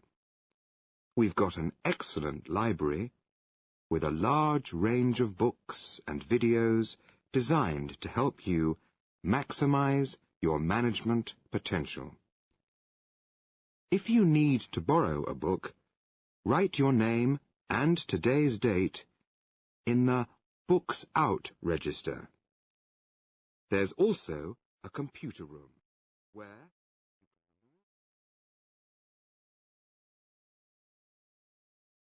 Track 22. A. I'm worried about my weight, Doctor. I've put on a lot over the last few months. Tell me about your diet. Well, I don't eat that much, and I eat reasonably healthy food. Lots of salad, not too much fat. Do you go jogging? Swimming? No. Walking? Do you go to the gym? No. Well, that's your problem, Mr. Willis. B. I need to talk to you about your husband, Mrs. Bright. What's the problem, Doctor? He's really very ill. He has to go to hospital as soon as possible. Oh, my word. Hospital? Why? He's got a serious heart problem. He must have an operation. Is that really necessary? I'm afraid so, Mrs. Bright. C. I've had a sore eye for a few days. It really hurts. All right, let me see. Yes, it looks like you've got an infection. Have you been swimming recently? I went at the weekend. Well, it's not too serious. I'll give you a prescription for some tablets. Will that cure the infection? Yes. D. Come in, Mrs. Miggins. What's that, Doctor? I said, come in. Can I come in? Yes. What's the problem? Yes? No, what's the problem? I've got something stuck in my ear. It's difficult to make out what you're saying. Let me look. Ah, yes. There is something stuck in your ear. E. How can I help you, Miss Rigdon? I'm not sleeping very well at night, and I feel stressed all the time. I see. Are you eating enough? Not really. I don't have much of an appetite. How many hours do you work? Oh, about 12 a day, including Saturdays. Well... F. What's the problem, Mr. Taylor? I've got a terrible cough. How long have you had it? About 3 weeks. I've tried taking cough medicine, but it doesn't seem to help. Do you smoke, Mr. Taylor? Well, yes, I do.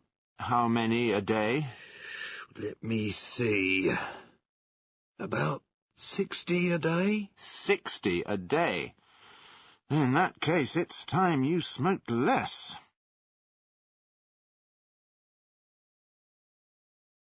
Track 23. A. I'm late. I'm going to miss my bus. If you run, you might catch it. B. I've got a terrible headache. If you take a couple of aspirin, it should get better. C. This plant doesn't look very healthy. If you give it some water, it should revive. D. The computer isn't working again. If you call an engineer, he might fix it for you. E. Poor Fido doesn't look very well. If you take him to the vet, he should be all right.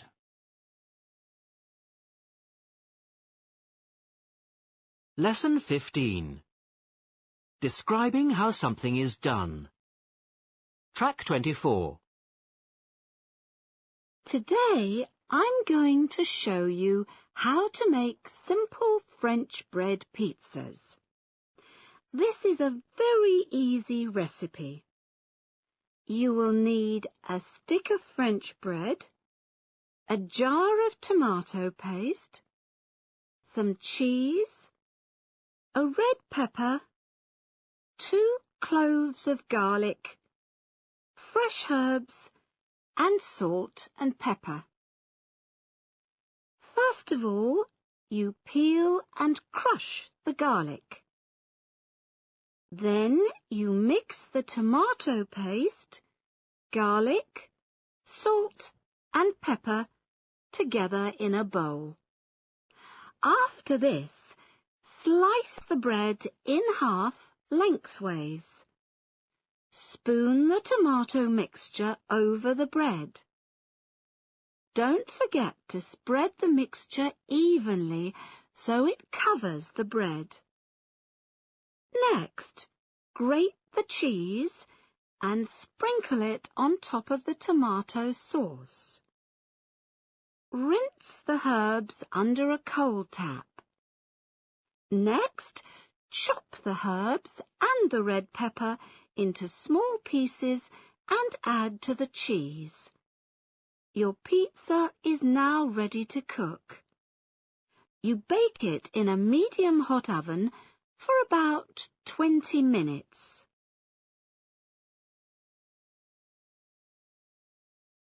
Lesson 16. Describing something that is happening now. Track 25. Morning, Dolores. Oh, good morning, Mr. Meller. Is Miss Edwards in her office? Yes, but you can't see her at the moment.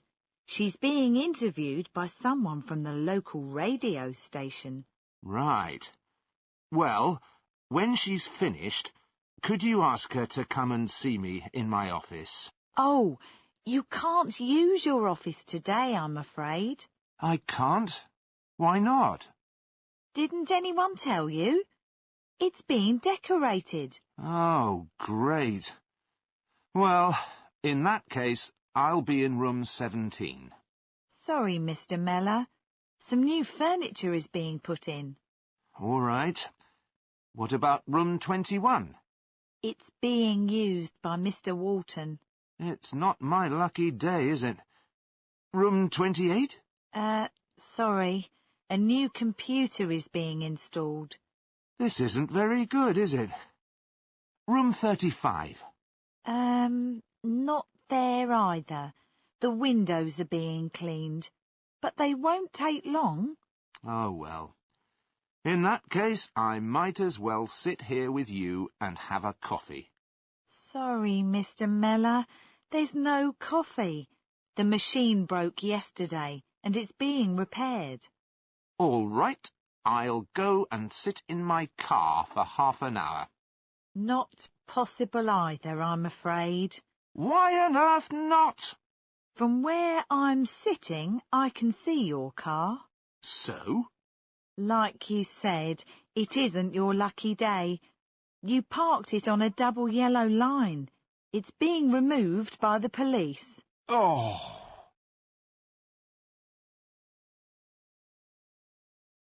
Lesson 17. Tell me about them. Track 26. Kathy, is this a photo of your colleagues? Yes. We all work in the same office. So, who are they all? Well, the man wearing the green shirt and the dark suit is John. He's good looking, isn't he? And he knows it. Now this is Susanna. She's the one wearing a red sweater and a pearl necklace. I love her hair. Does she colour it? I've never asked. I wouldn't dare. Looks like she's just eaten a lemon. Who's the man in glasses? What is he wearing? I know. Terrible fashion sense. A pink and blue checked shirt and a patterned red tie. Ugh! That's nothing.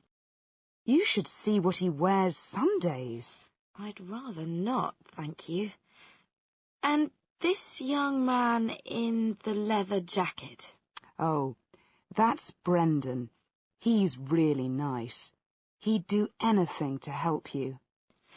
The woman in the white blouse and blue jacket, who's she? That's Molly. She's nice too, and she works extremely hard.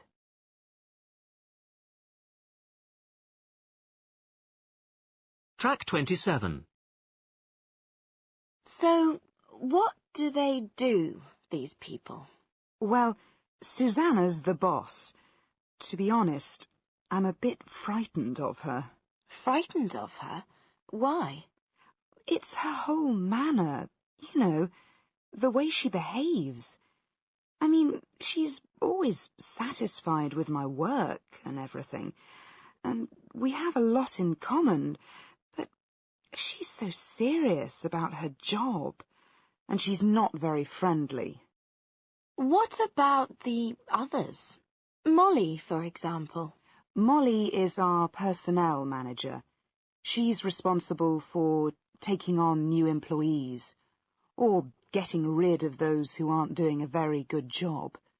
She's never late for work, and always notices if we are late.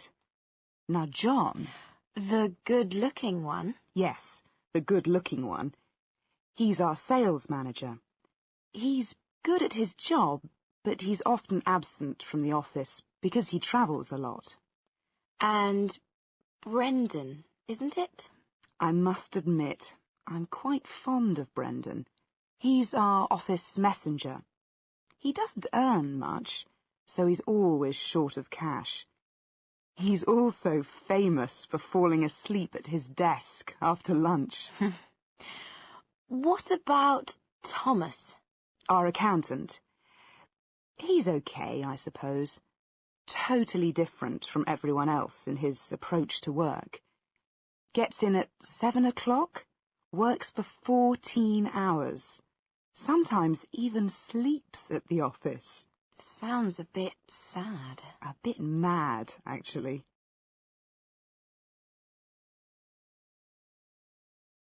Lesson 18. Describing an action. Track 28. 1. Hello. Is that Apple's Cafe? Right. Great.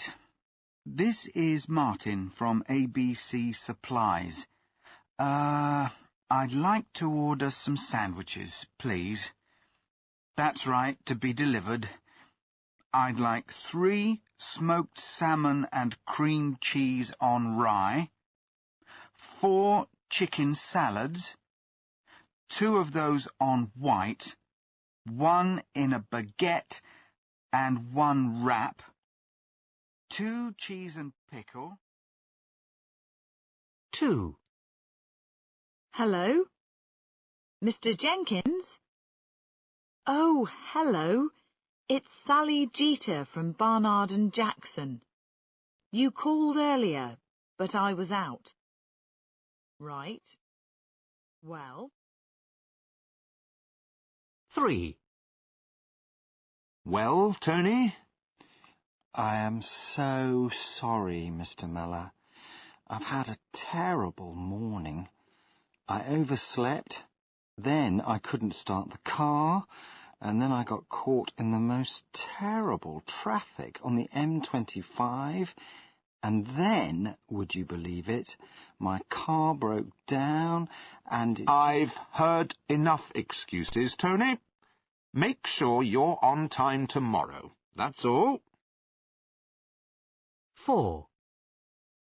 In the first quarter, we made a profit of £2 million, based largely on overseas sales. That's great, Jim. What about the domestic market? Well, it's beginning to pick up again after the recession. So, with a bit of luck, we'll see some improvement on that front. And our sales figures... 5. Any messages, Dolores? Yes, Mr. Mellor. Rajiv called from Singapore this morning. Could you email him a current price list and let him know what sort of discount you can offer him on 200 units? Thank you, Dolores. Was there anything else? Well, we've got the latest report from Budapest, and they've highlighted the problems of joining. 6. I had it a few minutes ago because I had to call my sister. Now, where could I have put it? Have you tried your handbag, Joan? Yes, it's not there. Maybe I left it on someone's desk. 7. Hi, Frank. Anything for me today? Morning, Helena. Not much for you, but there's a lot for the sales department, as usual. And, oh, there's this package for Tim Wheatley in marketing. Did you sign for it? Of course. 8. Any holiday plans yet, Dawn? Where to go? That's the question. Somewhere warm and sunny, I think. What about Spain? Went there last year. I'm thinking of going somewhere a bit different. Morocco, perhaps, or Egypt. Everyone says that Oman is supposed to be really interesting. 9. The thing is, Mr. Mellor, we're moving house next month, and it would be really good to have some time to do it up. Decorate it first. The weekends just aren't long enough. The problem is, I don't have any holiday due. How long were you thinking of, Adam? Oh, just a week, maybe 10 days, 2 weeks at the most. Certainly no more than 3. A month maximum. 10. I'm really grateful, Mark. I couldn't have done it without you. You're welcome, Jane. Any time. I must make it up to you. Oh, don't worry about it. Just buy me a drink sometime. Lesson 19. Track 29.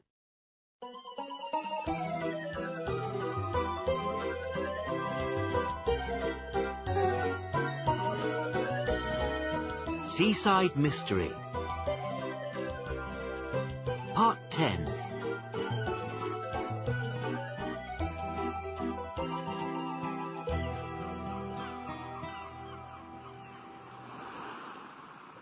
There's Peter, over there by the cafe. Peter, wait, it's us.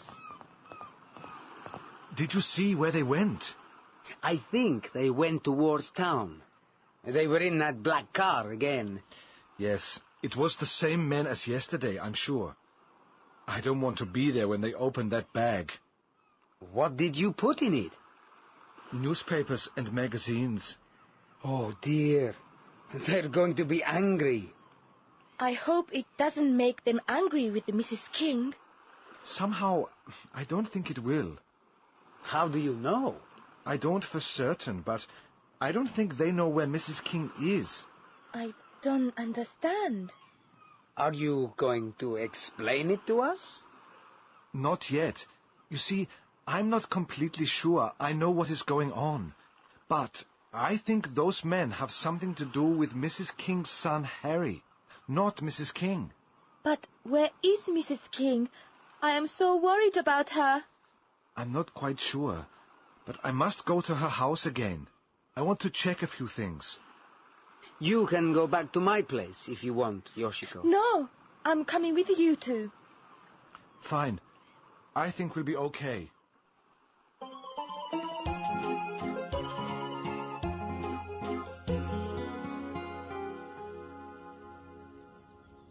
Well, the door is still closed. That makes me feel better. Yes, the house looks empty. Let's go inside. Have you got your key, Yoshiko? Yes, here it is. Okay, in we go. That's incredible. Someone has been here and tidied everything up. Peter, you must believe us. Yesterday, everything was in such a mess. And of course, we saw a man in here. Harry. He must have been looking for something, money or whatever. I don't understand.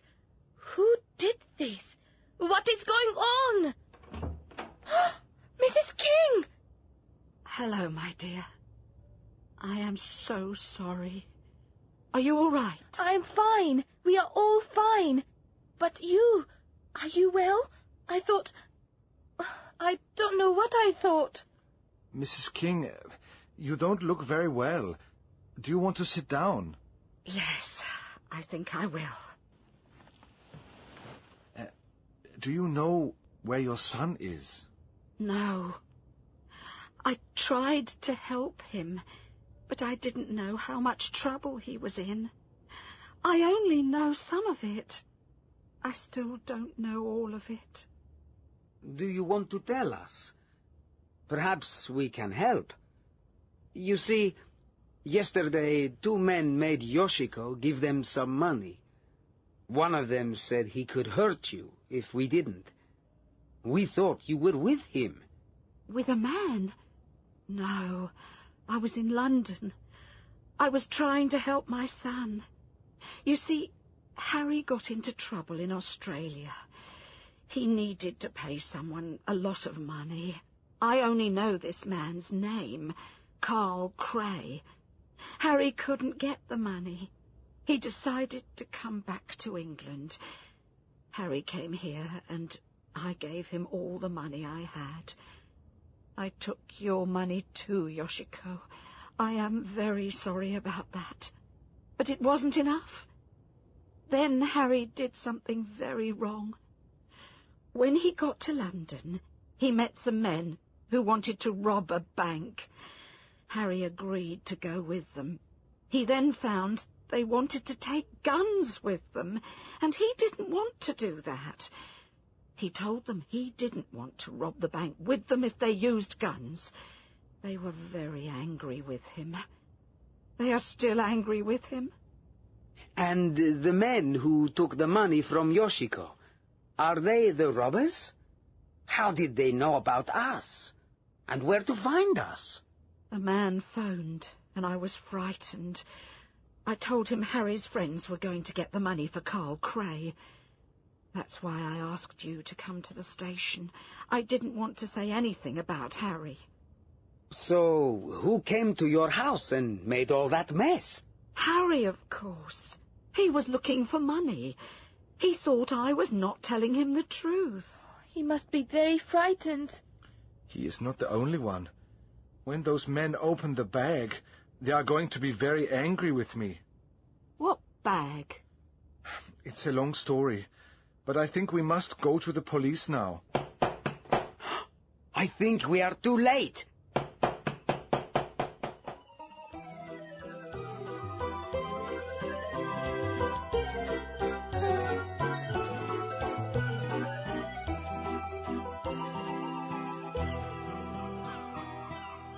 This is the end of Stage 5. Published and copyright The Reader's Digest, 2004.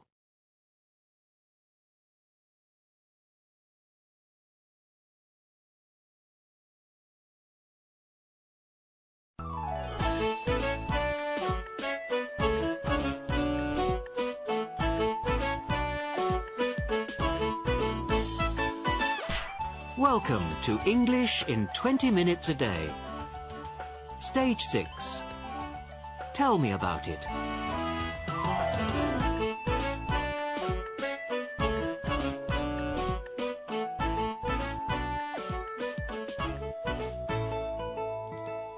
Lesson 1. Asking about past events. Track 1. 1. Morning, Sam. Morning, Ben. Sorry, but can you lend me some cash for my train ticket? Did you spend all your money last night? Yes, I did. I had to get a taxi home. OK, then. Here you are. Thanks. I can go to the bank at lunchtime and pay you back tonight. Fine. But don't forget... 2. I've had a terrible day. The train was delayed, and it was so full I had to stand all the way into town. Oh, dear. Were you late for work? No, I wasn't. But I wanted to get to the office early to prepare for the sales meeting. Did it go okay? No, it was terrible. My computer didn't work properly, so my presentation was all mixed up, and I spilt coffee all over my notes. Not your lucky day, then. No, it wasn't. Lesson 2. Asking about past events. Track 2. 1. What did you do last Saturday night? 2. Where were you at 8 o'clock last night? 3. Who did you talk to yesterday? 4. When did you start learning English? 5. How did you feel yesterday?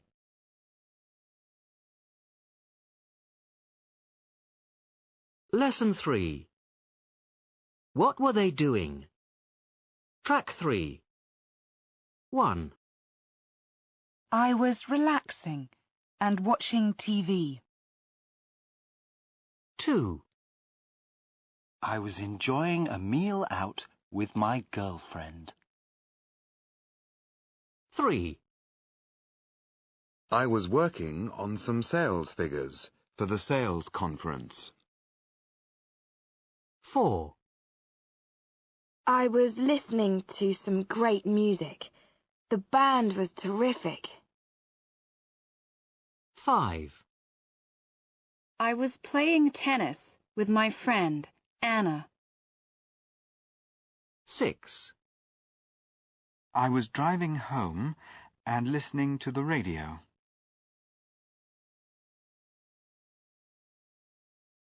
Track 4. Right, madam. In your own words, tell me what happened. OK. Well, I was watching a man standing by the side of the road. Can you describe him? Yes, he was tall, with long dark hair. He was wearing a jacket and a tie. Anything else? Yes, he was also wearing a pair of glasses.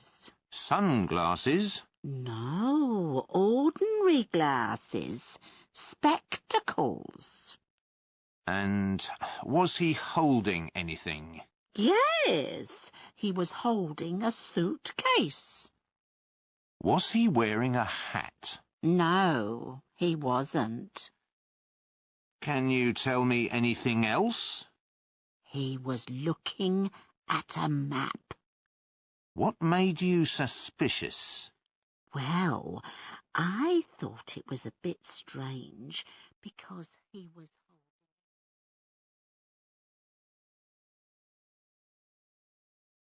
Lesson 4. Telling a story. Track 5. 1. I asked the cashier what the rate was and then gave her my dollars. Suddenly, a man came in, pointed a gun at her and demanded £5,000. I just didn't know what to do. 2. Before I was able to save everything to the disk, the screen went blank, and then a box appeared saying I had performed an illegal operation. The whole thing then stopped working. Can you believe it? 3. I was winning. I really was. But Jane said she didn't want to get wet and decided to go inside. I think she's just a bad loser. 4. I had just put the oven on and was cutting up some tomatoes when Tom called to say he was coming round. He chooses his moments, doesn't he? 5. I came down the slope at about 50 kilometers an hour.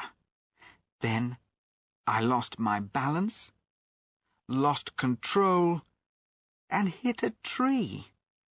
Ouch! I spent the next week in hospital. 6. It was a beautiful old building. I had just pointed my camera at it when a policeman walked up to me and told me to put it away. Apparently, it was a military building. Track 6. Can I help you, sir? Yes. I'm afraid I'm not really happy with this hotel.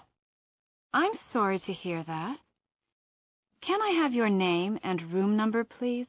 Yes, of course. It's Charles Cook, and I'm in room 406. Right, Mr. Cook. Now, what's the problem exactly? Where shall I start? Well, first of all, the service in your restaurant was slow. And then, while I was eating my dinner, one of your waiters spilt soup on my shirt. He didn't apologize, and the restaurant manager didn't seem to think it was important. One of my best shirts was ruined. That's not at all acceptable, sir. I'll have a word with the manager later. Anything else? Well, the food in the restaurant was very nice, you know. Nothing amazing, but I would certainly eat there again. However, An apology and an offer to clean my shirt would have been nice. Oh, I agree. I'll see what I can do. Thanks. Next, I was trying to sleep in the afternoon when the maid came in and started to clean my room. Did you ask her to leave? Of course I did, but she said she had to clean the room or she'd be in trouble. I mean, it was 4 o'clock in the afternoon.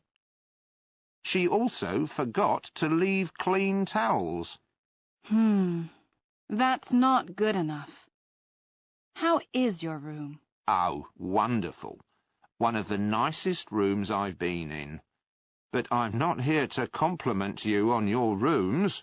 Of course not, sir. Anything else? Yes, I ordered a meal to be brought to my room. It took almost an hour to arrive, and when it did, it was cold. Also, the waiter brought it in while I was taking a shower. He actually came into the bathroom to tell me the food had arrived. Right. I'll look into that as well. One final thing. I was using one of the computers in your business centre when it crashed. I was in the middle of writing a report, and I lost everything. Also, the printer doesn't work, and the internet connection is really slow. It took me 10 minutes to get online. Yes, we have had a few complaints about that. I'll see what I can do and get back to you. Thank you. You've been very helpful.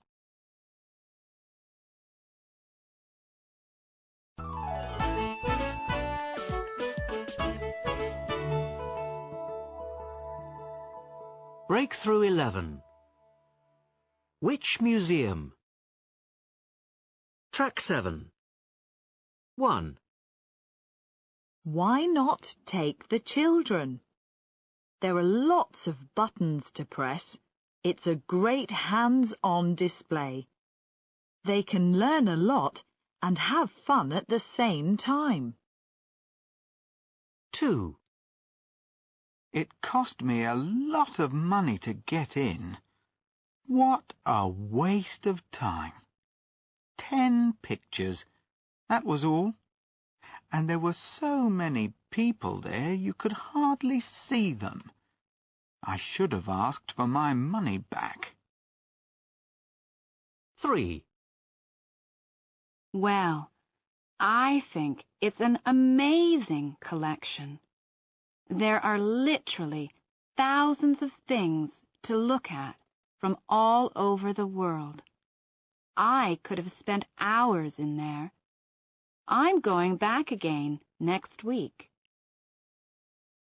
4. I just wanted to have a look at this modern art that everyone's talking about. Well, it was all right, I suppose, but it didn't mean much to me. I had to go and get a cup of coffee to wake myself up. Breakthrough 11. At the museum. Track 8. What shall we do today? Well, we haven't been to the theatre museum. Would you like to go there? Sounds great. When is it open? Let me have a look at the leaflet. Well, it opens at 9:30 and closes at 5. Oh, no. Wait a moment. It's Sunday today, isn't it? It doesn't open until 10:30 today, and it closes at 4:30. Well, let's go this morning. How much is it? Admission for adults is €4.50. Have you got a student card? Yes, it's in my bag. That's good. Students pay only €3. It's a pity you're not under 16. Why? It's free for children under 16. I don't think I look that young. Can we have lunch there? Yes, it says there's a restaurant. Oh, look, there's a museum shop too.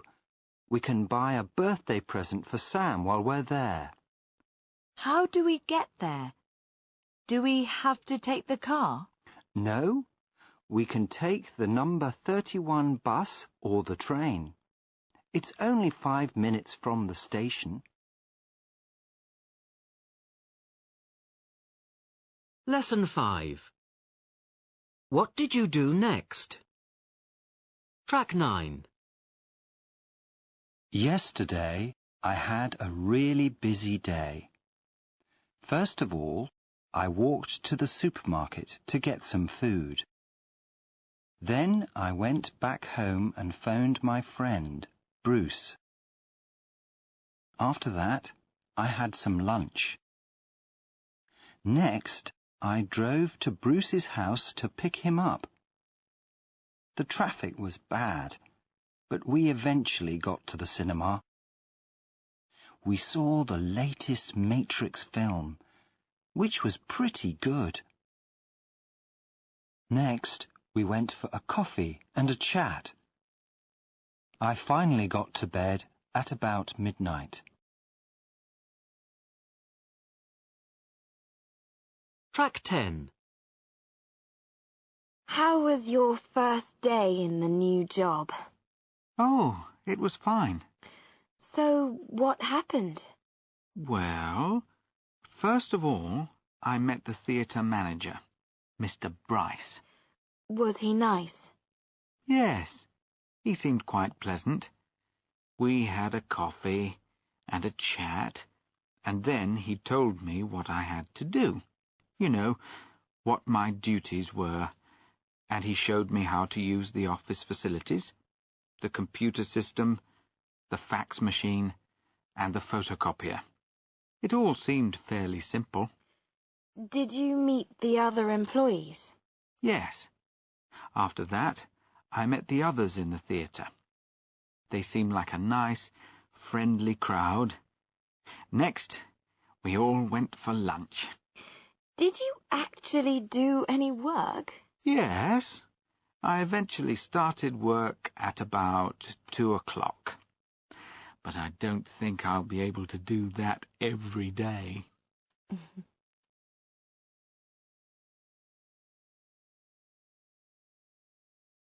Track 11. Hi. What's your name? Robert, but my friends call me Rob. Where do you live? In Fairfax, a town just north of San Francisco. Have you got any children? 2. Jenny, who's 6, and Andrew, who's 4. What does your wife do? Oh, she's a doctor. Have you got any hobbies? Well, I like cooking, and I'm quite interested in photography.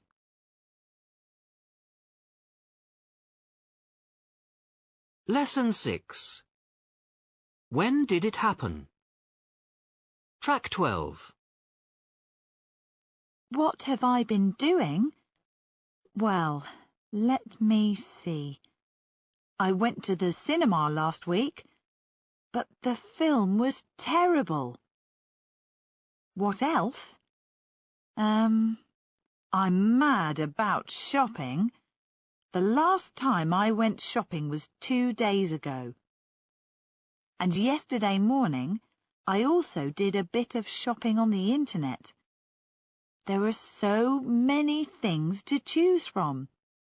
My poor credit card. I met some friends last night, Sylvia and Janice. We all went out for a meal. Sylvia told us about a play she saw at the theatre. It was really boring, and she hated it. Swimming? Well, I can't swim, unfortunately, but I love sport. I played squash with Janice this morning. She won, of course. She always does. I don't watch much television. I can't remember the last time I did. Ages ago at any rate. Going to a sporting event? Rob and I saw a match last month. My favourite team are Manchester United, and they won. Fantastic! Oh, I almost forgot. 2 weeks ago, I went to London. I guess I have been busy.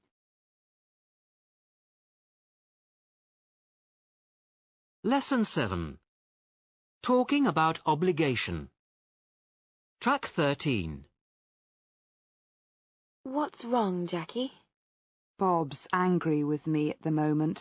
Why? What's wrong? You remember that on Monday I didn't have to go to work because it was a bank holiday? Yes. Well, we had a lot of work to do on the Tuesday, so I had to stay late and work overtime. So what's that got to do with Bob? Well, I forgot that I had already arranged to meet Bob for the gallery opening on Tuesday evening. I should have called him to let him know I was working late. And you missed your date with him. Right.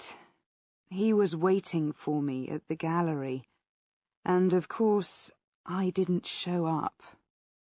Anyway, when I got home, there was an angry message from him on my answering machine. He said I was selfish and thoughtless. That wasn't very nice. He shouldn't have spoken to you like that. I know. Well, send him a note and apologize.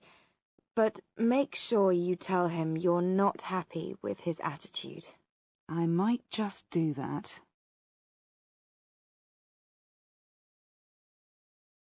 Track 14. 1. You shouldn't have eaten that chicken. It wasn't completely cooked. 2. We should have left earlier. Now we'll be late. 3. I didn't meet you yesterday because I had to work overtime. 4. We shouldn't have spent so much money in the restaurant. Now we can't afford to get a taxi home. 5. You didn't have to take a taxi to the city centre. There's a cheap, reliable bus service. 6. You should have told your boss you would be late. He's really angry. Lesson 8. What's going to happen? Track 15. Right, Mr. Brown. Start the car. Now check your rear view mirror. OK, the road is clear, so you can pull out.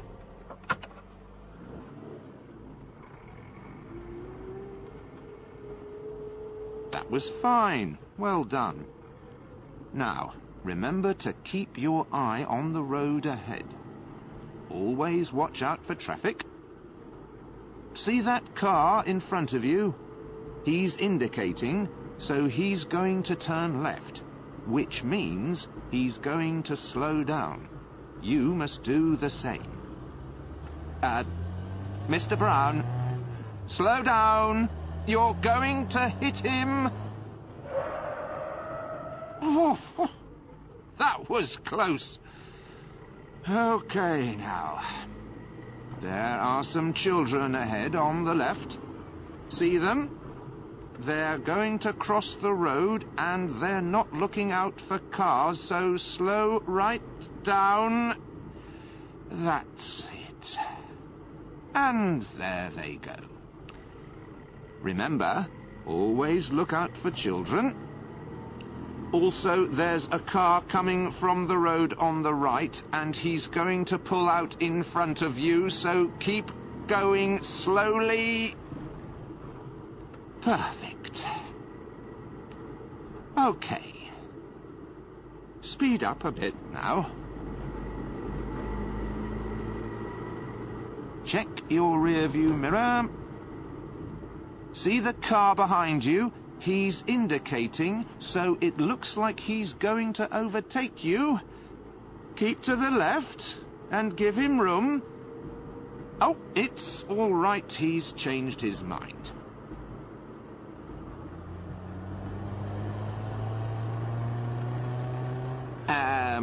Perhaps you should slow down here? We're coming up to a sharp bend, that's why. Mr. Brown, slow down. You're driving too fast. You're doing 50 and we're in a 30 limit. You're going to lose control of the car.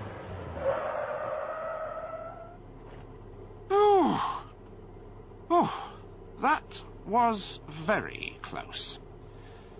Perhaps I should take over from here.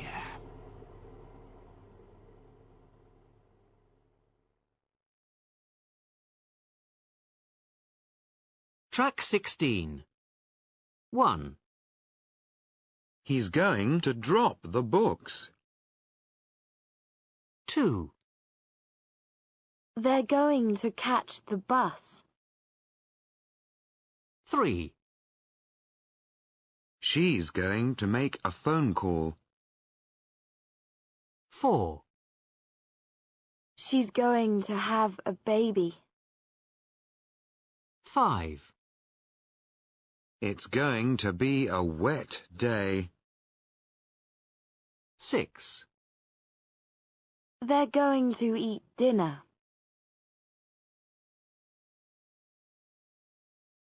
Lesson 9. Track 17.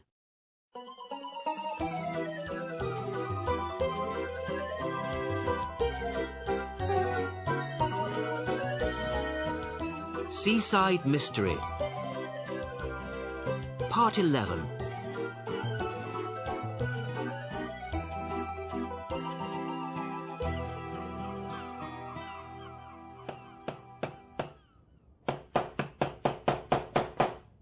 Carlos, look out at the window. Who is it? It's Harry. It's my son. Quick, let him in. I'll go.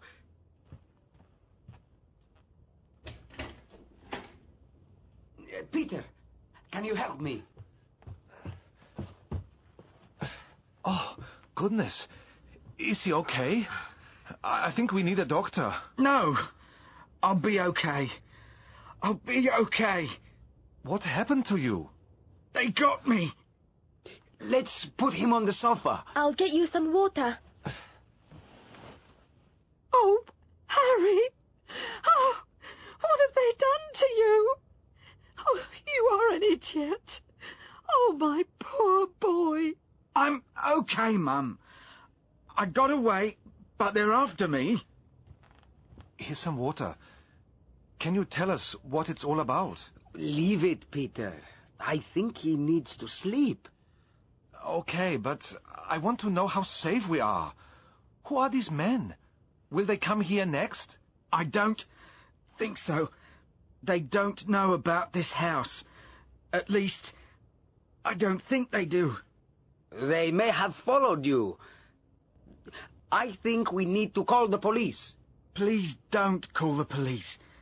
They won't believe what I have to say. So, what do you suggest? We wait until they find you? That doesn't seem very clever. No. I'll go. Let me stay the night and then I'll go. I don't want you to go, Harry. You are all I have. I'll go back to Australia.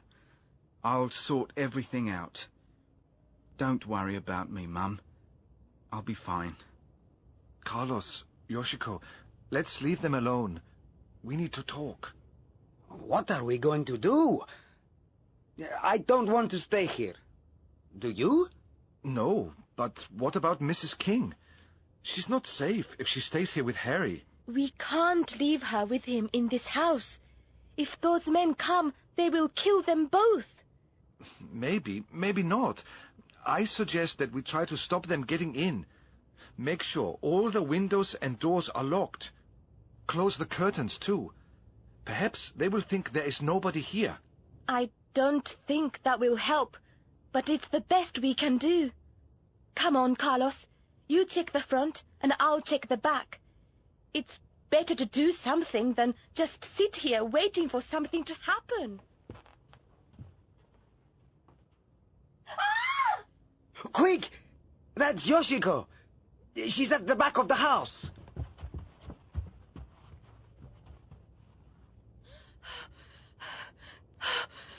What is it, Yoshiko? Are you all right? I saw someone out there. I'm sure I did. Open the door, Carlos. Let's go and look. Be careful. He may have a gun. Can you see anybody, Carlos?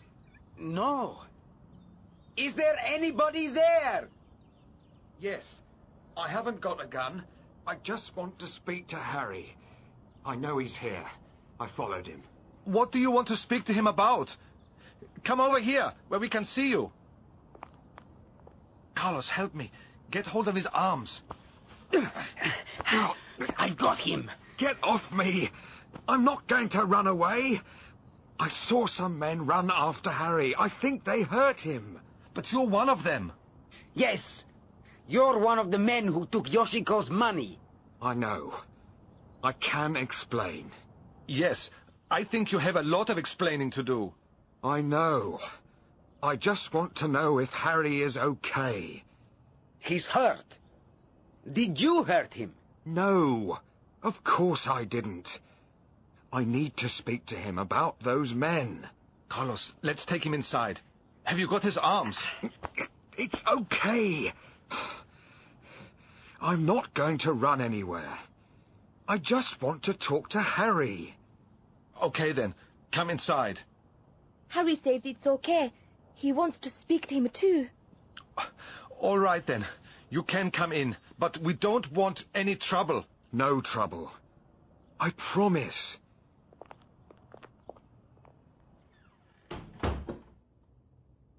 Where is he? In the living room.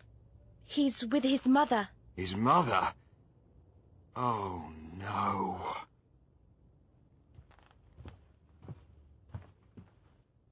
Hello, Dad. I'm sorry about all this. John, what are you doing here? I thought you were dead.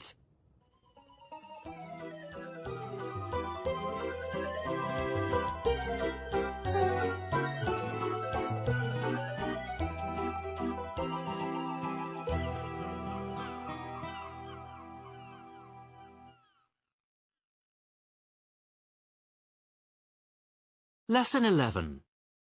Talking about future plans. Track 18. I'm so glad it's Friday. I'm exhausted.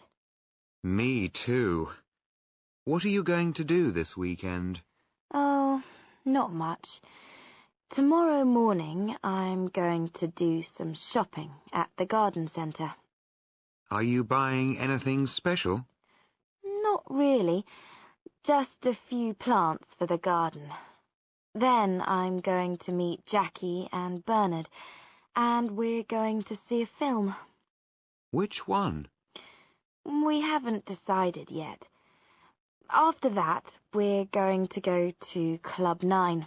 What's that? It's a nightclub on the high street. It's fantastic. You should go there sometime. I might just do that. What about Sunday? I'm going to watch the big match. Liverpool against Manchester United. It's on at 2 o'clock. Oh, right. I forgot about that. What channel is it on? BBC One, I think. Anyway, what about you? Nothing at all. Really? Really? I'm going to relax, take it easy, and just forget about work for a couple of days. You know the sort of thing. A takeaway pizza, a good book, a decent lie-in on Sunday morning. Really, Steve? Get a life.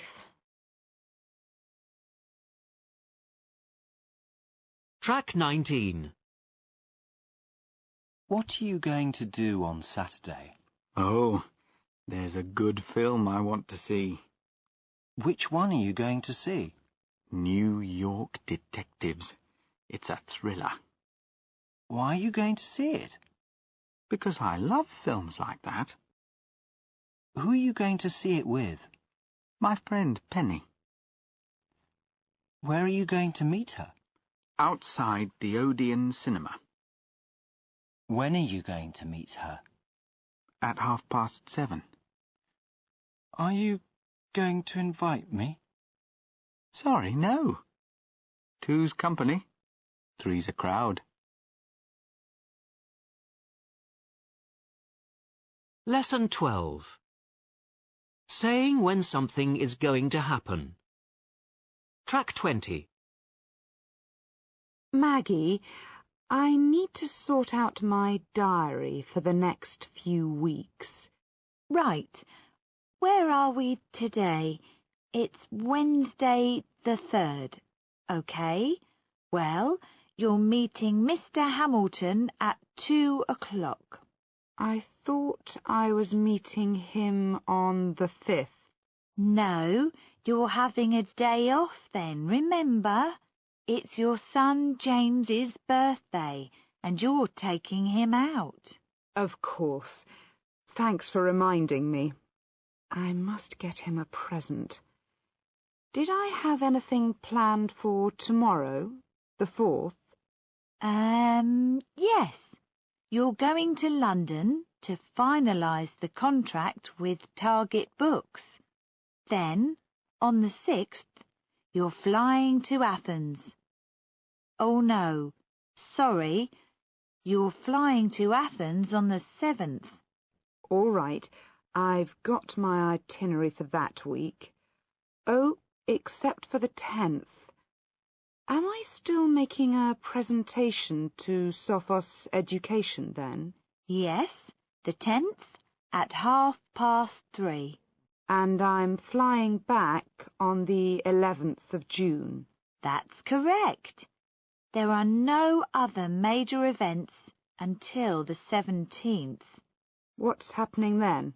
It's the office party. Our 10th anniversary. You're going to make a speech. Are you sure that's the 17th and not the 12th? Positive. The 12th's a public holiday. We're closing the office for the day. Track 21. My next 2 weeks are quite busy. Tomorrow, Thursday, June the 4th, I'm going to London to finalise the contract with Target Books. On Friday the 5th, the day after tomorrow, it's my son's birthday, and I'm taking him out. On Sunday the 7th, that's this weekend, I'm flying to Athens. While I'm there, I'm going to make a presentation to Sophos Education. That's on the 10th, which is a week today. I'm flying back from Athens on the 11th, a week tomorrow. The day after that, the 12th, next Friday, is a public holiday. The office is closed then. In 2 weeks' time, on the 17th, it's our company's 10th anniversary. We're having a big party, and I'm going to make a speech.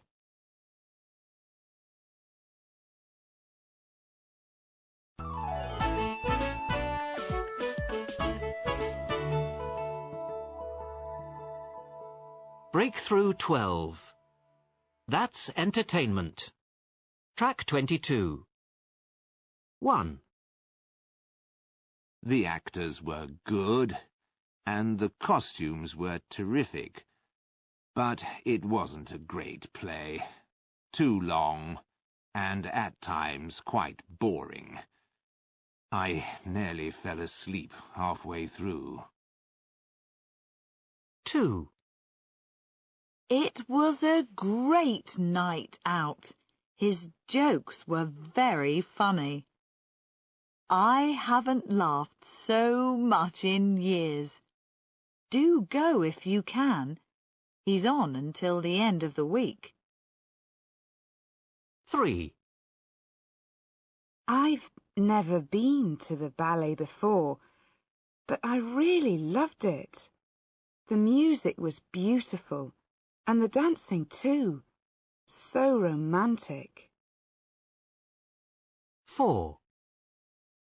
I'm a great fan of his, so I go to all his concerts. He sang some of the songs from his latest CD this time. I really like his singing style, don't you? 5. I thought I was too old for magic, but I have to say I really enjoyed the show. Some of his tricks were very clever, and I still don't know how they work. 6. It was fantastic to hear these guys again. They play so well together. Their jazz has lost none of its magic. And Joe Green on sax is as cool as ever. Track 23. Good evening. I'd like to book 2 tickets for Romeo and Juliet, please. Certainly, sir. For which night do you want tickets? The 23rd of March. I see. And how many tickets do you want? Just 2, please. Fine. And where would you like to sit? Have you got any seats in the circle? Yes, we have some seats left in the front circle for £27.50 each, or a few further back for £18.50. What about the stalls? Yes, we have got some available at the back of the stalls for £15. I'll take the ones in the circle for £18.50. Okay, that's 2 tickets to see Romeo and Juliet on the 23rd of March in the circle. Row G, seats 10 and 11 at £18.50 each. That's fine. I'll pay by credit card. And can you tell me when the play starts? Yes, it starts at 7:30. Thank you very much. Lesson 13. Talking about past events. Track 24. Right, Mr. Walker. In your own words, tell me what happened. Well, officer, somebody broke into the museum over the weekend. How did he get in? He broke a window at the back of the building. And then? He surprised the security guard and managed to tie him to a chair. So the security guard didn't sound the alarm? No, because he couldn't move. So the guard couldn't telephone for help? No. You see, before the thief entered the building, he had cut the telephone lines. All right. What happened next? The thief broke open one of the glass cases. How did he do that? We think he used a screwdriver to open it. It was probably quite easy. What did he take? He stole some ancient Roman coins. Did he do anything else? Yes. Strangely enough, he left a note. A note? What did it say? It just said, "I'm really sorry." And then he left the building. Right. He got out the same way he got in. When did you discover what had happened? At about 8:30 the next morning, when I arrived for work. I called the police immediately. How is your security guard now? He's okay.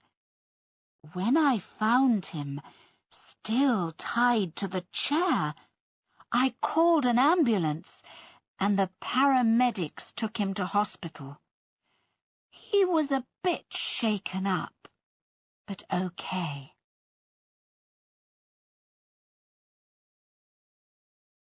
Lesson 14. How do I get there? Track 25. 1. Excuse me. I'm looking for the section on Japanese art. Of course. Just walk along the corridor and go through the doors at the end. That's the Japanese gallery. Oh, thanks. 2. Is the museum shop on this floor?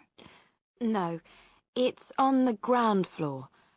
Go down the stairs, then go across the main hall, and it's on the right. Thanks. I'll do that. 3. Can I help you? You look a bit lost. I'm looking for the Roman pots in room 14, but... Oh, I see. There's a special exhibition in room 14 at the moment, so we've moved them into room 16. Just go out into the corridor and turn right. Thanks very much. Track 26. As you walk through this room, you can see some of the museum's most valuable exhibits.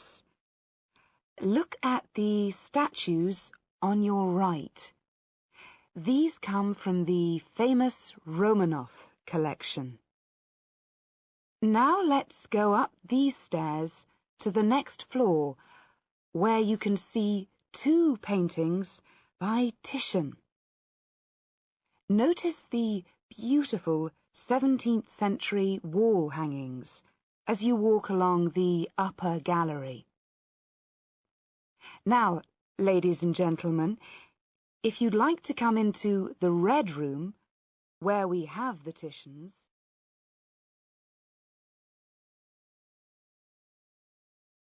Lesson 15. Reporting what people say. Track 27. Hi, Tom. Oh, you look a bit ill. I'm fine. Couldn't be better.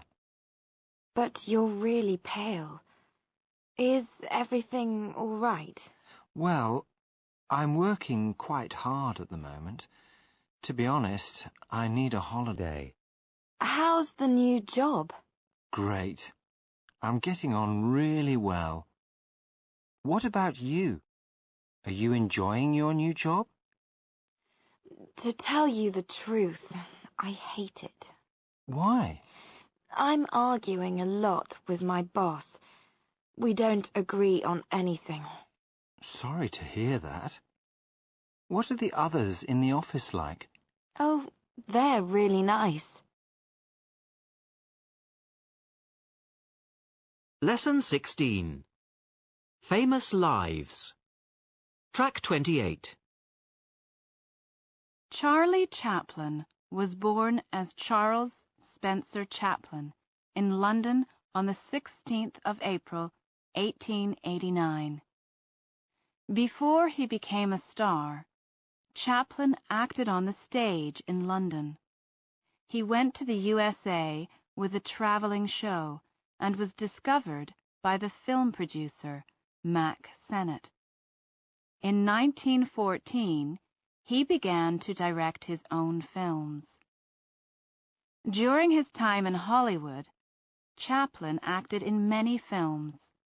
He developed a much-loved character who wore baggy trousers, a small coat, large shoes, and a black bowler hat. His most successful films included The Tramp, 1915, The Gold Rush, 1925, City Lights, 1931, and Modern Times, 1936. Chaplin became very rich, and eventually he became famous all over the world.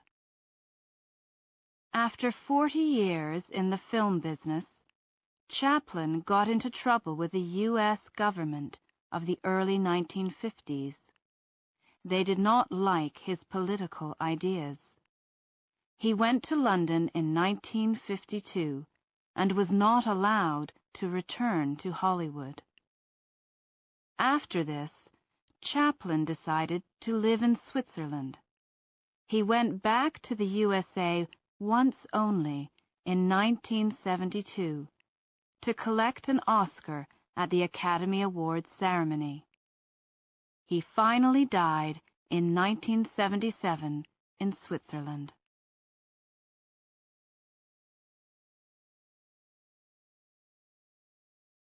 Lesson 17. Reporting what people say. Track 29. 1. I was wondering if you could lend me your mobile phone? 2. Make me a cup of tea. 3. Could you give me a hand, please? 4. You couldn't lend me some cash, could you? 5. Shut up! 6. Could you tell me where the nearest bank is, please? 7. Sit down and pay attention. 8. Send a fax to Mr. Williams. Track 30. 1. Be quiet, please. 2. Send this fax immediately. 3. Would you mind helping me with the washing up? 4. Can I borrow your laptop? 5. Shut up! Now! 6. I was wondering if you would mind taking this to the bank? Lesson 18. Promises and Resolutions. Track 31. January the 1st again. And I've decided to make a few resolutions. Let's hope I can keep them this year. First of all, I want to give up smoking. It's bad for my health. Next, I need to set up a regular time to go to the gym. I'm getting too fat. And I'm going to listen to my boss when he talks about time management, even though I find this very boring. Then I want to look after the car so it doesn't break down so often. And finally, I want to pay back the money I borrowed from my brother. I borrowed it last year, and I haven't paid it back yet.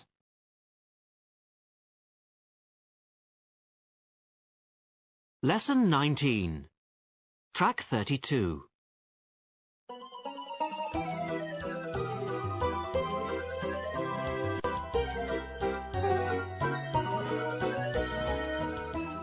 Seaside Mystery. Part 12.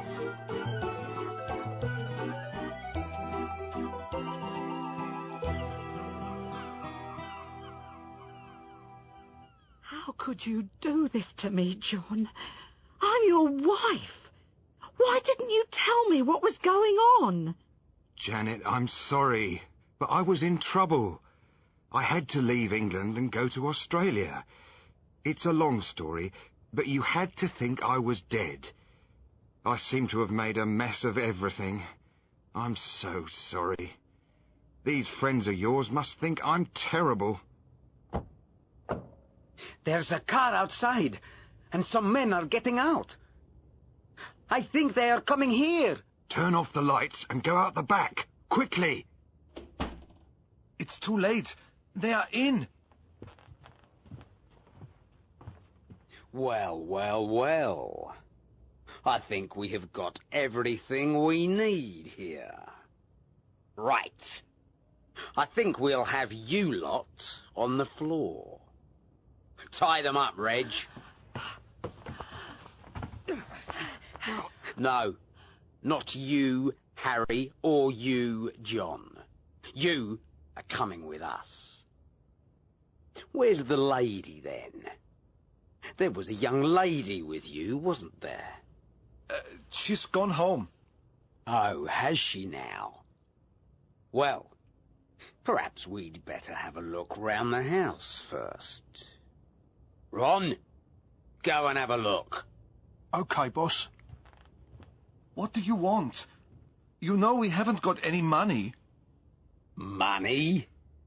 Dear, oh dear. This isn't just about money. No, my son.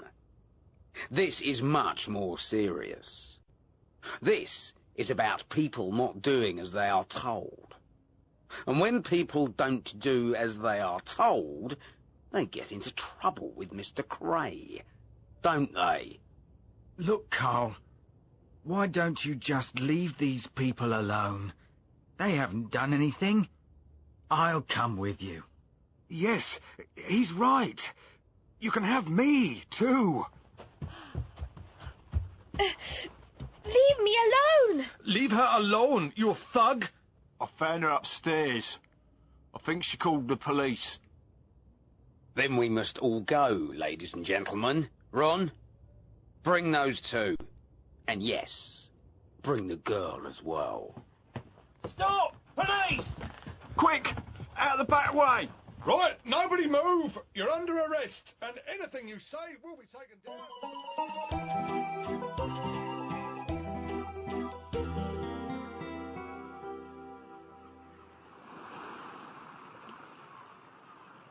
Well, I am glad it's all over. But it was quite exciting, wasn't it? Maybe, but I don't want to go through anything like that again. Nor do I. Well done, Yoshiko.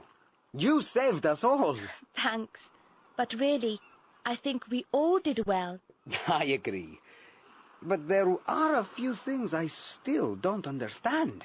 It's quite a sad story, I think. What do you mean? It's sad for the King family. Last night, Mrs. King told me everything. Mr. King, John King, had a small business which lost a lot of money. A man, Carl Gray, said he would help him and gave him some money. Unfortunately, John could not pay the money back on time, and Carl Gray said he would kill his family if he didn't pay him back. So what happened then? That's why John King went to Australia.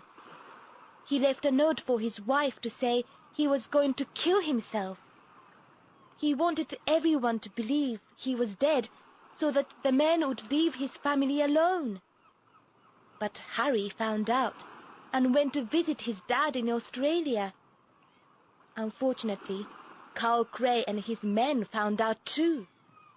So when Harry came back to England, the men were waiting for him. Yes, that's when they told him to rob the bank with them. I see. But why did Mrs. King ask us to meet her at the station with the money? Well, the men told her to go to London with the money. She had to go to a hotel and wait for them. They were trying to get money from her and from Harry. But why did John King try to get money from us? One of Carl Cray's men, Reg, told him they had his son. He had to get the money or they were going to kill him. It sounds very complicated. Yes, it is. But now it is all over, and the police have got those men. And the best thing is that Mr. and Mrs. King and Harry can be happy again. What about you, Yoshiko? What will you do? I am going back to Japan in a month's time. I want to see my family again. I miss them very much. Perhaps when school finishes, we can have a little holiday. All three of us, I mean. Yes, Peter. I think I would like that very much. I'm glad you said that, Peter. But I think I will go back to see my girlfriend in Spain. Well, I think this has been a wonderful adventure. I'm glad you are happy now, Peter. Perhaps next year we will all come back to England for another adventure. I don't know about that, but I think our English has improved, don't you? Absolutely.